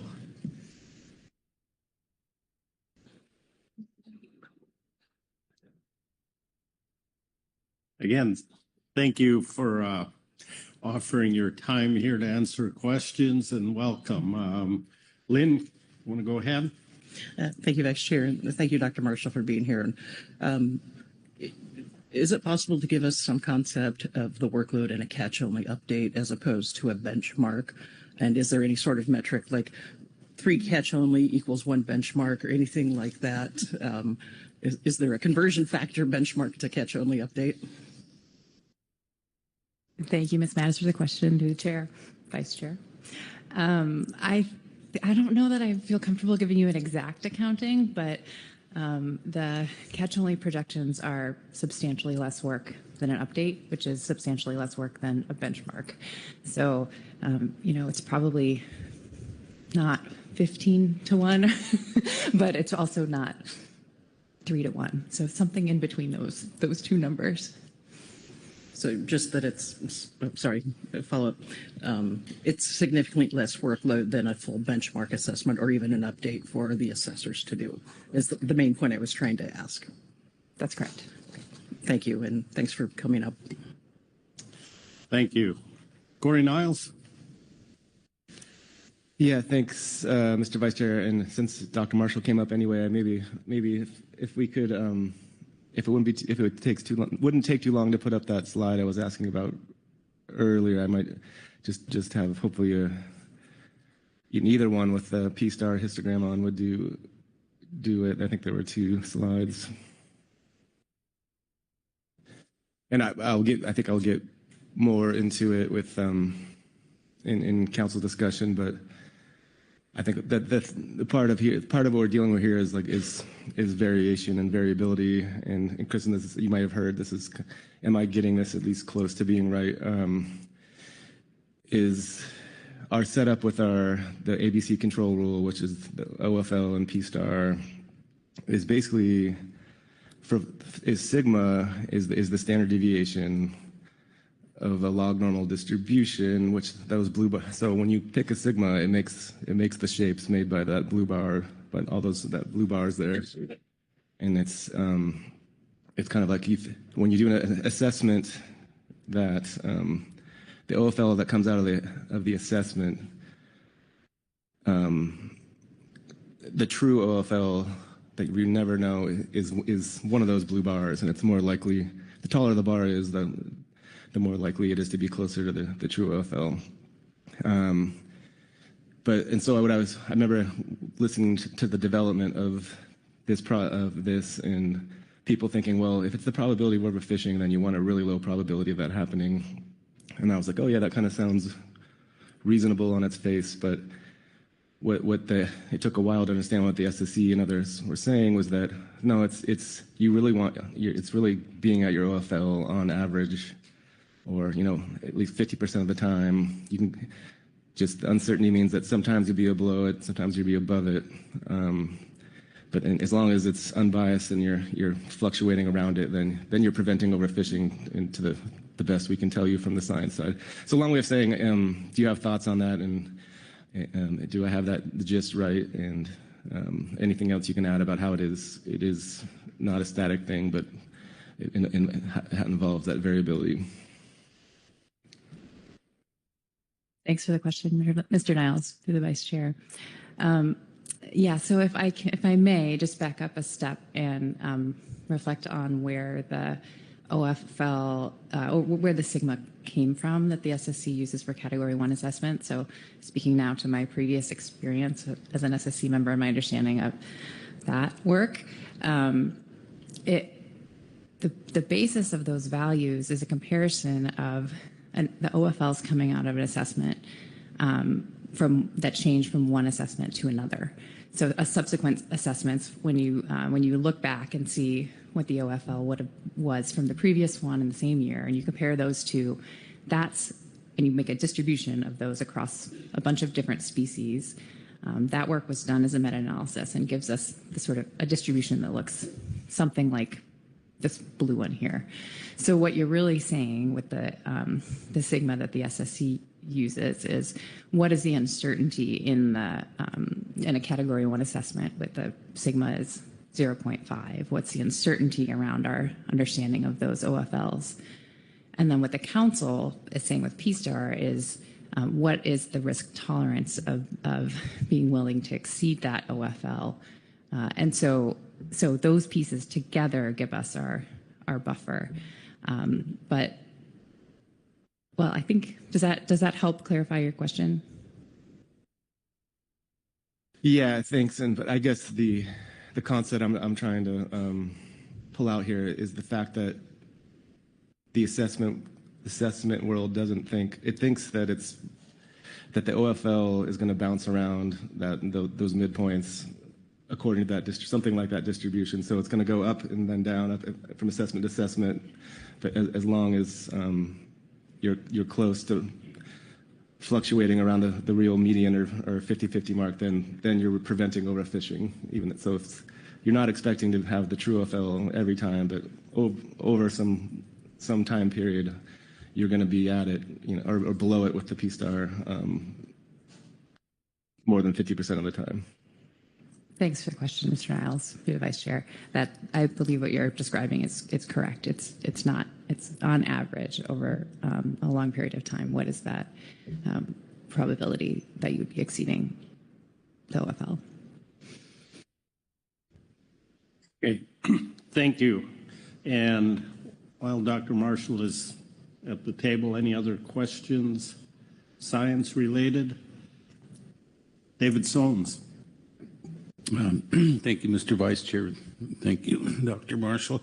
I was curious when they're doing the OFLs for the stock assessments, and we have species that are under-harvested, like Dover or some of these. Do those unharvested populations contribute to productivity in establishing the OFLs? Are they rolled back into production or utilized if they're not harvested? Thanks for the question, Mr. Jones, through Vice Chair. So I'm not totally sure that I'm following your question, but the OFLs are estimated from the stock assessment on a species by species basis. So there's, unless we're talking about, you mentioned Dover sole, so unless we're talking about the assessment for Dover sole, that's the only species for which the OFL for Dover sole would be based, or for another species, any other species. It's only based on that one single species stock assessment. Okay, thank you. Thank you. No other questions? Thank you, Dr. Marshall. All right, and one last look. Any other questions regarding the overview on the report? Not seeing any. Everything's clear, so great.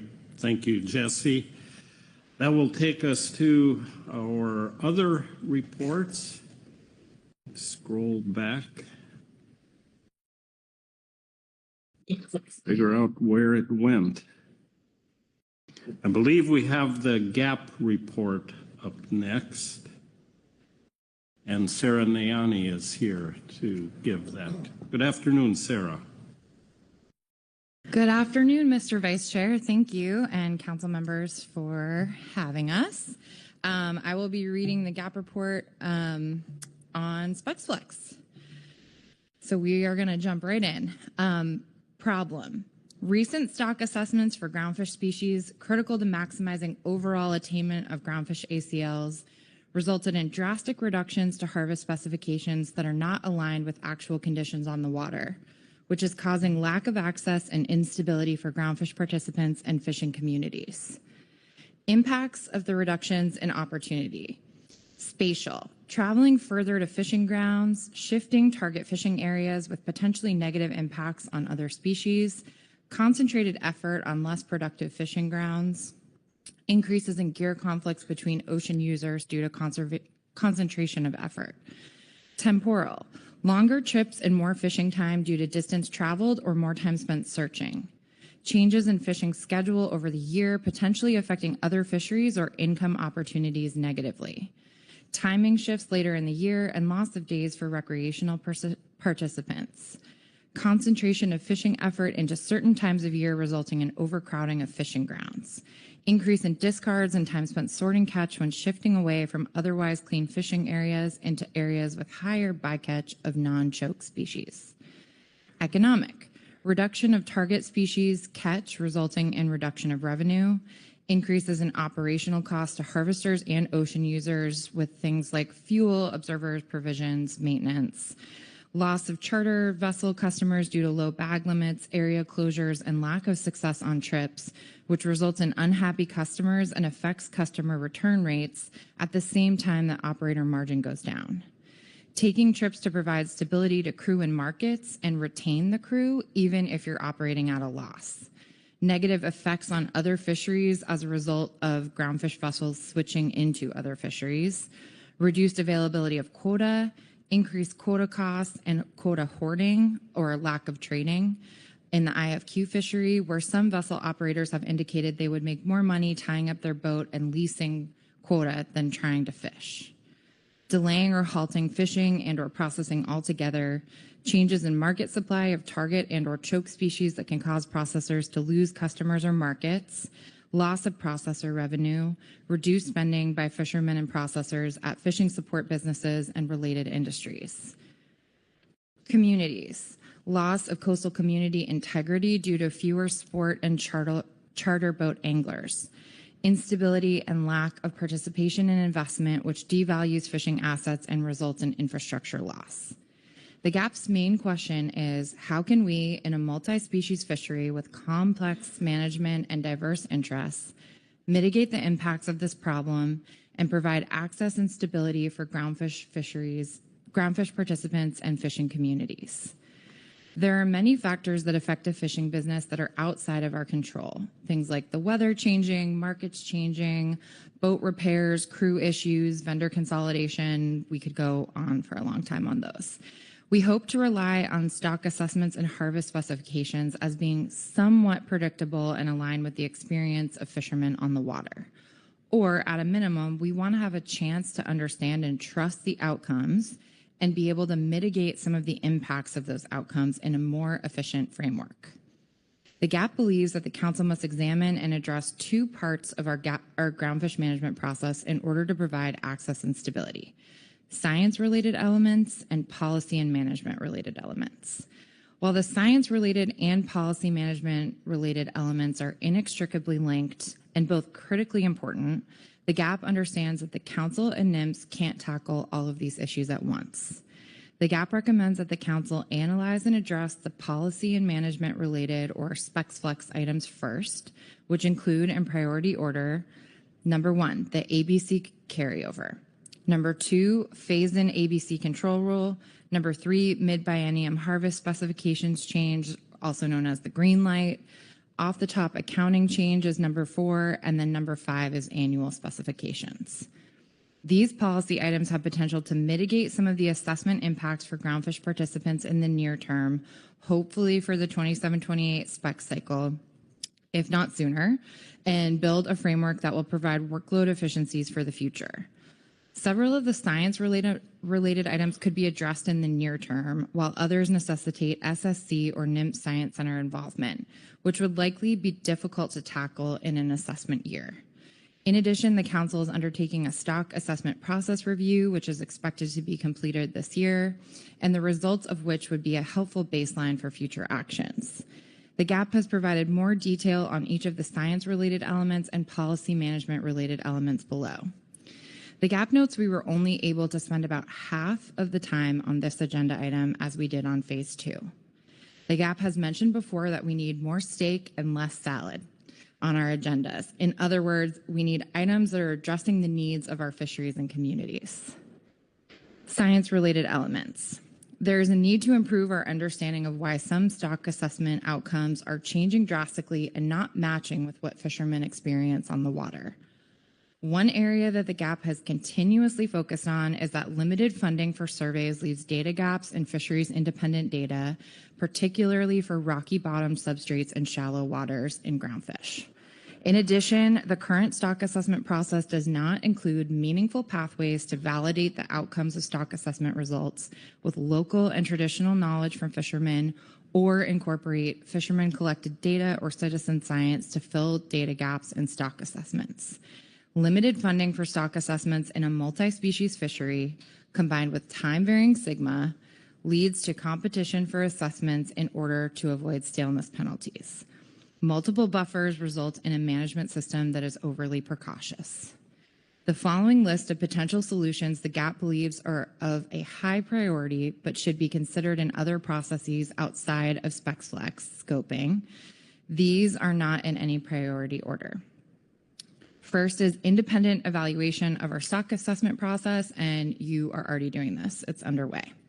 The second is to hit the pause button. Develop a process to delay acceptance of a stock assessment if a deeper look is needed. For example, include an automatic review if a stock assessment result is a certain percentage different than the last assessment. The pause would have to occur before it's deemed BSIA, between the STAR panel review and the SSC. Innovative research. While this is already included in the Council's research and data needs document, the GAP reiterates support for research that could better inform stock assessments, including expansion of the hook and line survey, expansion of the trawl survey into shallower waters, eDNA collection and analysis, efficient aging techniques, and/or ROV research. The current research is essential and funding is limited, but we need to continue to look for ways to improve data gaps in stock assessments. Third, a pathway to incorporate fishermen collected data or citizen science to fill data gaps in stock assessments. These are also highlighted in the Council's research and data needs document. For example, the Oregon Coast Anglers Forum for anglers to record information on release catch, which could become a partner program with the Council to supplement data for stock assessments. Whiting vessels have been voluntarily carrying hard drives to record acoustic data for NIMS. Other data of opportunity that could be collected while we're on the water that would help support stock assessments, and we would really like your feedback on what we could collect. Fourth is increased frequency of catch-only updates and/or run projections, assuming different levels of ACL attainment. These are two different ways of addressing the often incorrect assumption in stock assessment projections that ACLs are fully attained each year. This assumption can create a redundant layer of precaution in future year OFLs, ABCs, and ACLs for the vast majority of stocks in which ACLs are not fully attained. Note that these two options are essentially the only ones in this report that offer the potential for adjusting top-line OFLs. The first option would be to increase the number of catch-only updates in each assessment cycle and deploy these catch-only updates for key species, i.e. constraining stocks. From a resources standpoint, this likely would require a reduction in the number of full assessments in that cycle. The hope would be that only a small number of full assessments, for example, 1, would need to be dropped in order to allow for a larger number of catch-only assessments, for example, 5 to 10. And this is what you just heard about from Dr. Marshall. While the precise numbers in this trade will matter, the GAP believes it is worth scoping this concept under the initial stock assessment planning item scheduled for March 2026. The second option would be to amend the terms of reference for stock assessments such that projections include scenarios with different levels of ACL attainment in March 2026 under the TOR agenda item that you have coming up. The idea is that by pre-analyzing different levels of ACL attainment at the time the projections are run, in future years, the SSC could easily adjust the OFL, ABC, and ACL for that stock based on which the attainment scenario has ended up being correct in reality. Some years back, this concept was actually suggested by NIMS headquarters in response to CCC questions about ACL underages. The agency stated one potential way to examine impacts of ACL underages in a stock abundance is through scenario planning within a stock assessment. For example, as part of the stock assessment process, the assessment model could be used to evaluate a wide range of ACL underages, resulting in ranges of OFL and ABC recommendations for each year within the scenario. This analysis could be summarized within the assessment report, and once actual catch levels are known, the SSC can use that information to make or revise their ABC recommendation. Next would be to consider a new ABC control rule. Analyze the impacts of time-varying sigma, which is actually time-diminishing sigma, meaning that deductions from the OFL to the ABC increase with the age of the assessment, including a comparison of 2021 to present-day harvest specs under sigma versus time-varying sigma. Reconsider the use of time-diminishing sigma, including removal, resetting on catch-only updates, only applying to Category 1 stocks, or using indicators to adjust the penalty from assessment age. Consider an increase to P-star. While P-star is technically a policy decision, the GAP recommends that the ABC control rule be holistically analyzed. Next is pathways to incorporate fishermen's knowledge to ground truth stock assessments. Host a webinar when a draft stock assessment is published to orient the reader to the assessment and provide time to ask questions in advance of the STAR panel, which could also incorporate back and forth ground truthing between fishermen and stock assessment authors.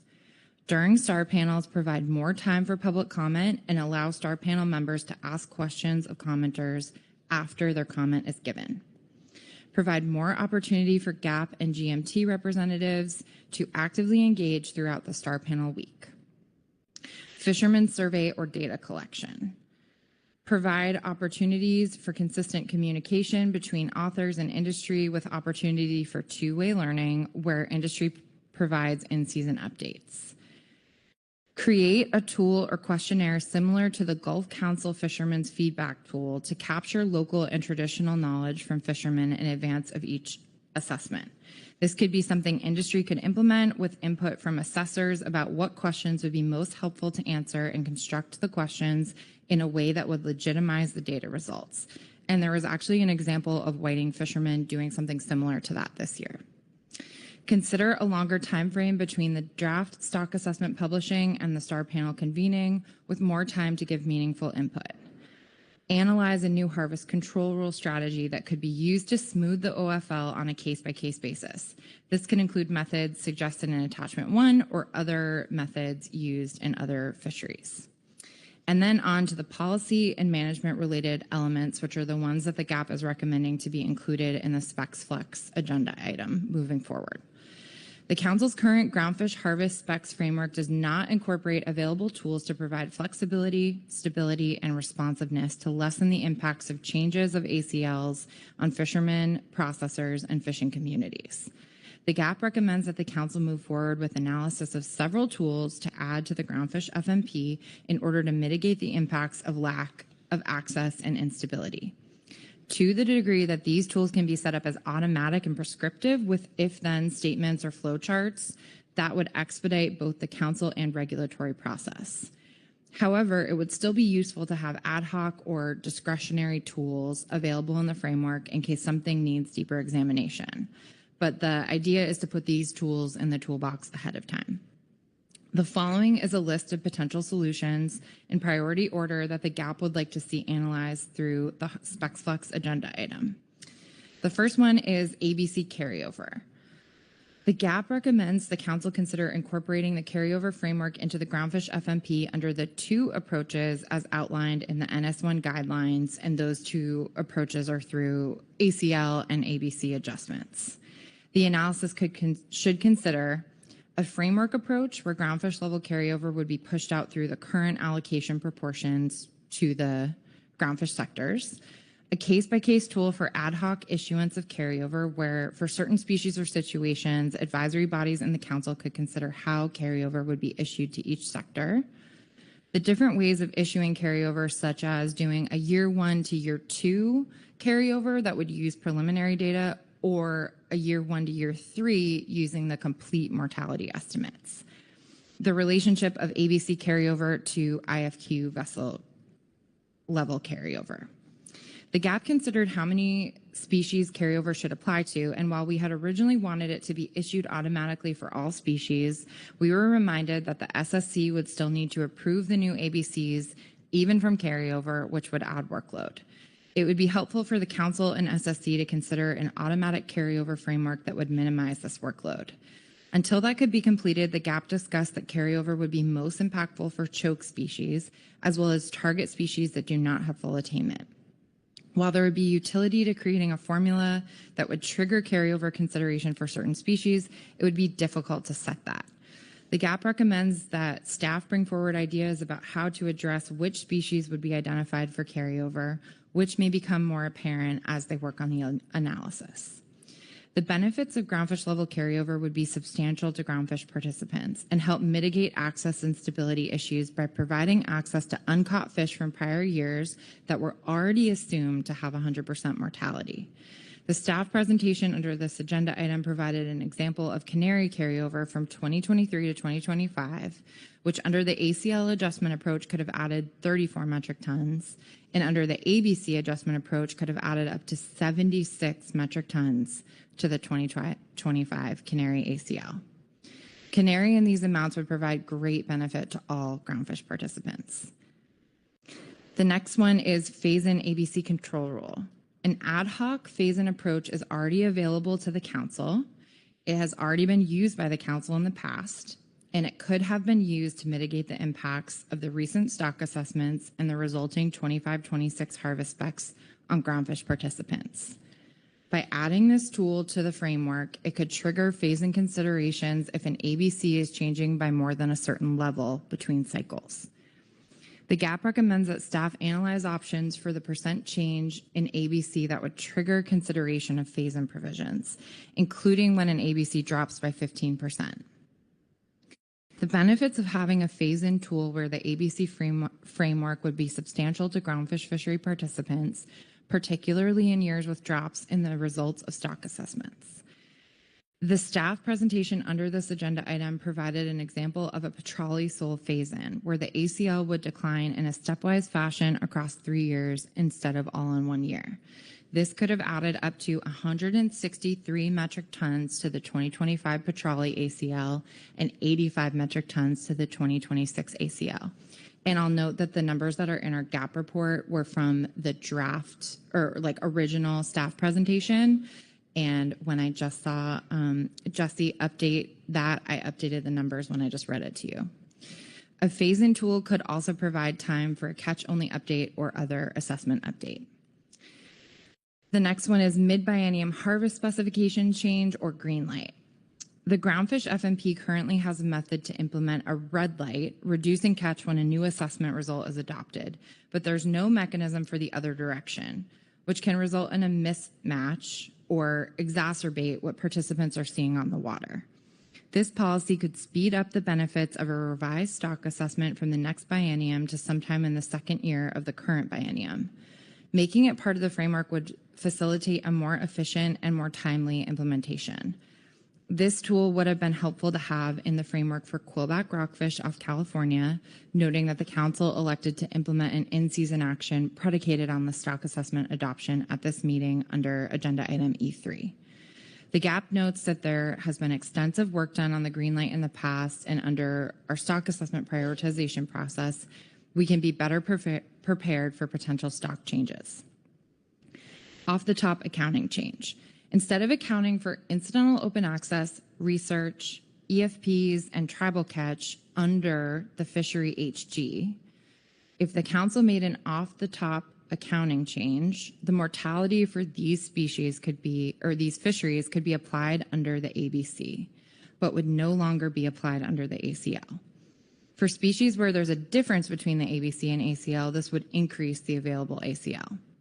For species where there's not a difference between the ABC and ACL, this would reduce the ACL to the same level that the previous fishery harvest guideline was set at, resulting in no difference for access. However, under either scenario, mortality from off-the-top deductions would no longer be counted under the ACL, leaving only the mortality from the non-tribal directed groundfish fisheries. While this option is not the GAP's highest priority, we would like it to move forward for analysis as it could provide several benefits. First, it would result in an increased ACL for species where the ABC is higher than the ACL. Second, if sectors are managed under off-the-top deductions, sectors that are managed under those off-the-top deductions exceeded their amount, it would not risk exceedance of the directed fishery ACL. Third, this would inform the council in making in-season adjustments because mortality reporting would provide the council with a more accurate and up-to-date picture of what's being caught in directed non-tribal fisheries. The GAP suggested the council task the GMT with examining this concept. Last is annual specifications. The GAP discussed the potential change from biennial specs to annual specs. While this could provide flexibility with a more frequent opportunity to make changes, it could also increase workload and may result in less stability, depending on the implementation of assessments. However, annual specs could include an automatic use of ABC carryover and would result in green light not being needed. The GAP would be interested in having more information on the annual specs process, but are not sure at this time whether the benefits would outweigh the costs. The last paragraph that we have here is about risk tolerance. These specs flex items could provide increased access and stability for the groundfish fishery for the long term and create provisions that could address unforeseen circumstances in a more expeditious manner. The current groundfish framework includes several layers of precaution resulting in amounts inaccessible to the fishery and has created many hardline boxes that are inflexible. Instead, the council needs to consider how to be less risk averse where possible, while meeting its obligations for conservation.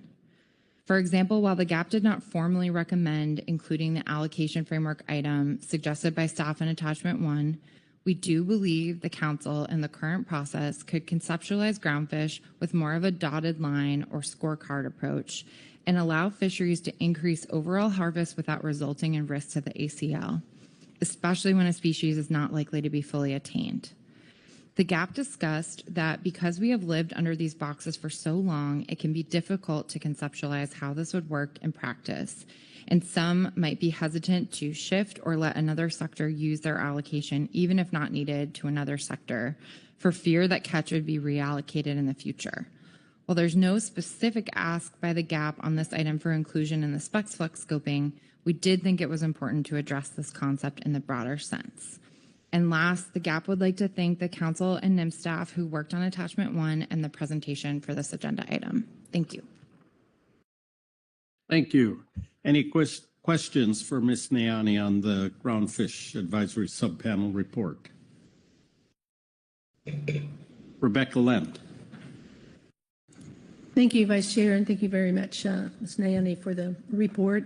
Thanks to the whole GAP for the work that you've done here.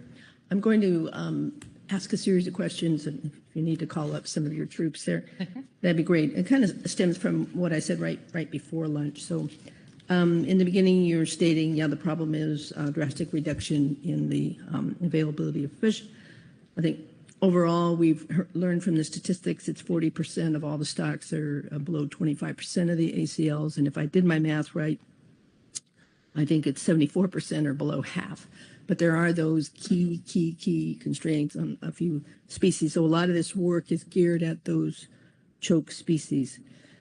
You also note on page 2 that there's a lot of other stuff going on, and that's what I want to try to get at. And it's not necessarily something that's well documented, or do we know, or is it within the council purview? I want to point to one one concept at least, and maybe some of the other things that dealers, if they're still here, could help. But there's a mention of quota hoarding. I think as an economist, I have to say it's rational for people to hold on to quota when it's your insurance policy, it's your investment, it's your security for ability to fish in the future. Again, it's perfectly rational. But is there something that the council needs to do to make a more liquid market, if you want, as economists call it, so where it's a little easier to buy and sell? I mean, you might argue that people will sell as long as you get to the price that they're looking for. But even so, what I've heard was talking to Jeff and some of the others in Newport and Astoria that it's really important to have that insurance. The other thing is just the markets. So even if you had the ability to fully fish all of your quota, what's the market's ability to absorb and at what price? And what are the countries or other parts of the nation where you're competing for markets? And again, maybe the council can't do much about it, but I'd love to hear more about all these other aspects that you mentioned in paragraph 2 and that I think are an important part of the picture. But the whole document, the 5 priorities, are based on squeezing out some more quota, which is important. It's part of the problem. But will it be getting into our question that we had at the end of the PowerPoint? Will it be the desired outcome that we're looking for? How can the council help on that? And I should mention also costs, and that I think will be reviewed when we're looking at the trawl sector review. So thank you for any insights on that and for all of the detailed work that you've done on this. It's really, really helpful. Thank you. Thanks. Sarah, you've got a list of questions, I think.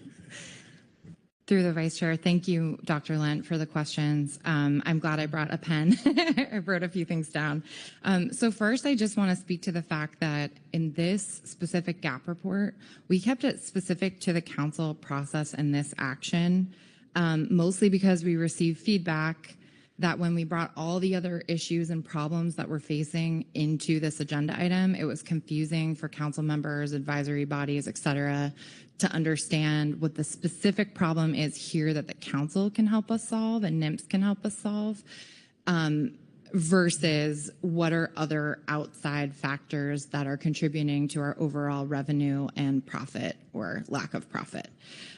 So here in this statement, we've been pretty specific, but I'm happy to share some of the conversations that we had in the GAP in just a minute. And one thing that I will say is I like to call the choke species like limiting factor species because in any target fishery, most of those are constrained by whatever the limiting factor species is, especially in a multi-species fishery that we have. So I kind of like to think of those as like the limiting factor of what's possible. And so to your question about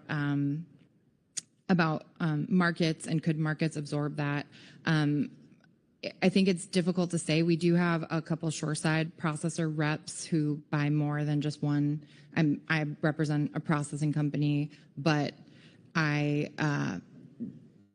that's specific to one species. And so I think it would probably be most helpful between now and the next meeting to have some of the shoreside processor reps who are selling multiple species in the groundfish fishery kind of prepare some answers to your question about which markets these are going to and whether those markets could absorb, like say we were able to fish every limiting factor species, could the market absorb the increase in attainment that you would expect from the target species?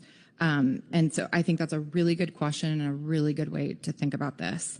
As far as quota hoarding, I think with the current system that we have for the IFQ fishery and the way that species are allocated, the most impactful way that the GAP could see to increase or reduce quota hoarding would be to have more quota. And so we've had a lot of conversations about 27, 28 specs coming up. There are certain species of concern that we're going to talk about. For example, like what the trawl and non-trawl allocation would be. One thing that the GAP has discussed in quite a big amount of detail is that the trawl fishery, because of the way the IFQ quotas work, is really limited by whatever those quotas are set at. And so I think that part of us focusing on the carryover and the phase-in is that those things could, in the really short, those are tools that are available nationally. Phase-in, this council has used before.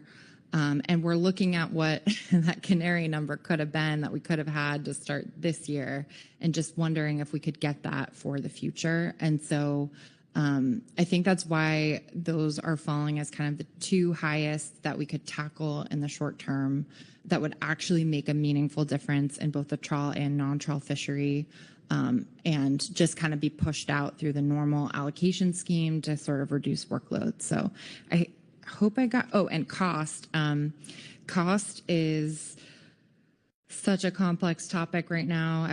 There's so much going on that's impacting cost and changing every day. But I would say, like, as far as this Fishery Management Council is concerned, what we talked about, and I think it was the paragraph that you were referencing, where we're talking about how many factors affect a fishing business. The ones that this council has purview over are, the stock assessments and harvest specifications that result from those stock assessments. And so I think that those are some of the ways that the GAP is considering that the council could help bring down costs, because more quota would help, bring down leasing costs, for example. It would help with tackling those impacts of the reductions in opportunity that we listed out on page 1. It would help mitigate some of the problems that you heard about under the E3 in-season agenda item. And so those are the ways through sort of the science-related items and the policy-related items that we're thinking could really contribute to reducing costs. Thank you. Thank you very much, Sarah, and I really put you on the spot there. I am offering up, if it's possible, just a chat at some point in time, maybe with a group of folks, just so I can be more informed about this. And I am cognizant that not everybody around the horseshoe here is interested in these aspects, particularly if it's not in our purview. So I don't want to waste too much, not waste, but take too much of the council's time. But it's part of the bigger picture, and we can try to squeeze something out here. And it may still be so difficult for your industry. So thank you very much. Thank you. And I'll be quiet now, Mr. Vice Chair. Okay. Thank you. Any other questions? Marcia Remco.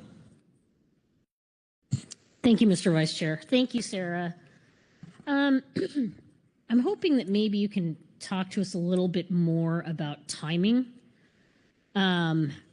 I'm thinking about kind of the series of pieces and suggestions here in this agenda item. I'm thinking about the request that I heard during our in-season agenda item to refresh the catch-only updates, and trying to think through the timing of when all of this would come together using these various mechanisms. And I'm noting the staff presentation and the example of canary carryover and the example of petrale phase-in.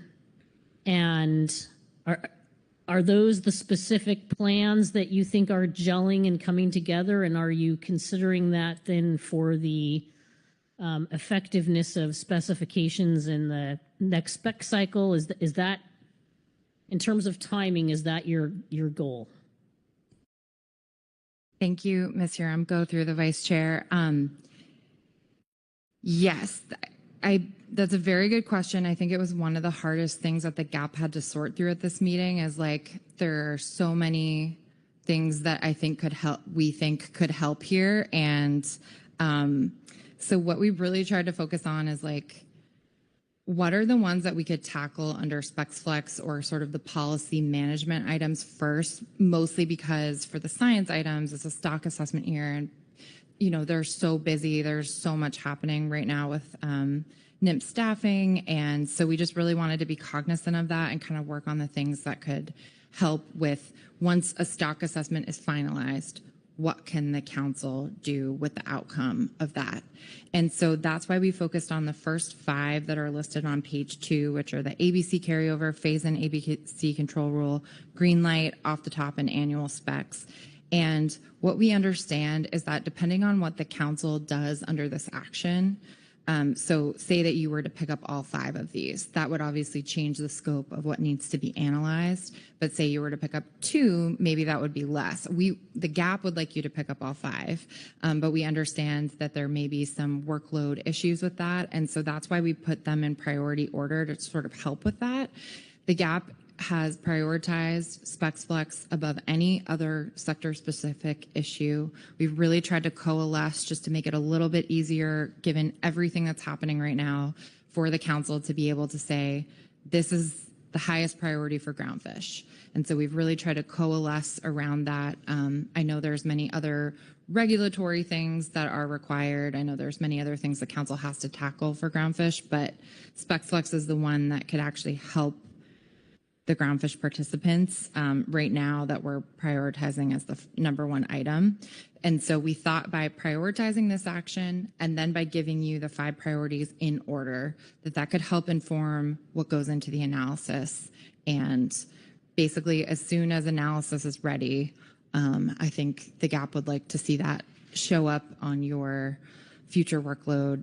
When you get to future workload, have that show up on the soonest meeting possible, but with enough time for the analysis to be significant and helpful and allow you to have a range of alternatives and potentially, hopefully, a PPA at the same meeting. So I think the GAP would like to see action taken as soon as possible, that an appropriate amount of analysis could be completed. I hope that answered the question. Marcy, a follow-up question? Yes, thank you, Mr. Vice Chair. I'm just thinking about this box, and I'm thinking about this agenda item, and I'm thinking about specs, and I'm thinking about immediacy, and I'm thinking about discussions that have been had about no new management measures and specs and these kinds of things. And I was just wondering, I mean, isn't an alternative to just pursue the phase-in and the carryover in the actual specs package and not proceed with it through this agenda item? I'm just curious, like, if that discussion was had and if there's a pro or a con to proceeding through this agenda item versus the alternative. Thank you so much, Ms. Go through the Vice Chair. We didn't have that specific conversation, but we definitely were trying to prioritize getting this in place as soon as possible, and we are hoping that it could be in place by 27-28 specs. So that what I believe, and this may be better for council or NIM staff, but my understanding and the GAP's understanding when we have this discussion is that SpexFlex should remain on its own agenda item track so that it's not adding management measures to the harvest specifications. So specs is going through one track and SpexFlex would be going through another track. And then as soon as the SpexFlex items were available, which we hope would be concurrent with or before the 27-28 specs, some of those tools could be utilized for that process. And so we're hoping as soon as possible, and if not before, then by the 27-28 specs. Let me see if Marcy has a follow-up. No, thank you, Mr. Vice Chair. I appreciate that very excellent answer, but I would just like to hear, I guess, from NIMS and council staff to make sure that that's your understanding as well. Jesse Waller. Thank you, Mr. Vice Chair. I'll take the first stab at it, and then I'll look to Ms. Kent. I think that if I'm getting to your question, Marcy, so like the phase-in and the carryover can be on an ad hoc basis. We have that tool available, right? But the thing that we're bringing through here is the idea of, and the GAP's recommending, and the staff brought up, is that this idea of frameworking. And so that's the change that we would be thinking about, an item outside of the specifications process, because it would require like an FMP amendment to develop the framework and to think through all those considerations. And that's the part that I know Ms. Kent has spoken to about, like these bigger changes as a part of specs. But like, I think that's the difference. You definitely have the tool to do ad hoc as is in the 27-28 specs as we're working through it. But these other ideas are going to take kind of their own workload associated with them. So I don't know if Ms. Kent has anything to add, but hopefully that gives some other information. Keely Kent. Thank you. I agree with Jesse's response on that, right? There are limited tools available to us already, and certainly the council could look at that as part of the 27-28 specs development. I think many of these actions are bigger, and they are bigger thinking, and sort of how we proceed on the timeline, I think, depends on how many bites we want to take at the same time to try to develop. But I think, Marcy, you raise a workload question, right? And I think we'll have that discussion is how many of the things do we want to try to work on? And while I don't see a nexus as part of the same package for these items, right, in specs, but things can go on a parallel path to specs.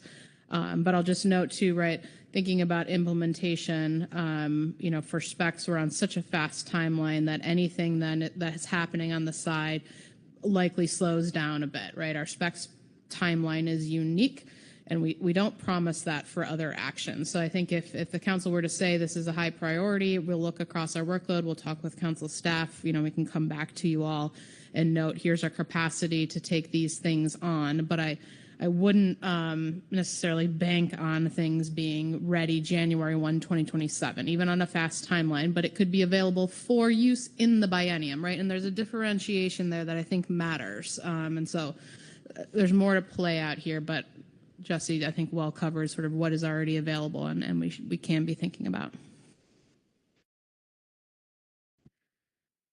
Okay, I think we're clear.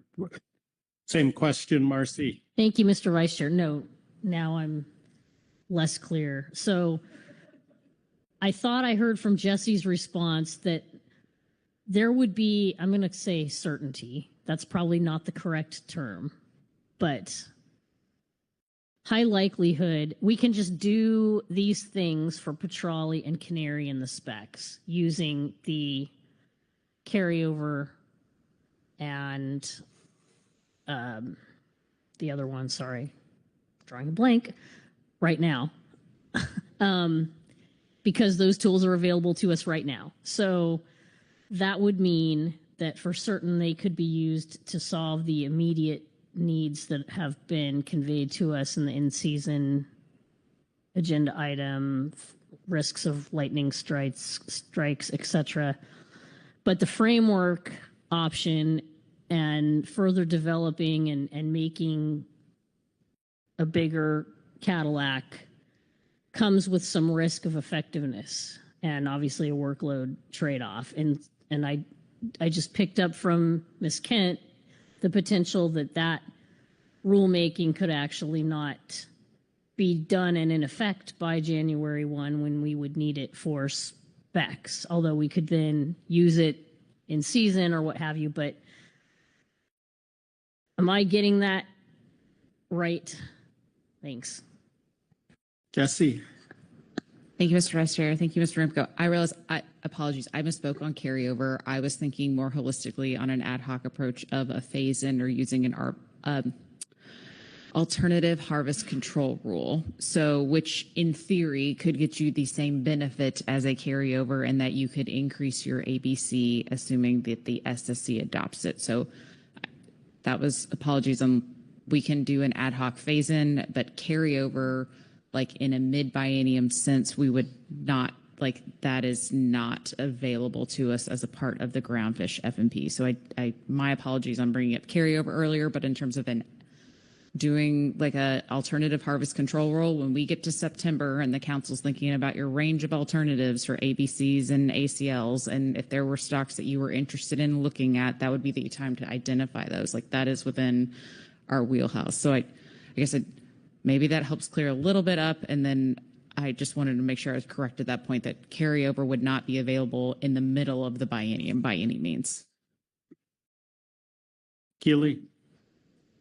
Thanks. Maybe I will point out that in looking at this list of different options, right, there are things that you would want that tool available for development or for use in the development of specs or for January 1. And there are a lot of things in here that don't need that, right? So I think there's a differentiation of some of these tools and sort of when you need them in the toolbox to be able to use. So I hopefully that also helps with thinking about sort of metering out when this might be available. I don't think it changes the necessity on that because there's so many different options of when you might want to use these different tools if you develop them.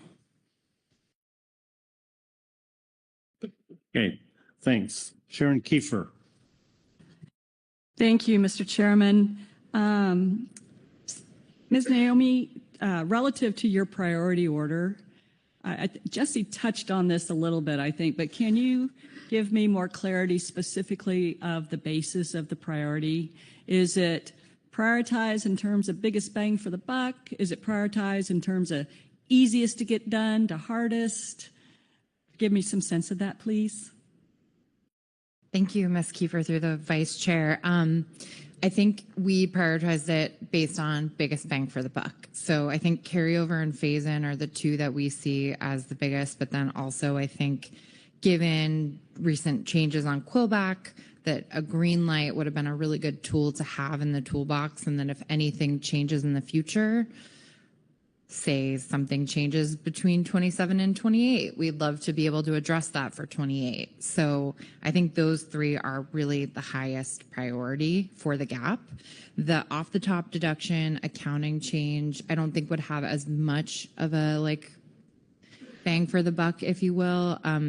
I think it would be very helpful to look at and have analyzed though, because there's certain species for which that could actually increase the ACL by accounting for that mortality under the ABC instead. And then annual specifications. We kind of went back and forth on this one in the gap because there could be a lot of there could be a lot more workload added, but at the same time, there could be things that could be much more efficient where you don't have to split open in the middle of a biennium. You would just be addressing it every year and you could set things up in sort of we're planning to do this for the next 2 to 3 years. And we're just revisiting the specs to if there's any changes to that.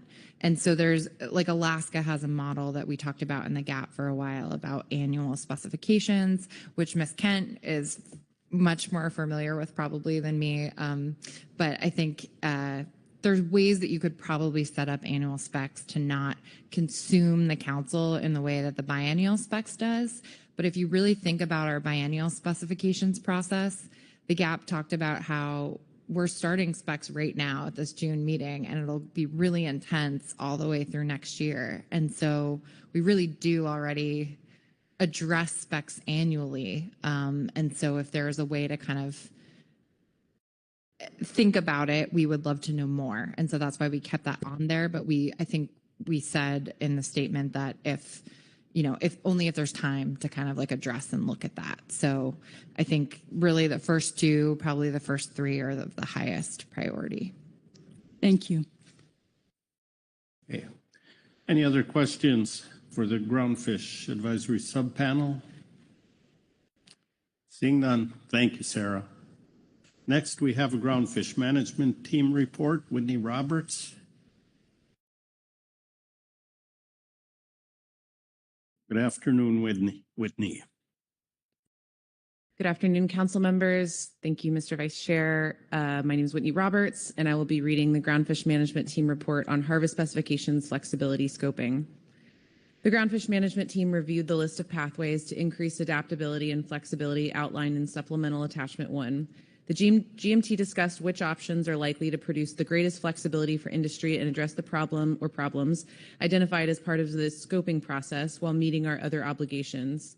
The GMT concluded in our discussion that the following pathways are good candidates to prioritize: mid-biennium harvest specifications change, phase-in acceptable biological catch control rule, carryover of unutilized annual catch limit, and off-the-top accounting change.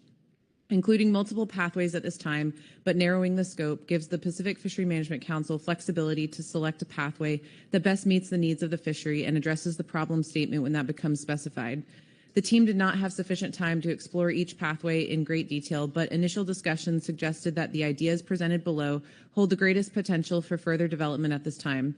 In the following sections, the GMT provides preliminary comments on select pathways and may provide additional input as the team continues to evaluate their management implications. Additionally, the depth to which the GMT provides comment under any of the items at this time does not necessarily reflect the level to which the GMT supports or sees merit in the proposed pathway relative to others. Numbering of items aligns with the presentation given by Council staff. First, with regard to the mid-biennium harvest specifications change, this option could offer relief and flexibility to sectors in response to stock assessment outcomes. The GMT recommends being as prescriptive as possible when considering mid-biennium changes. Specificity in a prescriptive framework would streamline and minimize the workload associated with implementing a mid-biennium change.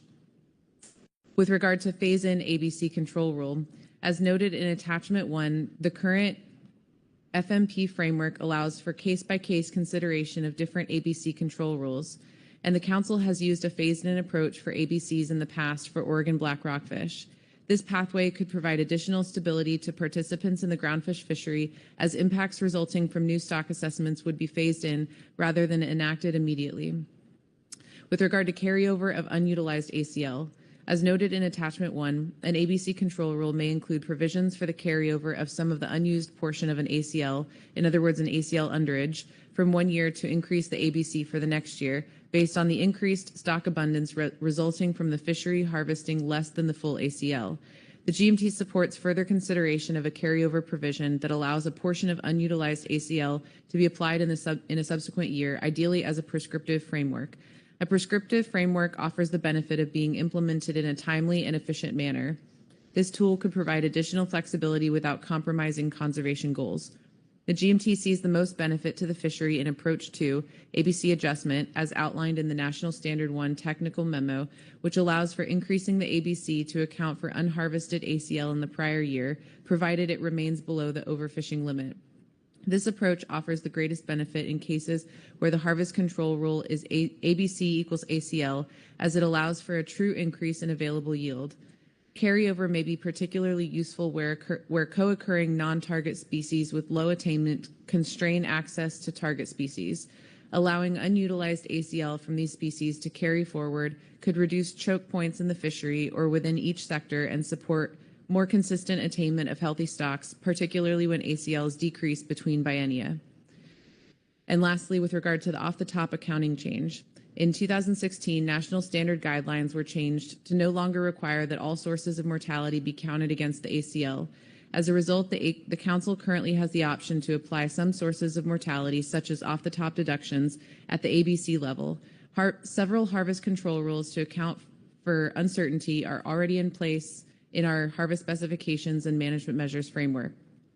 This approach could partially or completely replace the existing management uncertainty buffer, for example, the 40-10 adjustment, between the ABC and ACL with catch accounting that currently occurs for many stocks between the ACL and fishery harvest guideline. This approach may be most beneficial for fisheries chronically under-attaining the ACL due to constraining allocations. An additional benefit of this alternative arrangement is that if an ACL is exceeded, the Council would be able to utilize accountability measures to resolve the issues that caused the overage. This is possible because under the new arrangement, only fishery or fisheries within the Council's direct management control could result in an ACL exceedance. For example, if a research set-aside accounted for at the ABC level was exceeded, the ACL would not be impacted, and therefore in-season changes to fisheries management to account for overages in off-the-top set-asides would not be required. Lastly, the tribal off-the-top set-asides are a unique case and would require careful consideration if the Council chose to explore this alternative harvest control framework. For example, some tribal set-asides are court-ordered as fixed percentages of an ACL, in other words, or for example, sablefish north of 36 north latitude. If the Council chooses to prioritize exploration of this item, the Council should remain cognizant of the inherent complexity and nuance of this aspect of the catch accounting change. That concludes our report. Thank you. Questions for Ms. Roberts on the Groundfish Management Team report? No questions? Thank you very much. That completes our report, takes us to public comment. We have 4, and we may have to come back and check here. I had just looked, Donna Kales, did she get online yet?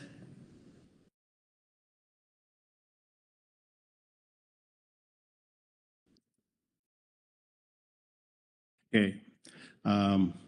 So we'll wait and see if she joins us. We'll come back and check. Then we have Jamie Dimon here in person. Good afternoon, Jamie. Good afternoon, Vice Chair, Chair, council members, and staff. I am Jamie Dimon. My husband Jason and I own Stardust Sport Fishing, 2 charter vessels out of Santa Barbara, California. I offer my support for the GAP statement in regards to harvest specifications flexibility, aka Specs Flex, and would like to emphasize these tools have been and continue to be available for use under MSA. The council only need to make the policy decision to adopt and utilize them. The GAP broke out the requests into categories of science and policy related items, and I just want to highlight some of them. For science related, considering a new ABC control rule in regards to, and it's more holistic, looking at sigma, time decaying, varying, sigma, uncertainty buffers, particularly how they're applied under time varying sigma as opposed to how they were applied under a static sigma offers a very stark reality. The exponential uncertainty buffer of time varying sigma may be overly precautionary, restricting harvest opportunities more than necessary. Further, how and when all the various buffers are applied to a stock assessment matters as they do compound, and that was a big discussion point during the GAP discussion on this. We believe an independent evaluation of the stock assessment process will also shed light on issues such as these, and we look forward to seeing those results. In particular, we hope you reconsider the use of time decaying sigma. This could be a reduction in steepness or removal of use entirely, and increasing the upper limit of P-star to 0.49999. We also discussed what I've heard some describe as a unicorn, the mixed stock exception, managing a complex of species in the manner intended as a complex. I do hear that that is a very complex thing to tackle, though. So, but that is actually something that I want to point out. Many in the industry actually were under the understanding that that was how complexes were to be managed. And when we started realizing that individual species of a complex were being managed separately from the complex, it was we didn't quite understand what was going on, and it took a while for us to understand that. We believed that they were being managed as a complex. So this is something that the charter industry especially would really love to see figured out. As far as policy-related items, the ABC carryover, phase-in ABC control rule, green light. Recreational fishermen in Northern California have been operating under extreme hardship due to the management measures currently in place for quillback rockfish. A pause button to review stock assessment results before the SSC deems it BSIA would have given the council time to understand the problem and clarify that the length-based data moderate assessment was not intended for use for stock status determination and identify problems within that assessment. Under the in-season agenda item earlier this week, the positive draft quillback stock assessment results were discussed. And had the council already adopted a green light framework, the council could respond to these potential positive results in a swift manner once it was deemed true and correct. I want to emphasize many of the dilemmas these tools aim to resolve are the results of decisions or actions made by the council over time, not at once and not maliciously in any way, and not understanding that all of them together would get us where we are today. For example, the council had made a decision in September of 2019 to adopt a maximum P-star value lower than what is allowed under MSA. Over the years, I've heard the council say they like a range of options with bookends of a maximum and a minimum. Unfortunately, in this case, we have an artificial maximum value. In March of 2019, the council adopted the use of time-varying sigma values. This to say, you, the council, have the ability and authority to change these decisions or policies, and we're asking you just to make a motion. I also want to appreciate Mr. Smith's comments from the in-season discussion. His explanation of what happens to a charter fleet during and after seasonal and management upheaval. From the immediate impacts like increased fuel, driving further offshore to fishing grounds, reduced ridership due to reduced access to desirable species or fishing areas, to the long-term problems like loss of customer markets because they just went to do something else. They no longer care about it. Loss of infrastructure to support the charter fleet, numerous other issues. My business and my fellow charter operators have been struggling through these types of issues for many years now, and we look to you to help provide some relief. Thank you.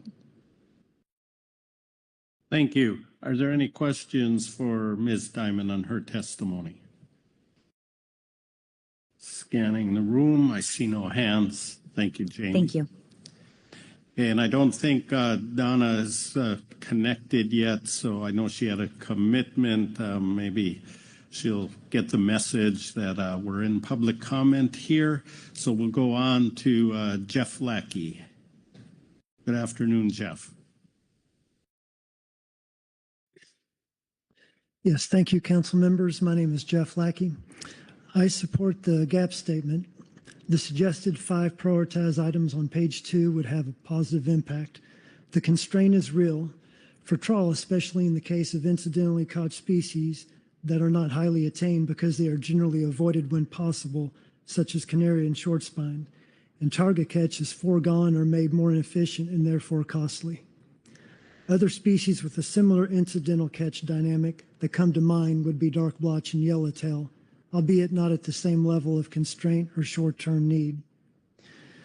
While the first recommended item of carryover includes a function where ACL underages in 1 year allow a partial ABC increase up to OFL in the following year, it is my understanding there is not an explicit mechanism to allow a similar OFL increase.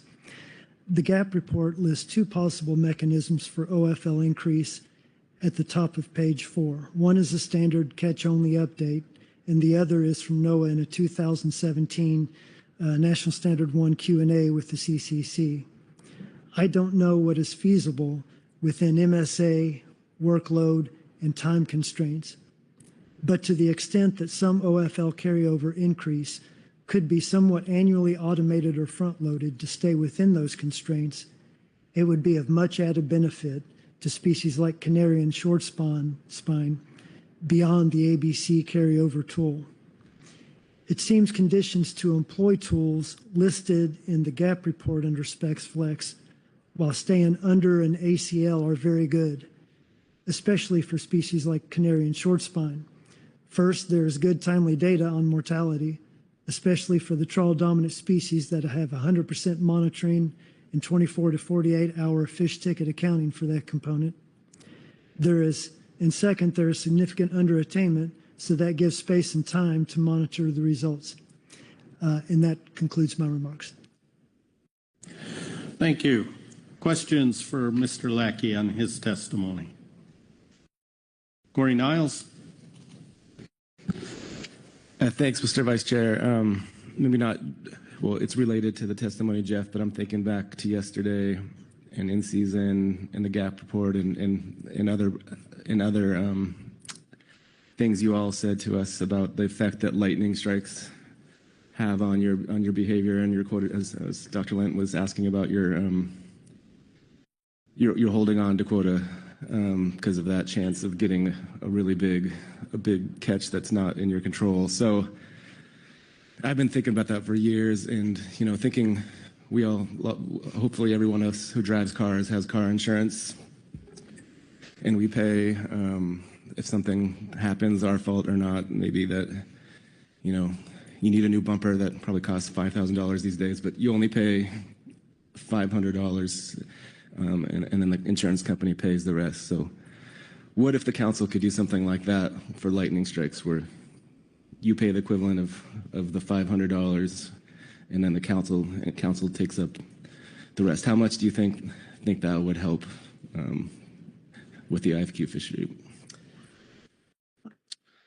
So when that question was brought up in the gap statement. So I actually started writing something on it, but it wasn't ready for prime time, so I didn't put it out. So I've had time to think about it.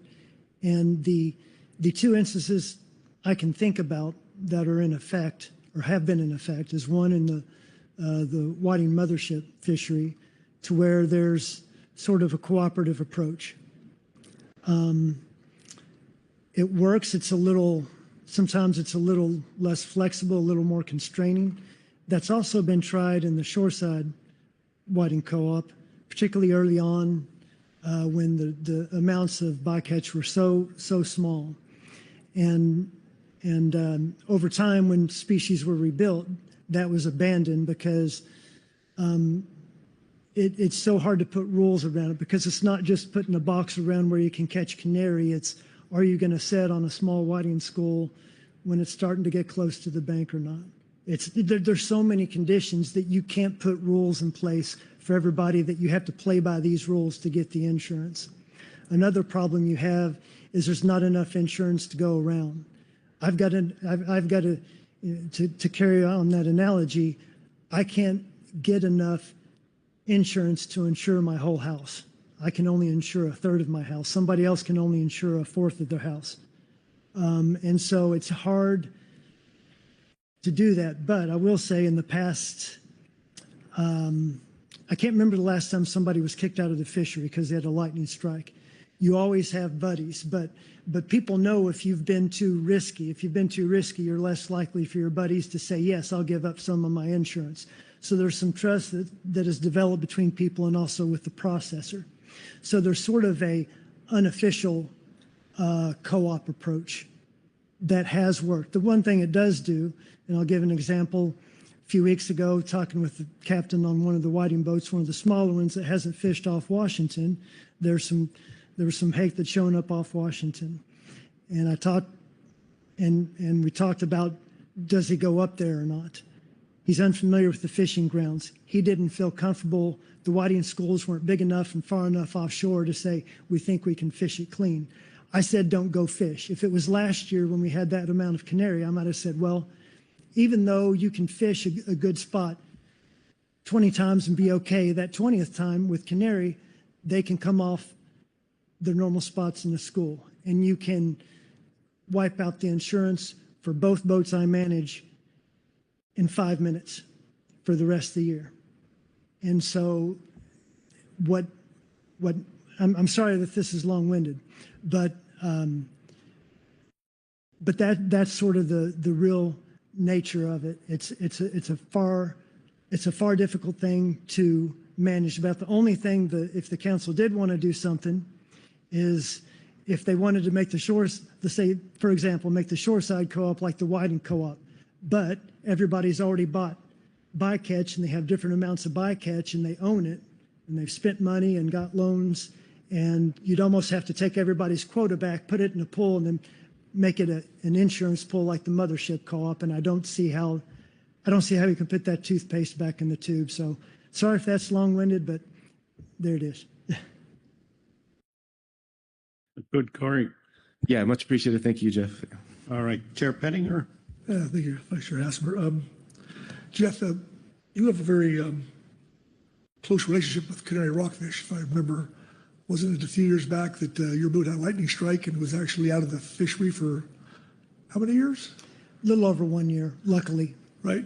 So, I mean, so obviously you probably more than anybody else would probably understand that.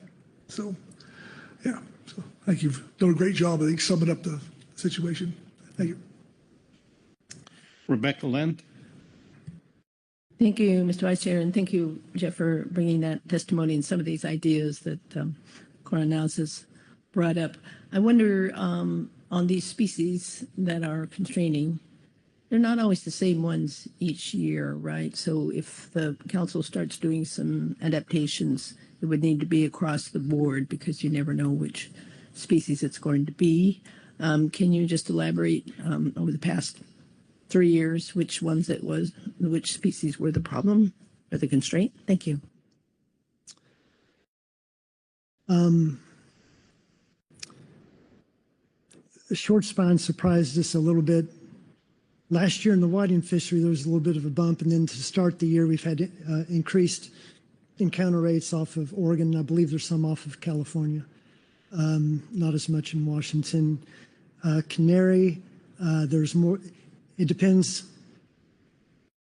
Well, it's different for different fisheries in different areas. For whiting, a lot of it depends on where the whiting shows up. And we all know that whiting fishermen, I manage 2 whiting boats, we have to have our insurance. And so a lot of times the insurance that the whiting boats hold impacts the bottom trawl fishery because there's less insurance to go around. So a lot of the canary insurance gets held through at least midway part of the year. So it has a big impact, even if it isn't end up being a huge, let's say the whiting shows up deeper and off the edge or not so much off Washington, then it wouldn't be an issue that year, but you don't know. You need your insurance because it could be the worst thing in the world. Dark blotch has been some years. We had POP a number of years ago that was, you couldn't, you were worried if you dared cross the river north to fish. It can change. Dark blotch hadn't been huge for a while, but it could be again because it's fairly healthy species. Thank you. Any other questions? Not seeing any. Thanks, Jeff. Next, we'll have Heather Mann. Heather, good afternoon. Hello, Mr. Vice Chair. Can you hear me okay? Yes, wonderful. Please go ahead. Thank you so much. Mr. Vice Chair, council members, my name is Heather Mann. I am the Executive Director of the Midwater Trawlers Cooperative. We have 30 vessels that fish shoreside and at-sea whiting, as well as participate in non-whiting groundfish. And while I do represent Midwater Trawlers Cooperative, I'm certain that with this comment I'm making, I'm really speaking on behalf of thousands of jobs on the West Coast. We support the GAP characterization of the problem and trust that based on the excellent work the GAP has done, that council members are now fully aware of and understanding the problems facing all businesses that depend on groundfish fisheries. I would reference here the open public comment that was made at the April meeting, where I joined what I consider a dream team, including Sarah Nayani and Jamie Dimon, to bring you concerns from up and down the coast, across gear types and fisheries, and to implore the council to prioritize the Specs Flex item. While our letter that was submitted had over 140 signatures, I think it's important to note those signatures represented tens of thousands of West Coast jobs. As we noted then, setting aside our own more, narrowly focused projects to focus on the flexibility actions for the betterment of all groundfish fishery stakeholders is noteworthy, and I hope council members recognize the significance of this somewhat unusual collaboration. And I would just remind you that the written public comments presented then are in your June briefing book for your reference and for the record. At the end of the day, all fishing communities need access and stability to survive, and this action is one step to providing that. As you heard from the staff and GAP presentations, this action can have real and timely positive benefits. I'll also note this type of flexibility, these are things that we could have already implemented under the current law, and we'd be avoiding many of the situations detailed in the GAP informational report that describes current challenges that commercial and recreational fishermen, as well as seafood processors, are facing. And while it is important to note that this could have already been done, we need to now look forward and see what the council can do so we aren't in these challenging situations in the future, which result in council bouncing from crisis to crisis in a reactionary way that may include extraordinary actions and council agency time and effort. You all have a real opportunity to act now as the Pacific Council members who really stood up for fishing communities in 2026. You have all made comments at one time or another on the record about the importance of healthy and thriving fisheries, businesses, and communities. My humble recommendation is to take the gifts being offered to the council through the very thoughtful work of staff together with the incredible work of the GAP, and I'd run with it. And finally, I do have to say how blessed we are in this region to have the caliber of GAP members that are advising you. The reports they have put out on this and other items are fantastically detailed, thoughtful, and beyond helpful in providing the council with the justification and rationale to create a durable record. They provide a robust roadmap for moving forward, and the single, smart, and strong voice they are demonstrating is a significant accomplishment and, in my opinion, one to be proud of. I hope you agree and thank them for their amazing work by continuing to move this action forward. The old ways of doing things don't work. The current specs process is too clunky. So please do not fall back into old patterns of inaction. Let's be bold. Let's move this council into the 21st century, and let's create a framework for flexibility that has real and tangible benefits to all stakeholders. There is an urgency here, so please keep this action moving as expeditiously as possible. And with that, Mr. Vice Chair, I'm happy to answer any questions. Thank you. Any questions for Ms. Mann? Asia Shumalo.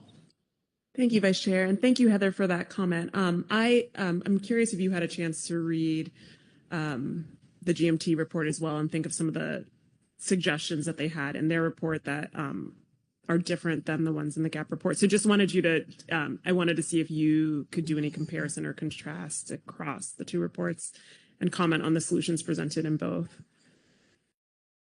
Through the Vice Chair, Ms. Shamillo, thank you for that question. I have listened to that report. I hadn't mentioned the GMT in my comments, but thankful for all the hard work and consideration they put into different items. I think what really struck me about the two reports is that the GMT is looking at it as advisors on science, and I hope this doesn't come across the wrong way, but looking at it as an academic exercise, whereas the GAP report was authored and delivered and informed by those people who are actively engaged in these fishing businesses, whether it's recreational or commercial, even the representation from the environmental community. They are dependent on what the decisions are of the council. I mean, that is their livelihood. And it really just struck me between the two reports, not to give disrespect to the GMT at all, but I mean, the informed and thoughtful presentation of what the people in the industry are telling you will help them. In my mind, that should have the priority here. Thanks for that question. Thank you. Other questions? Looking around the room, no hands. Thank you very much, Heather. Thanks, Mr. Vice Chair. Apologies, I'm not there in person. North Pacific Council just wrapped up. But thank you for letting me speak. All right, thank you. And I think we all recognize the amount of effort that goes into producing those GAP products we've seen here before us. So we all appreciate that. And I believe Donna Kalas has not been able to connect with us. So that wraps up the public comment and will take us to council tasks, which are on the screen before us. Gathered a lot of information. Who wants to start the discussion here? Corey Ridings. Thanks, Vice. I just want to start by saying how much I appreciate all the information that was provided under this agenda item and some of the similar agenda items across this entire week. There has been so much useful information provided, so much sharing. I find it incredibly helpful and useful for our record. I'm going to speak very briefly to a small thing in the GAP report, which is the problem statement and the note of recent stock assessments for groundfish species that are not aligned with actual conditions on the water. I think I understand the intent of that, but would note that the stock assessments that we have and the quality of the folks we have working on our stock assessments and the scientific enterprise that goes into that is very top notch. And so I don't think it's necessarily a foregone conclusion at any moment in time in a general sense that our stock assignments or stock assessments are not aligned with actual conditions on the water. But I do think I understand where this came from in the gap and understanding sort of what it means to be on the water in a fisherman's capacity and seeing things, and if they do not necessarily reflect what a stock assessment says. But I wanted to be sure to just clarify that I think the problem is not necessarily that the stock assessments are false or that the quality is not high, just that there can be that mismatch when you are existing on a daily basis on the ocean from what a stock assessment is telling you. Thank you. Other discussion? Mark Gorelnik. I thank you. I think the overarching issue here is one of stability. It's very hard for the businesses, commercial and recreational, to have a successful enterprise when stocks seem to fluctuate so wildly, which, you know, from my perspective, although I'm not a fisheries scientist, strikes me as just being an artifact of how difficult it is to catch fish. I mean, our stock assessors are top-notch, and they do the best job they can with the data available, but we see these relatively wild swings in abundance in a given stock that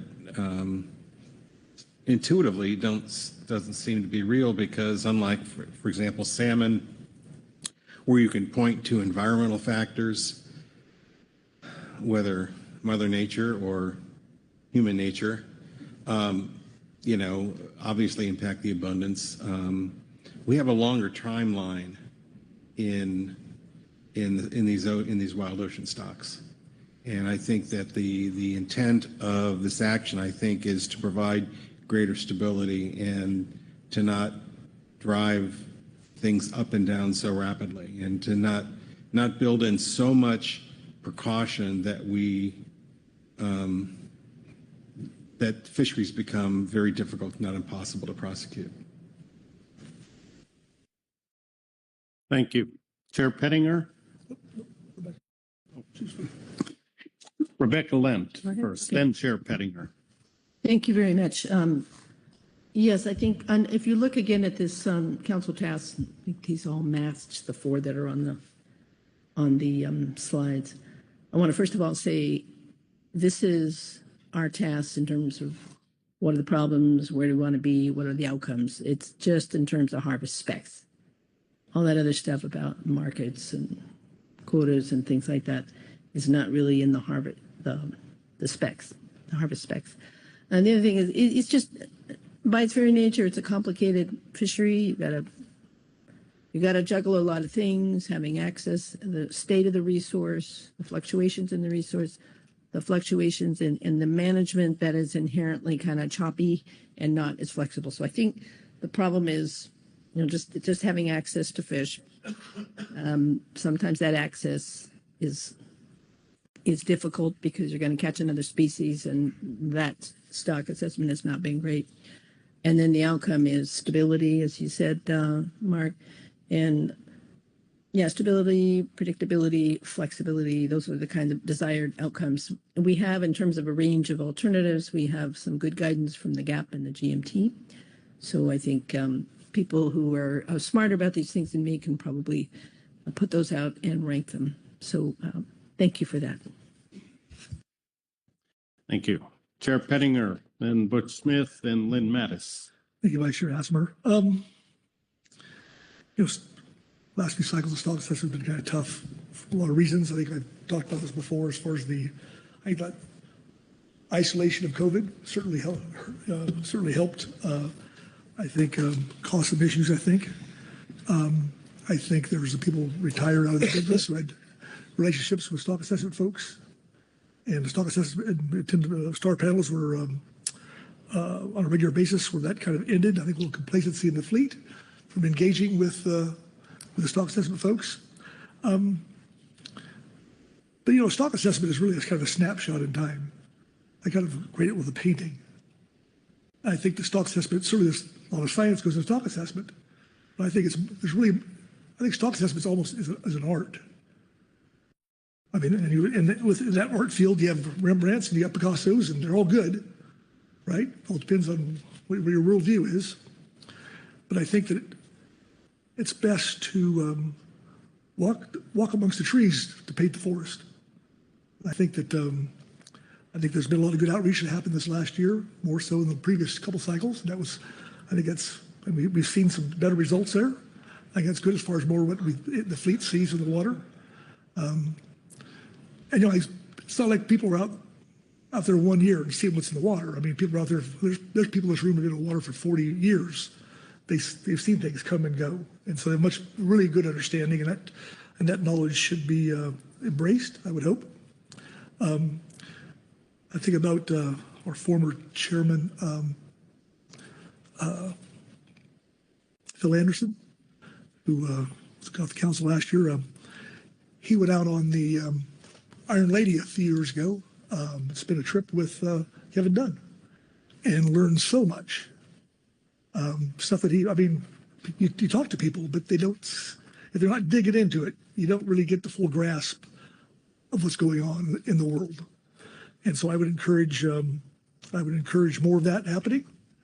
I think that just the kind of the strategies that a fisherman uses, their day-to-day business and all the issues they got to deal with can greatly enrich what those results would be. I think one way that it would matter. But I think that but that is not necessarily the reason. I mean, stock assessments always, they're up and down, and we always have, is fishermen right or wrong? Who knows? No one knows. It's it's a snapshot, and it's the best estimation of what's there. And but given that, there's a lot of ups and downs. Some of these things are wildly swinging, and there's no way in hell that those stocks are going back and forth like that. It's just not happening. So how do you deal with that? And that's not going to stop. I think you just got to engage with the scientific community as best you can and make that process better. But we need to, once we get the information, now we've got to put it into the fishery. And what's the best way to do that? And I think it was, I think, Rebecca, your question about the ability of the markets to absorb more fish. Well, I would submit to you that the management system we have has degraded the infrastructure and the processing capacity over time, and it's just getting worse. So I think you got to turn the corner and start making things better so people will invest into the industry.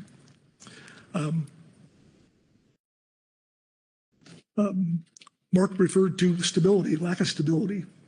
I think about, when you're operating, let's say a dock, you're a processor, and those investments aren't cheap by any stretch of the imagination. And by the way, those facilities are going away more and more, and once they're turned into condos, we're never getting them back.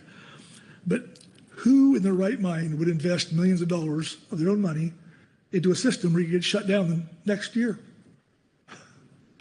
I mean, an assessment might be wrong, and 2 years later, they might say, oh, sorry.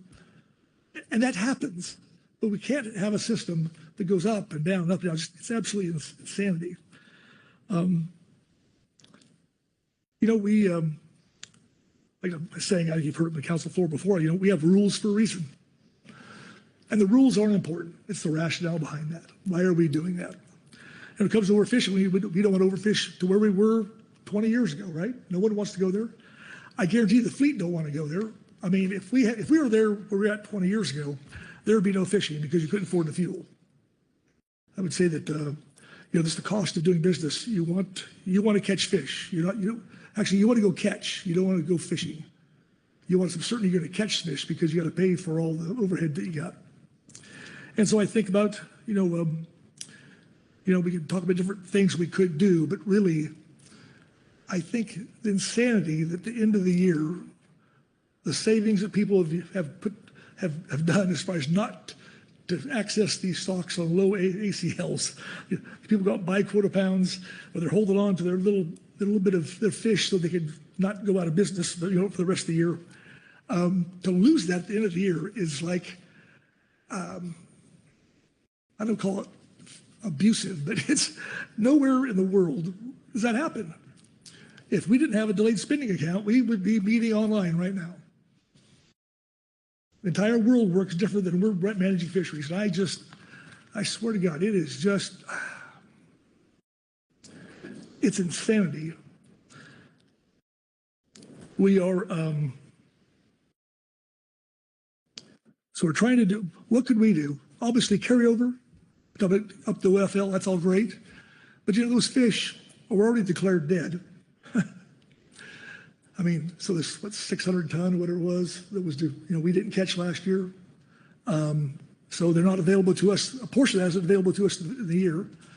So I think that the construct that we should manage stocks or not overfish more than a year is just stupid, given groundfish. I'm not saying sardines, I'm not saying salmon, because every stock's different, but groundfish are long-lived species.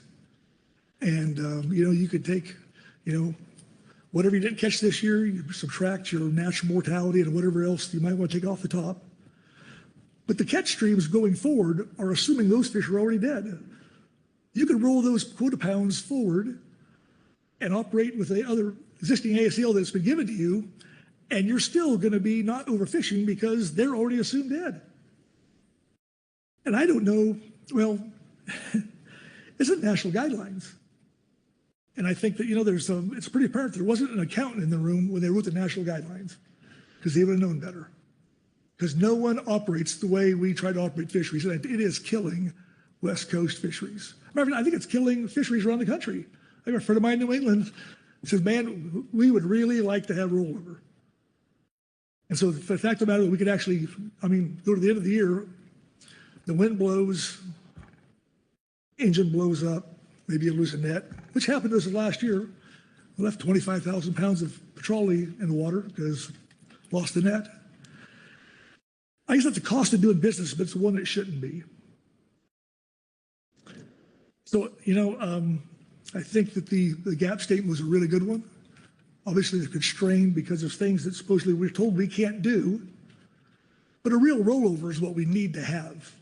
Within the constraints, with the overfishing isn't happening. I've talked to the GAP representatives, the environmental group representatives on the GAPs, the last two meetings, and there's not an issue here. As long as you're not catching too much fish the first year, if you're just moving forward, it's not happening. And so, anyway, I just think that I get kind of walking through how you might do this. But if we had the 600 ton of canary this year, because we're not trying to catch it, we're trying to avoid it. The trawl fleet, it is your teddy bear, your security blanket, whatever it is, that you're not going to get put out of business, so you're holding on to that thing. And so the stocks you see in canaries, for instance, we're not fishing in the closed areas of the EFH areas where we used to target them back in the day. They're in the mud flats, and we're just trying to avoid them. But if we had those fish available to us, they're already declared dead. We could use those this year, and we have this year's quota pounds, and then we have what I like to call I call them the FPs, the freedom pounds. See, and basically they would free up the economies of this West Coast to thrive. But if you had, and those FPs, we don't call them, if they would go forward and they would sunset at the end of the year, and you might use it, you might not. And then next year we'd have this year's quota potentially work off if we didn't use it, if we didn't use up all the last year's quota. And the problem that we're having with canary would not be happening this year. We'd have less fish going forward. And over time, if it stayed that way, we had learned to live with it. But it would certainly cushion the pain we're feeling. It would be a rheostat instead of a light switch, because the light switch is killing us. And so I appreciate what we've heard so far. This is the process we're moving forward. But I tell you what, if we don't change things, woof. The National Fisheries Service folks went down the coast, and I were shocked. what they saw. And we've been telling what's there, but to see it with their own eyes, it's not pretty. So anyway, I'll quit there. Appreciate your time. Listen to me go on, but we need to do better. And we need to have the tools. And as I'm saying, we've been put in a box, and we need to get out of that box. And sometimes that box was created by us. It's not necessarily our fault. We're just operating in the environment that's been given to us. But that's not necessarily etched in stone. I think there's ways around this, and hopefully we can make some real effort over the coming months ahead. Thank you. Thank you. Butch Smith, Lynn Mattis, then I'll look to my right for the next hand. Butch. Thank you, Mr. Vice Chair, and I support 100% what Brad said, and I don't necessarily know how they make the sausage, but I understand in this business wandering the halls aimlessly for 35 years and once in a while sneaking into the gap room before they realize I'm in there and they kick me out. That's not true. They've never kicked me out. But I've been in there plenty of times when all the different fishermen are sitting in the four corners of the room with their arm folded. And I've witnessed, what's coming out of this now, where fishermen are working with fishermen to make a better solution. Jessie down there gave an awesome report. She always carries this set of 64 crayons with a sharpener to explain it to Butch, and I usually get to understand that when she's done. But I too am from a coastal community, and at one time we had 10 or 12 trawlers in our port, supporting, each one of them supported up to 8 people each in the cannery on fillet lines. They're not there anymore. Our cannery is, muddling along at best in Ilwaco at this point in time. Hope does better. But so when I see fishermen working together, and the eloquent testimony from Heather and Jamie and others, and I don't see a huge much of pushback from our side of the table, I kind of get this is a good thing, and it should be moving forward to see if we can do just what Brad said, because it's tough out in the coast. And if there's fish out there to catch by all the conservation needs and goals, and, like Brad said, if you don't catch them, they don't die. They're like sturgeon. If you don't catch them, they don't die. I understand that. Salmon, if you don't catch them, they do die, but we have enough to get back to the river. So I understand that too. But I just see nothing but good that could come out of this, and certainly worth the time to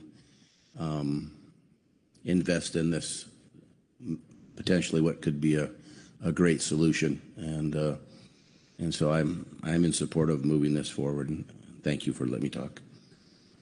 Thank you. Lynn Mattis. Thank you, Vice Chair. In the presentation from Ms. Waller, it did show that this body has taken up a lot of these issues in the past. And I'm having flashbacks to late nights in the GMT room where we were working late into the evening. Ms. Waller, Mr. Patrick Myrick, who was on the team at the time, Patrick pulling his hair out as we were working on the analysis of these things. And on 3 or 4 of them, we got to a certain point, brought it to the council, and the council said, "That's nice. We've got another priority now, quit working on it." So it was conscious decisions by this body, which had a very different makeup at the time. All that being said, getting the GAP and all the various sectors of the GAP to come together and agree on a priority list and in an order of priority, I think was definitely a yeoman's task. What was on the initial list is too much for us to consider. If everything is a priority, nothing is a priority. So really appreciate the GAP providing not just these are the things we prioritize, but the order in which you would like them prioritized. And I think that's going to be helpful moving forward, that, okay, we look at this first, this second, and then as we have time more to go there. So really appreciate the work that the industry and the outside of the GAP, the industry, as well as the GAP members, and trying to come up with, these are the things we would like to have y'all look at first to try to help provide solutions. Thank you. Thank you. I look around. Fair amount of discussion. Asia Shumalo. Thank you, Vice Chair. I have a motion if folks don't have any more to say at the moment. But I'm happy to wait if there's additional discussion. I detected enough of a pause that let's have the motion to stimulate discussion. So I move that the council direct staff to develop a concise problem statement using the discussion of fleet impacts in agenda item E7A, Supplemental Gap Report 1. Establish the scope of the action to include the following measures in priority order. 1 is ABC carryover, 2 is phase-in ABC control rule, 3 mid-biennium harvest specification change or green light, 4 off-the-top accounting change, 5 annual specifications, and the third bullet is task staff with opening a dialogue with the SSC on the scientific aspects of how their fishing level recommendations for preventing overfishing could be established for multi-year periods. For example, rolling averages of catch versus the ABC. And I want to correct that. The purpose of considering overfishing risk over a multi-year period is to facilitate ABC carryover and similar ideas for pooling the risk created by the variability in catch experience within many fishery sectors. The desired outcome of this action is to mitigate the issues outlined in the problem statement and provide access and stability for diverse groundfish participants and fishing communities. Okay, thank you. And I think you tried to change. Yeah, if this could be underlined, this could be changed to the. Perfect. With that change, what appears on the screen looks accurate and complete. Do you agree? Yes. Is there a second to the motion? Seconded by Mark Gorelnik. Please speak to your motion. Thank you. So first, just offering again appreciation for the GAP and the GMT for their reports on these items. That made the motion very easy to put together to be able to pull the recommendations directly from them. There was pretty strong alignment between the GMT and GAP reports on the first 4 items, but the GMT didn't offer a priority, so I'm pulling the priority from the GAP. And then I'll speak a little bit more about annual specifications in a second. I also appreciate the depth of discussion that was offered under in-season yesterday. Maybe that was whenever that was, many days, many moons ago when we discussed in season. I will not repeat all of that here, but just ask you guys to call that discussion back into your brains as you're thinking about the importance of these changes and the stability that they'll provide for the fleet, especially with what they're facing this year. With annual specifications, because of my experience at the agency, I have a more optimistic view of how that approach could align with what industry is asking for under mid-biennium specification changes or green light.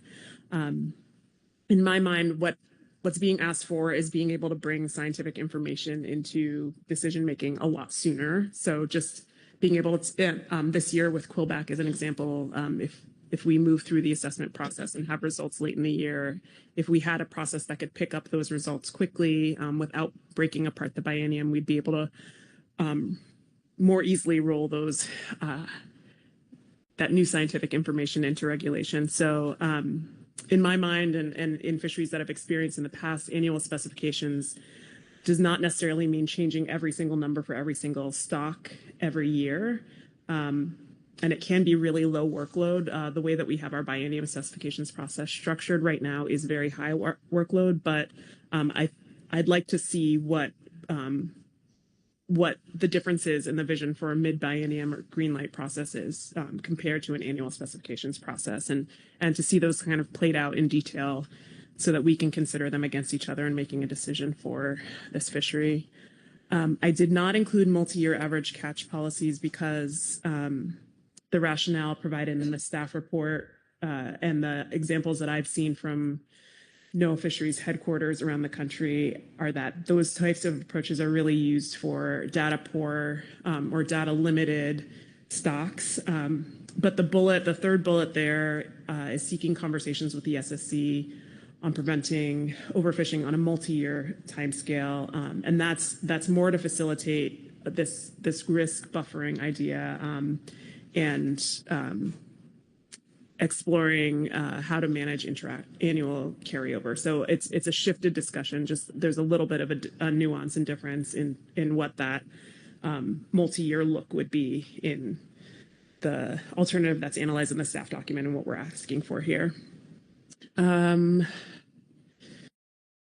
There are several ideas in the GAP report that focused on scientific information and addressing that side of the equation for supporting fisheries. And I think that, well, I know that I've added a lot of that consideration into the executive order response under item D2 later today. And then there's some of that can be picked up through the recent council contract that Director Burden discussed that we have with Linker on independently evaluating our stock assessment process. And then there's also our upcoming stock assessment planning in terms of reference item coming up in March 2026. And so I think that can provide a venue to start pulling in some of the thoughts that are there. And then I have some other overarching thoughts on how to reconsider our science to management pipeline that'll come up under D2. And then the last note is just the tie with this action back to our flexible and adaptive management special project, and that anything that we learn here in implementing these overarching framework type activities can be pushed out into other FMPs that have similarities to what we're dealing with groundfish. And I know during that discussion, CPS came up as another big example. I know that there are a lot of differences here, but hopefully we can develop these items with an eye towards applicability in other council FMPs as well. So with that, I'll stop. Thank you, Aisha. Questions regarding the motion? Questions for clarification? Jesse Waller. Thank you, Mr. Vice Chair. Ms. Shmilo, I just wanted to clarify on item number 1, ABC carryover. Are you supporting the GAP talked about both approaches, so where we could use the ACL buffer as well as moving up the ABC? So there were 2 approaches outlined in the National Center 1 guidelines. So I'm guessing you want to scope both of those as the GAP recommended? Yes, I'd like to match the GAP's recommendation. Thank you. Any other questions for clarification? Seeing no questions, discussion on the motion. Corey Ridings. Thanks, Vice. I think this may be a question for possibly Asia, possibly Jesse, and please feel free to slap my paw if I'm out of line here with my questioning. But looking at this, I'm thinking about if we were to move this forward, what other things that are sort of in our queue or on our docket, especially given the severe cutbacks that we're hearing about at NIMS and budget cutbacks for the states.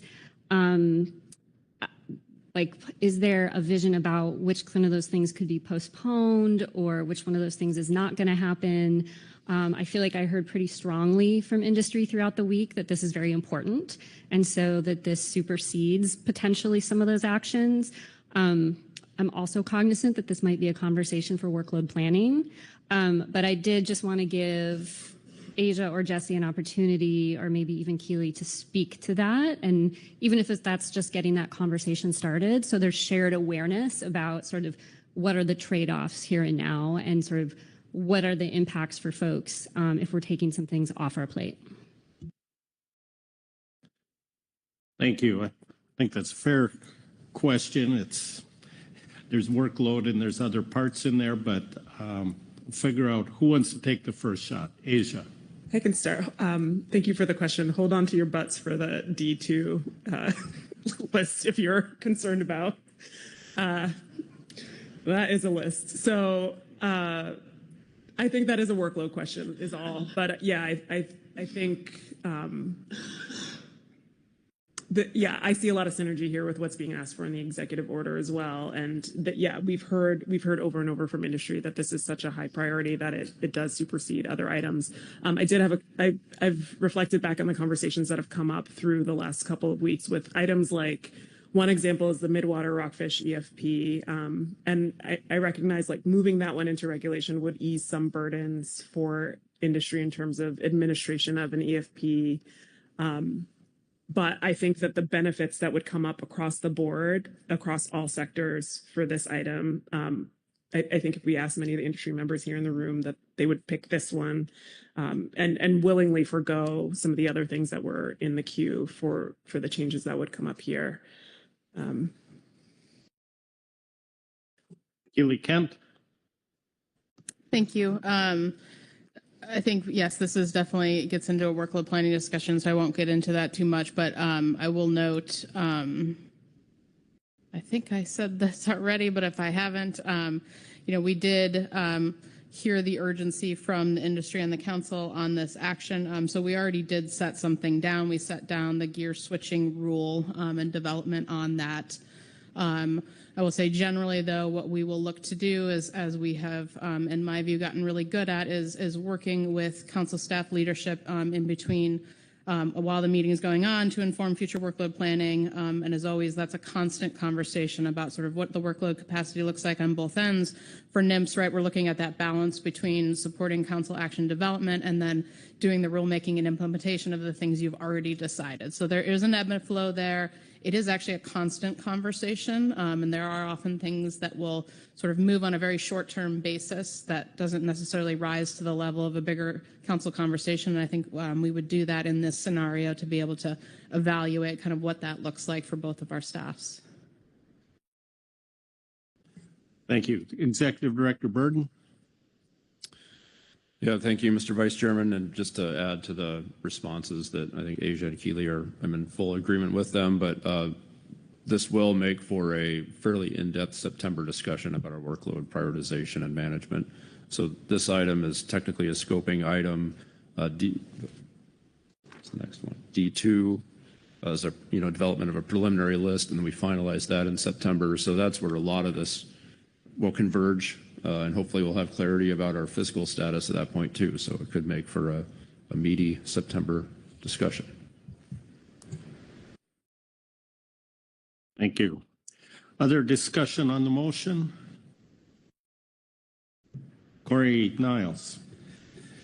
Yeah, thanks, Mr. Vice Chair, and thanks, Asia, for the motion. As I'm pleased. This feels like an issue that everyone is wanting to work on, and it's nice to have a common goal to work towards. I like when Brad speaks in length because he usually has very visual analogies and metaphors that I want to go on to. Like to be an artist, it helps to walk through the trees, and we all have our own talents. And I walk through a lot of forests, and you're going to get some ugly-looking trees if I try to paint them.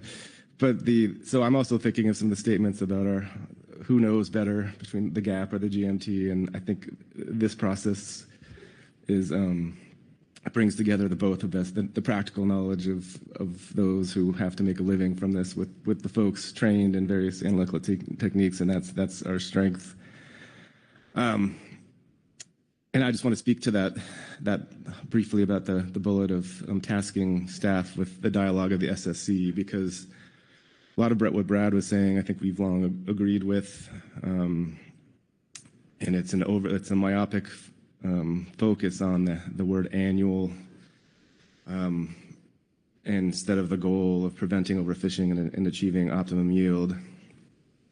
And I had dinner last night with a colleague who was on the GMT, Rosemary Kasaka, about 12 years ago, and she asked what we were doing, and I said, "Oh, we're working on this, and this idea." And she's like, "Oh yeah, the one that Andre Punt said would a good idea like 12 years ago." And so we have the SSC telling us that the biology, the literature tells us we can use it's not overfishing doesn't happen in 1 year if you go over your OFL by a tiny bit. It's a longer term phenomena. So getting that dialogue with the SSC and them to open their minds a bit to this, or to give their advice more to this, to their scientific learning than maybe some of our, what we think the national standards allow for and the Magnuson Act allows for. I'm thinking again of albacore tuna, where we just went through the harvest control rule discussion the last year or two, which is an SPR-based control rule, just like our groundfish control rules. And they're, as long as your catch is bouncing around that SPR rate, you're achieving your objectives. And so we take that approach there, and I think there's more room in the Magnuson Act for that approach here. But that is the foundation. I think we could build a lot of this on and have something like the carryover have a lot more benefit than the way it's kind of narrowly constricted in certain interpretations. And lastly, I think on the worry, I pointed out that P-star, asked Dr. Marshall about that P-star graph, not just for fun, but I think it speaks to a lot of folks around this horseshoe, as Dr. Lent called it, which was a new one for me, have thought this idea that sigma takes into account all scientific uncertainty. But what that sigma does is it defines that shape that you saw there of those blue bars.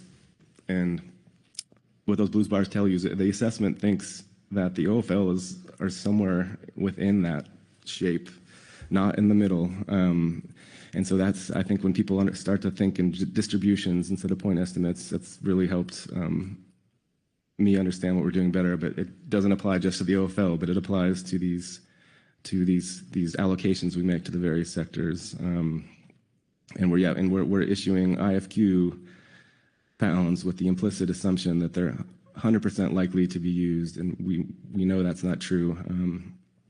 So there's a way of using distributions and probability better to achieve our goal of getting as closer to the ACLs while helping individuals get their target species. I had one more thought, but I lost it. But I think so. Yeah, I think we can work on these things, and this is probably just the first cut at them. But yeah, I think at this multi-year, if we open our minds to the preventing overfishing and optimum yield instead of annual, there's ways of setting aside like an insurance pool that you can draw from over the course of years, not just for the IFQ program, but for the recreational fisheries and for something like canary rockfish. But yeah, I look forward to continuing to make progress on these items. Thank you, Corey. Any other discussion on the motion? Seeing no hands for discussion, I'll call the question. All those in favor say aye. Aye. Aye. Opposed? Abstentions? Motion passes unanimously. Thank you, Asia. I'll look around and see, before going to Jesse for a summary, any more motions, discussion? Not seeing hands. Jesse, what more should we do here? Thank you, Mr. Vice Chair. I believe you have finished your council task for today, so you've given us some very clear direction, including some scope on 5 items to start looking at in depth. You've also tasked us with starting to work with the SSC on another idea about these multi-year fishing periods. So council and NIMP staff will take this all back, and we'll come back at a later time with regards to next steps on this meeting, on this agenda item. All right, thank you. It sounds like we've completed our work. Look around, make sure that looks correct. So I will close out this agenda item. Thank you all for great work on this, and pass the gavel back to our chair. Keep the gavel.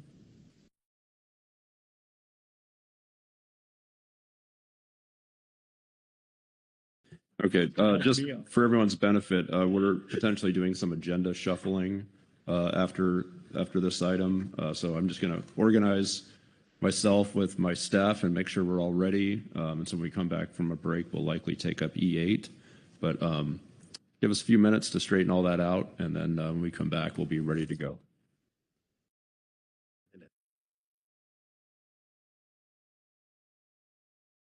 10 minutes.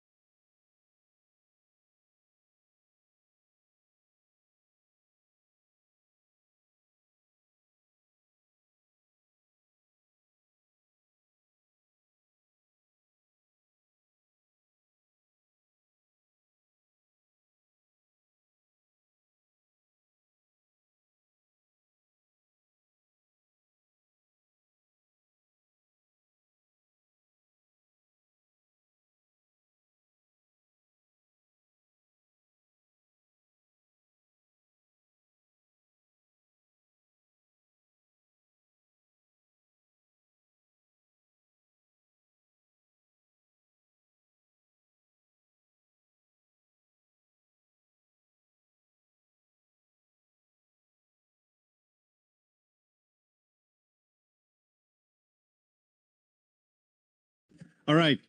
I think we're ready to get started here.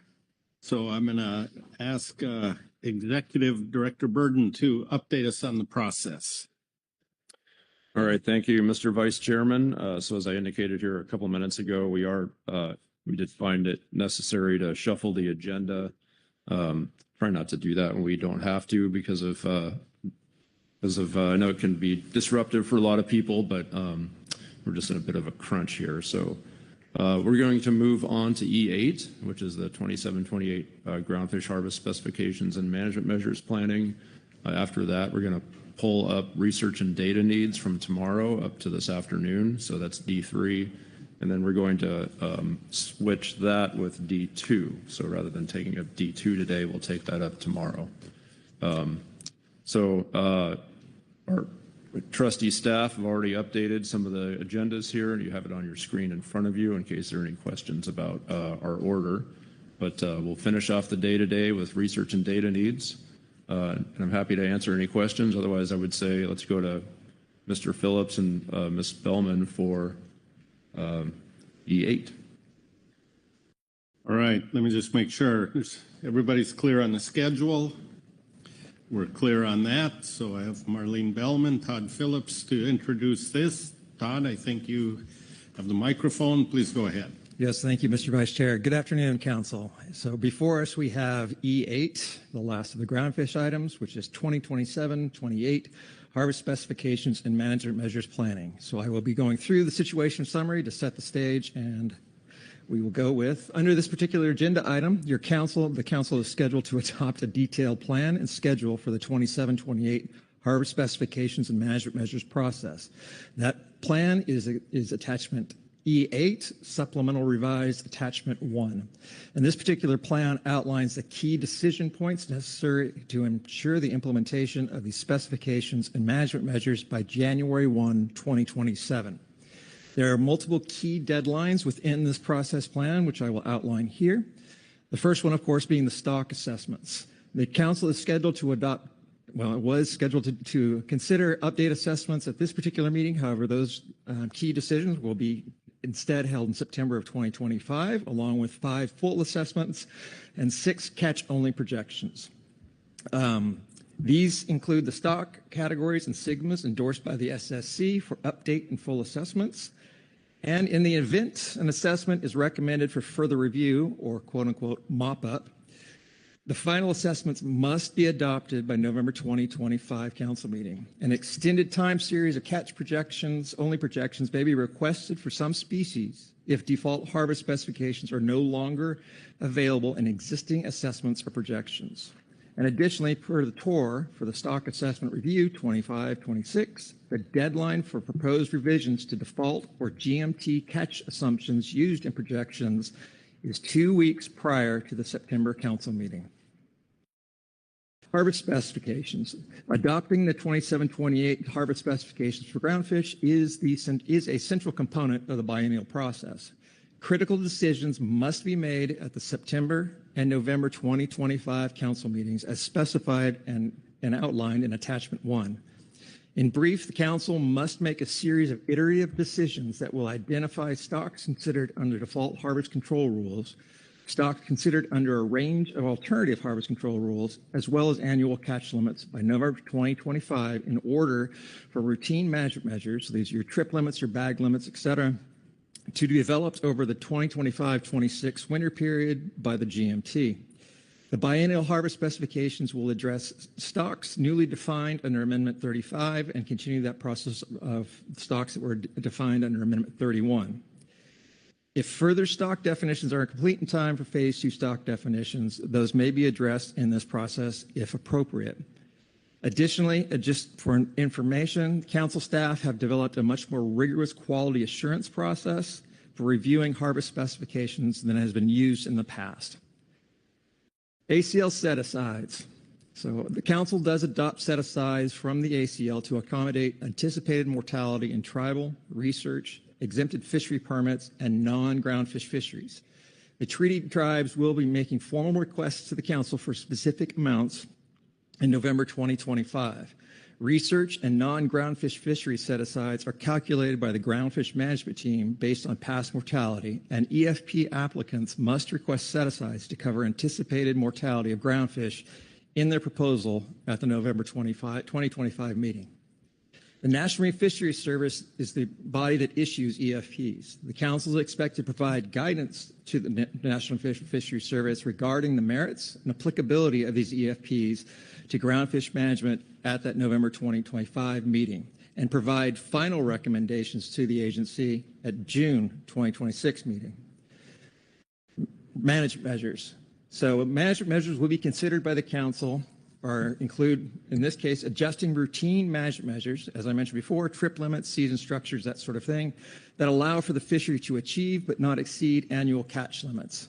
These adjustments, in part, are based on new fishery information, so these will be your stock assessments and other data from fishery performance issues. The Council is scheduled to accomplish specific tasks regarding management measures over the course of the next 5 Council meetings, as outlined again in Attachment 1. To assist the Council in navigating this process, we drafted Attachment 2 as a reference document, which presents relevant information regarding harvest specification and management measure terminology. And we did that because we have noticed that we wanted to be able to set a terminology that we're all using. Additionally, the Council has the opportunity to front-load management measures process by directing the Groundfish Management team to scope modifications to routine management measures without competing biennial priorities over the summer. The Council has indicated creating individual species trip limits for rockfish complexes north of 4010 and biennial allocation modifications to such species of canary rockfish as items of interest in the recent past. New management measures.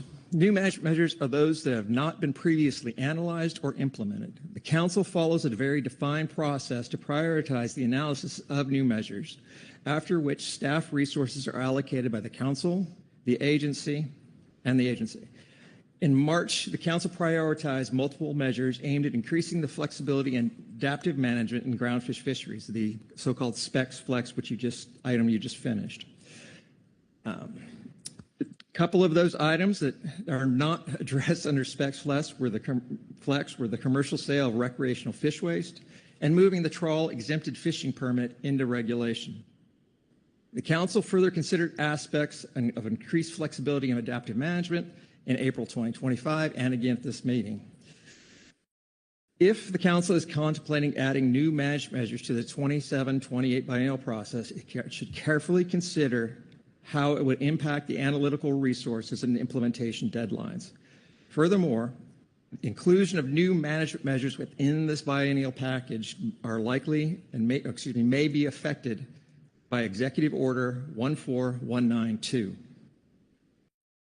Looking at your reference materials, you'll notice that we do have a PowerPoint. However, in honor of Father's Day for Mr. Butch Smith, we are going to forgo doing that particular item today and just use that as reference material. So if any council member out there wishes to know more about the SPECS process, please feel free to contact myself or Marlene, and we're happy to go through that with you. And I will note that we do plan in September to have PowerPoints for you to go through the specifications process and the management measures process, just for more information to be shared amongst all of us. The reference materials, again, you have a report from the SSC, the GMT, and the GAP.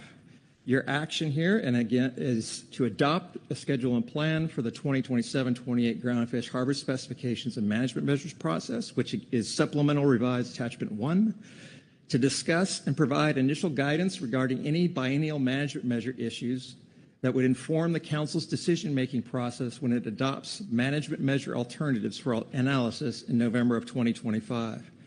And then to consider tasking the GMT with over-summer work to scope any routine management measures that include such things as the biennial allocations and other recommendations brought forward by the GMT and GAB. And with that, Mr. Vice Chair, I'm happy to answer any questions. Otherwise, we can move directly to the reports. All right, thank you. Let me see if there's any questions on the overview. Not seeing any. Remember, we won't see the presentation. I think I heard any questions on that are directed to Butch Smith. So with that, we'll go to our reports. And first, we have a Scientific and Statistical Committee report. Dr. Jason Schaffler. Dr. Schaffler, are you there? I am here, Mr. Vice Chair. Great. Go ahead. Okay. Thank you very much, Mr. Vice Chair and members of the council. I am Jason Schaffler with the SSC, and I will be reading agenda item E8A, Supplemental SSC Report 1, Scientific and Statistical Committee Report on 2027-2028 Harvest Specifications and Management Measures Planning. The Scientific and Statistical Committee discussed the proposed process and timeline for the 2027-2028 Harvest Specifications and Management Measures and has the following comments.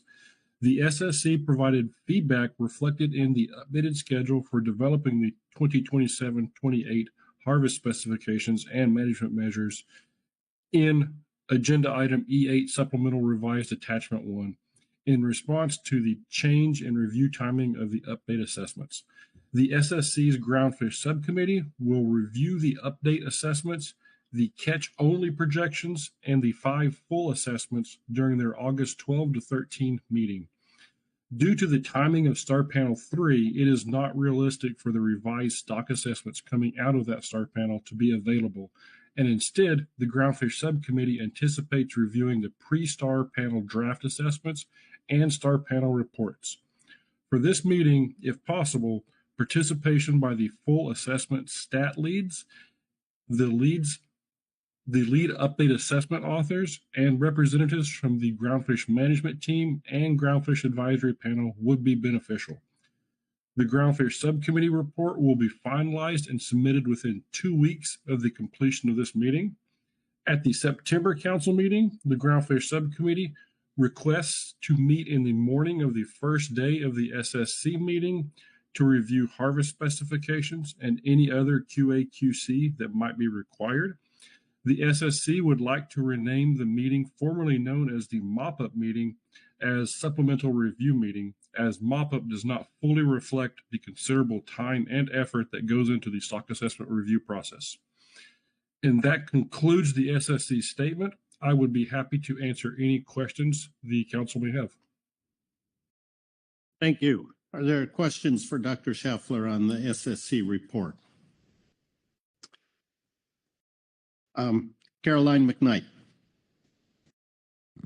Thank you, Mr. Vice Chair. Thank you for the report. Just a quick question relative to the need to push the update assessments to the August 12th and 13th meeting. Was there any discussion about feeling stretched or feeling like that was too much for the meeting? I'm noticing that there was some effort here in the report to point out how many things need to be reviewed over that 2-day span. Thank you. Thank you for the question, Ms. McKnight. Yes, we did have discussions about this, and the original schedule for that Groundfish Subcommittee meeting, we were meeting for 1.5 to 2 days. We were leaning toward the 1.5 day time. So the addition of these 2 review items is feasible, but that pushes it to a full 2 days. And that's also partially why we are suggesting moving the further review of the, let me find it. Further review of the harvest specifications in QA/QC to just prior to the September meeting. All right. Thank you. Is that good, Caroline? All right. Other questions? I see no other hands here. Thank you, Jason. Next, we have a Groundfish Management Team report. Lynn Massey is here to deliver that. Good afternoon, Lynn.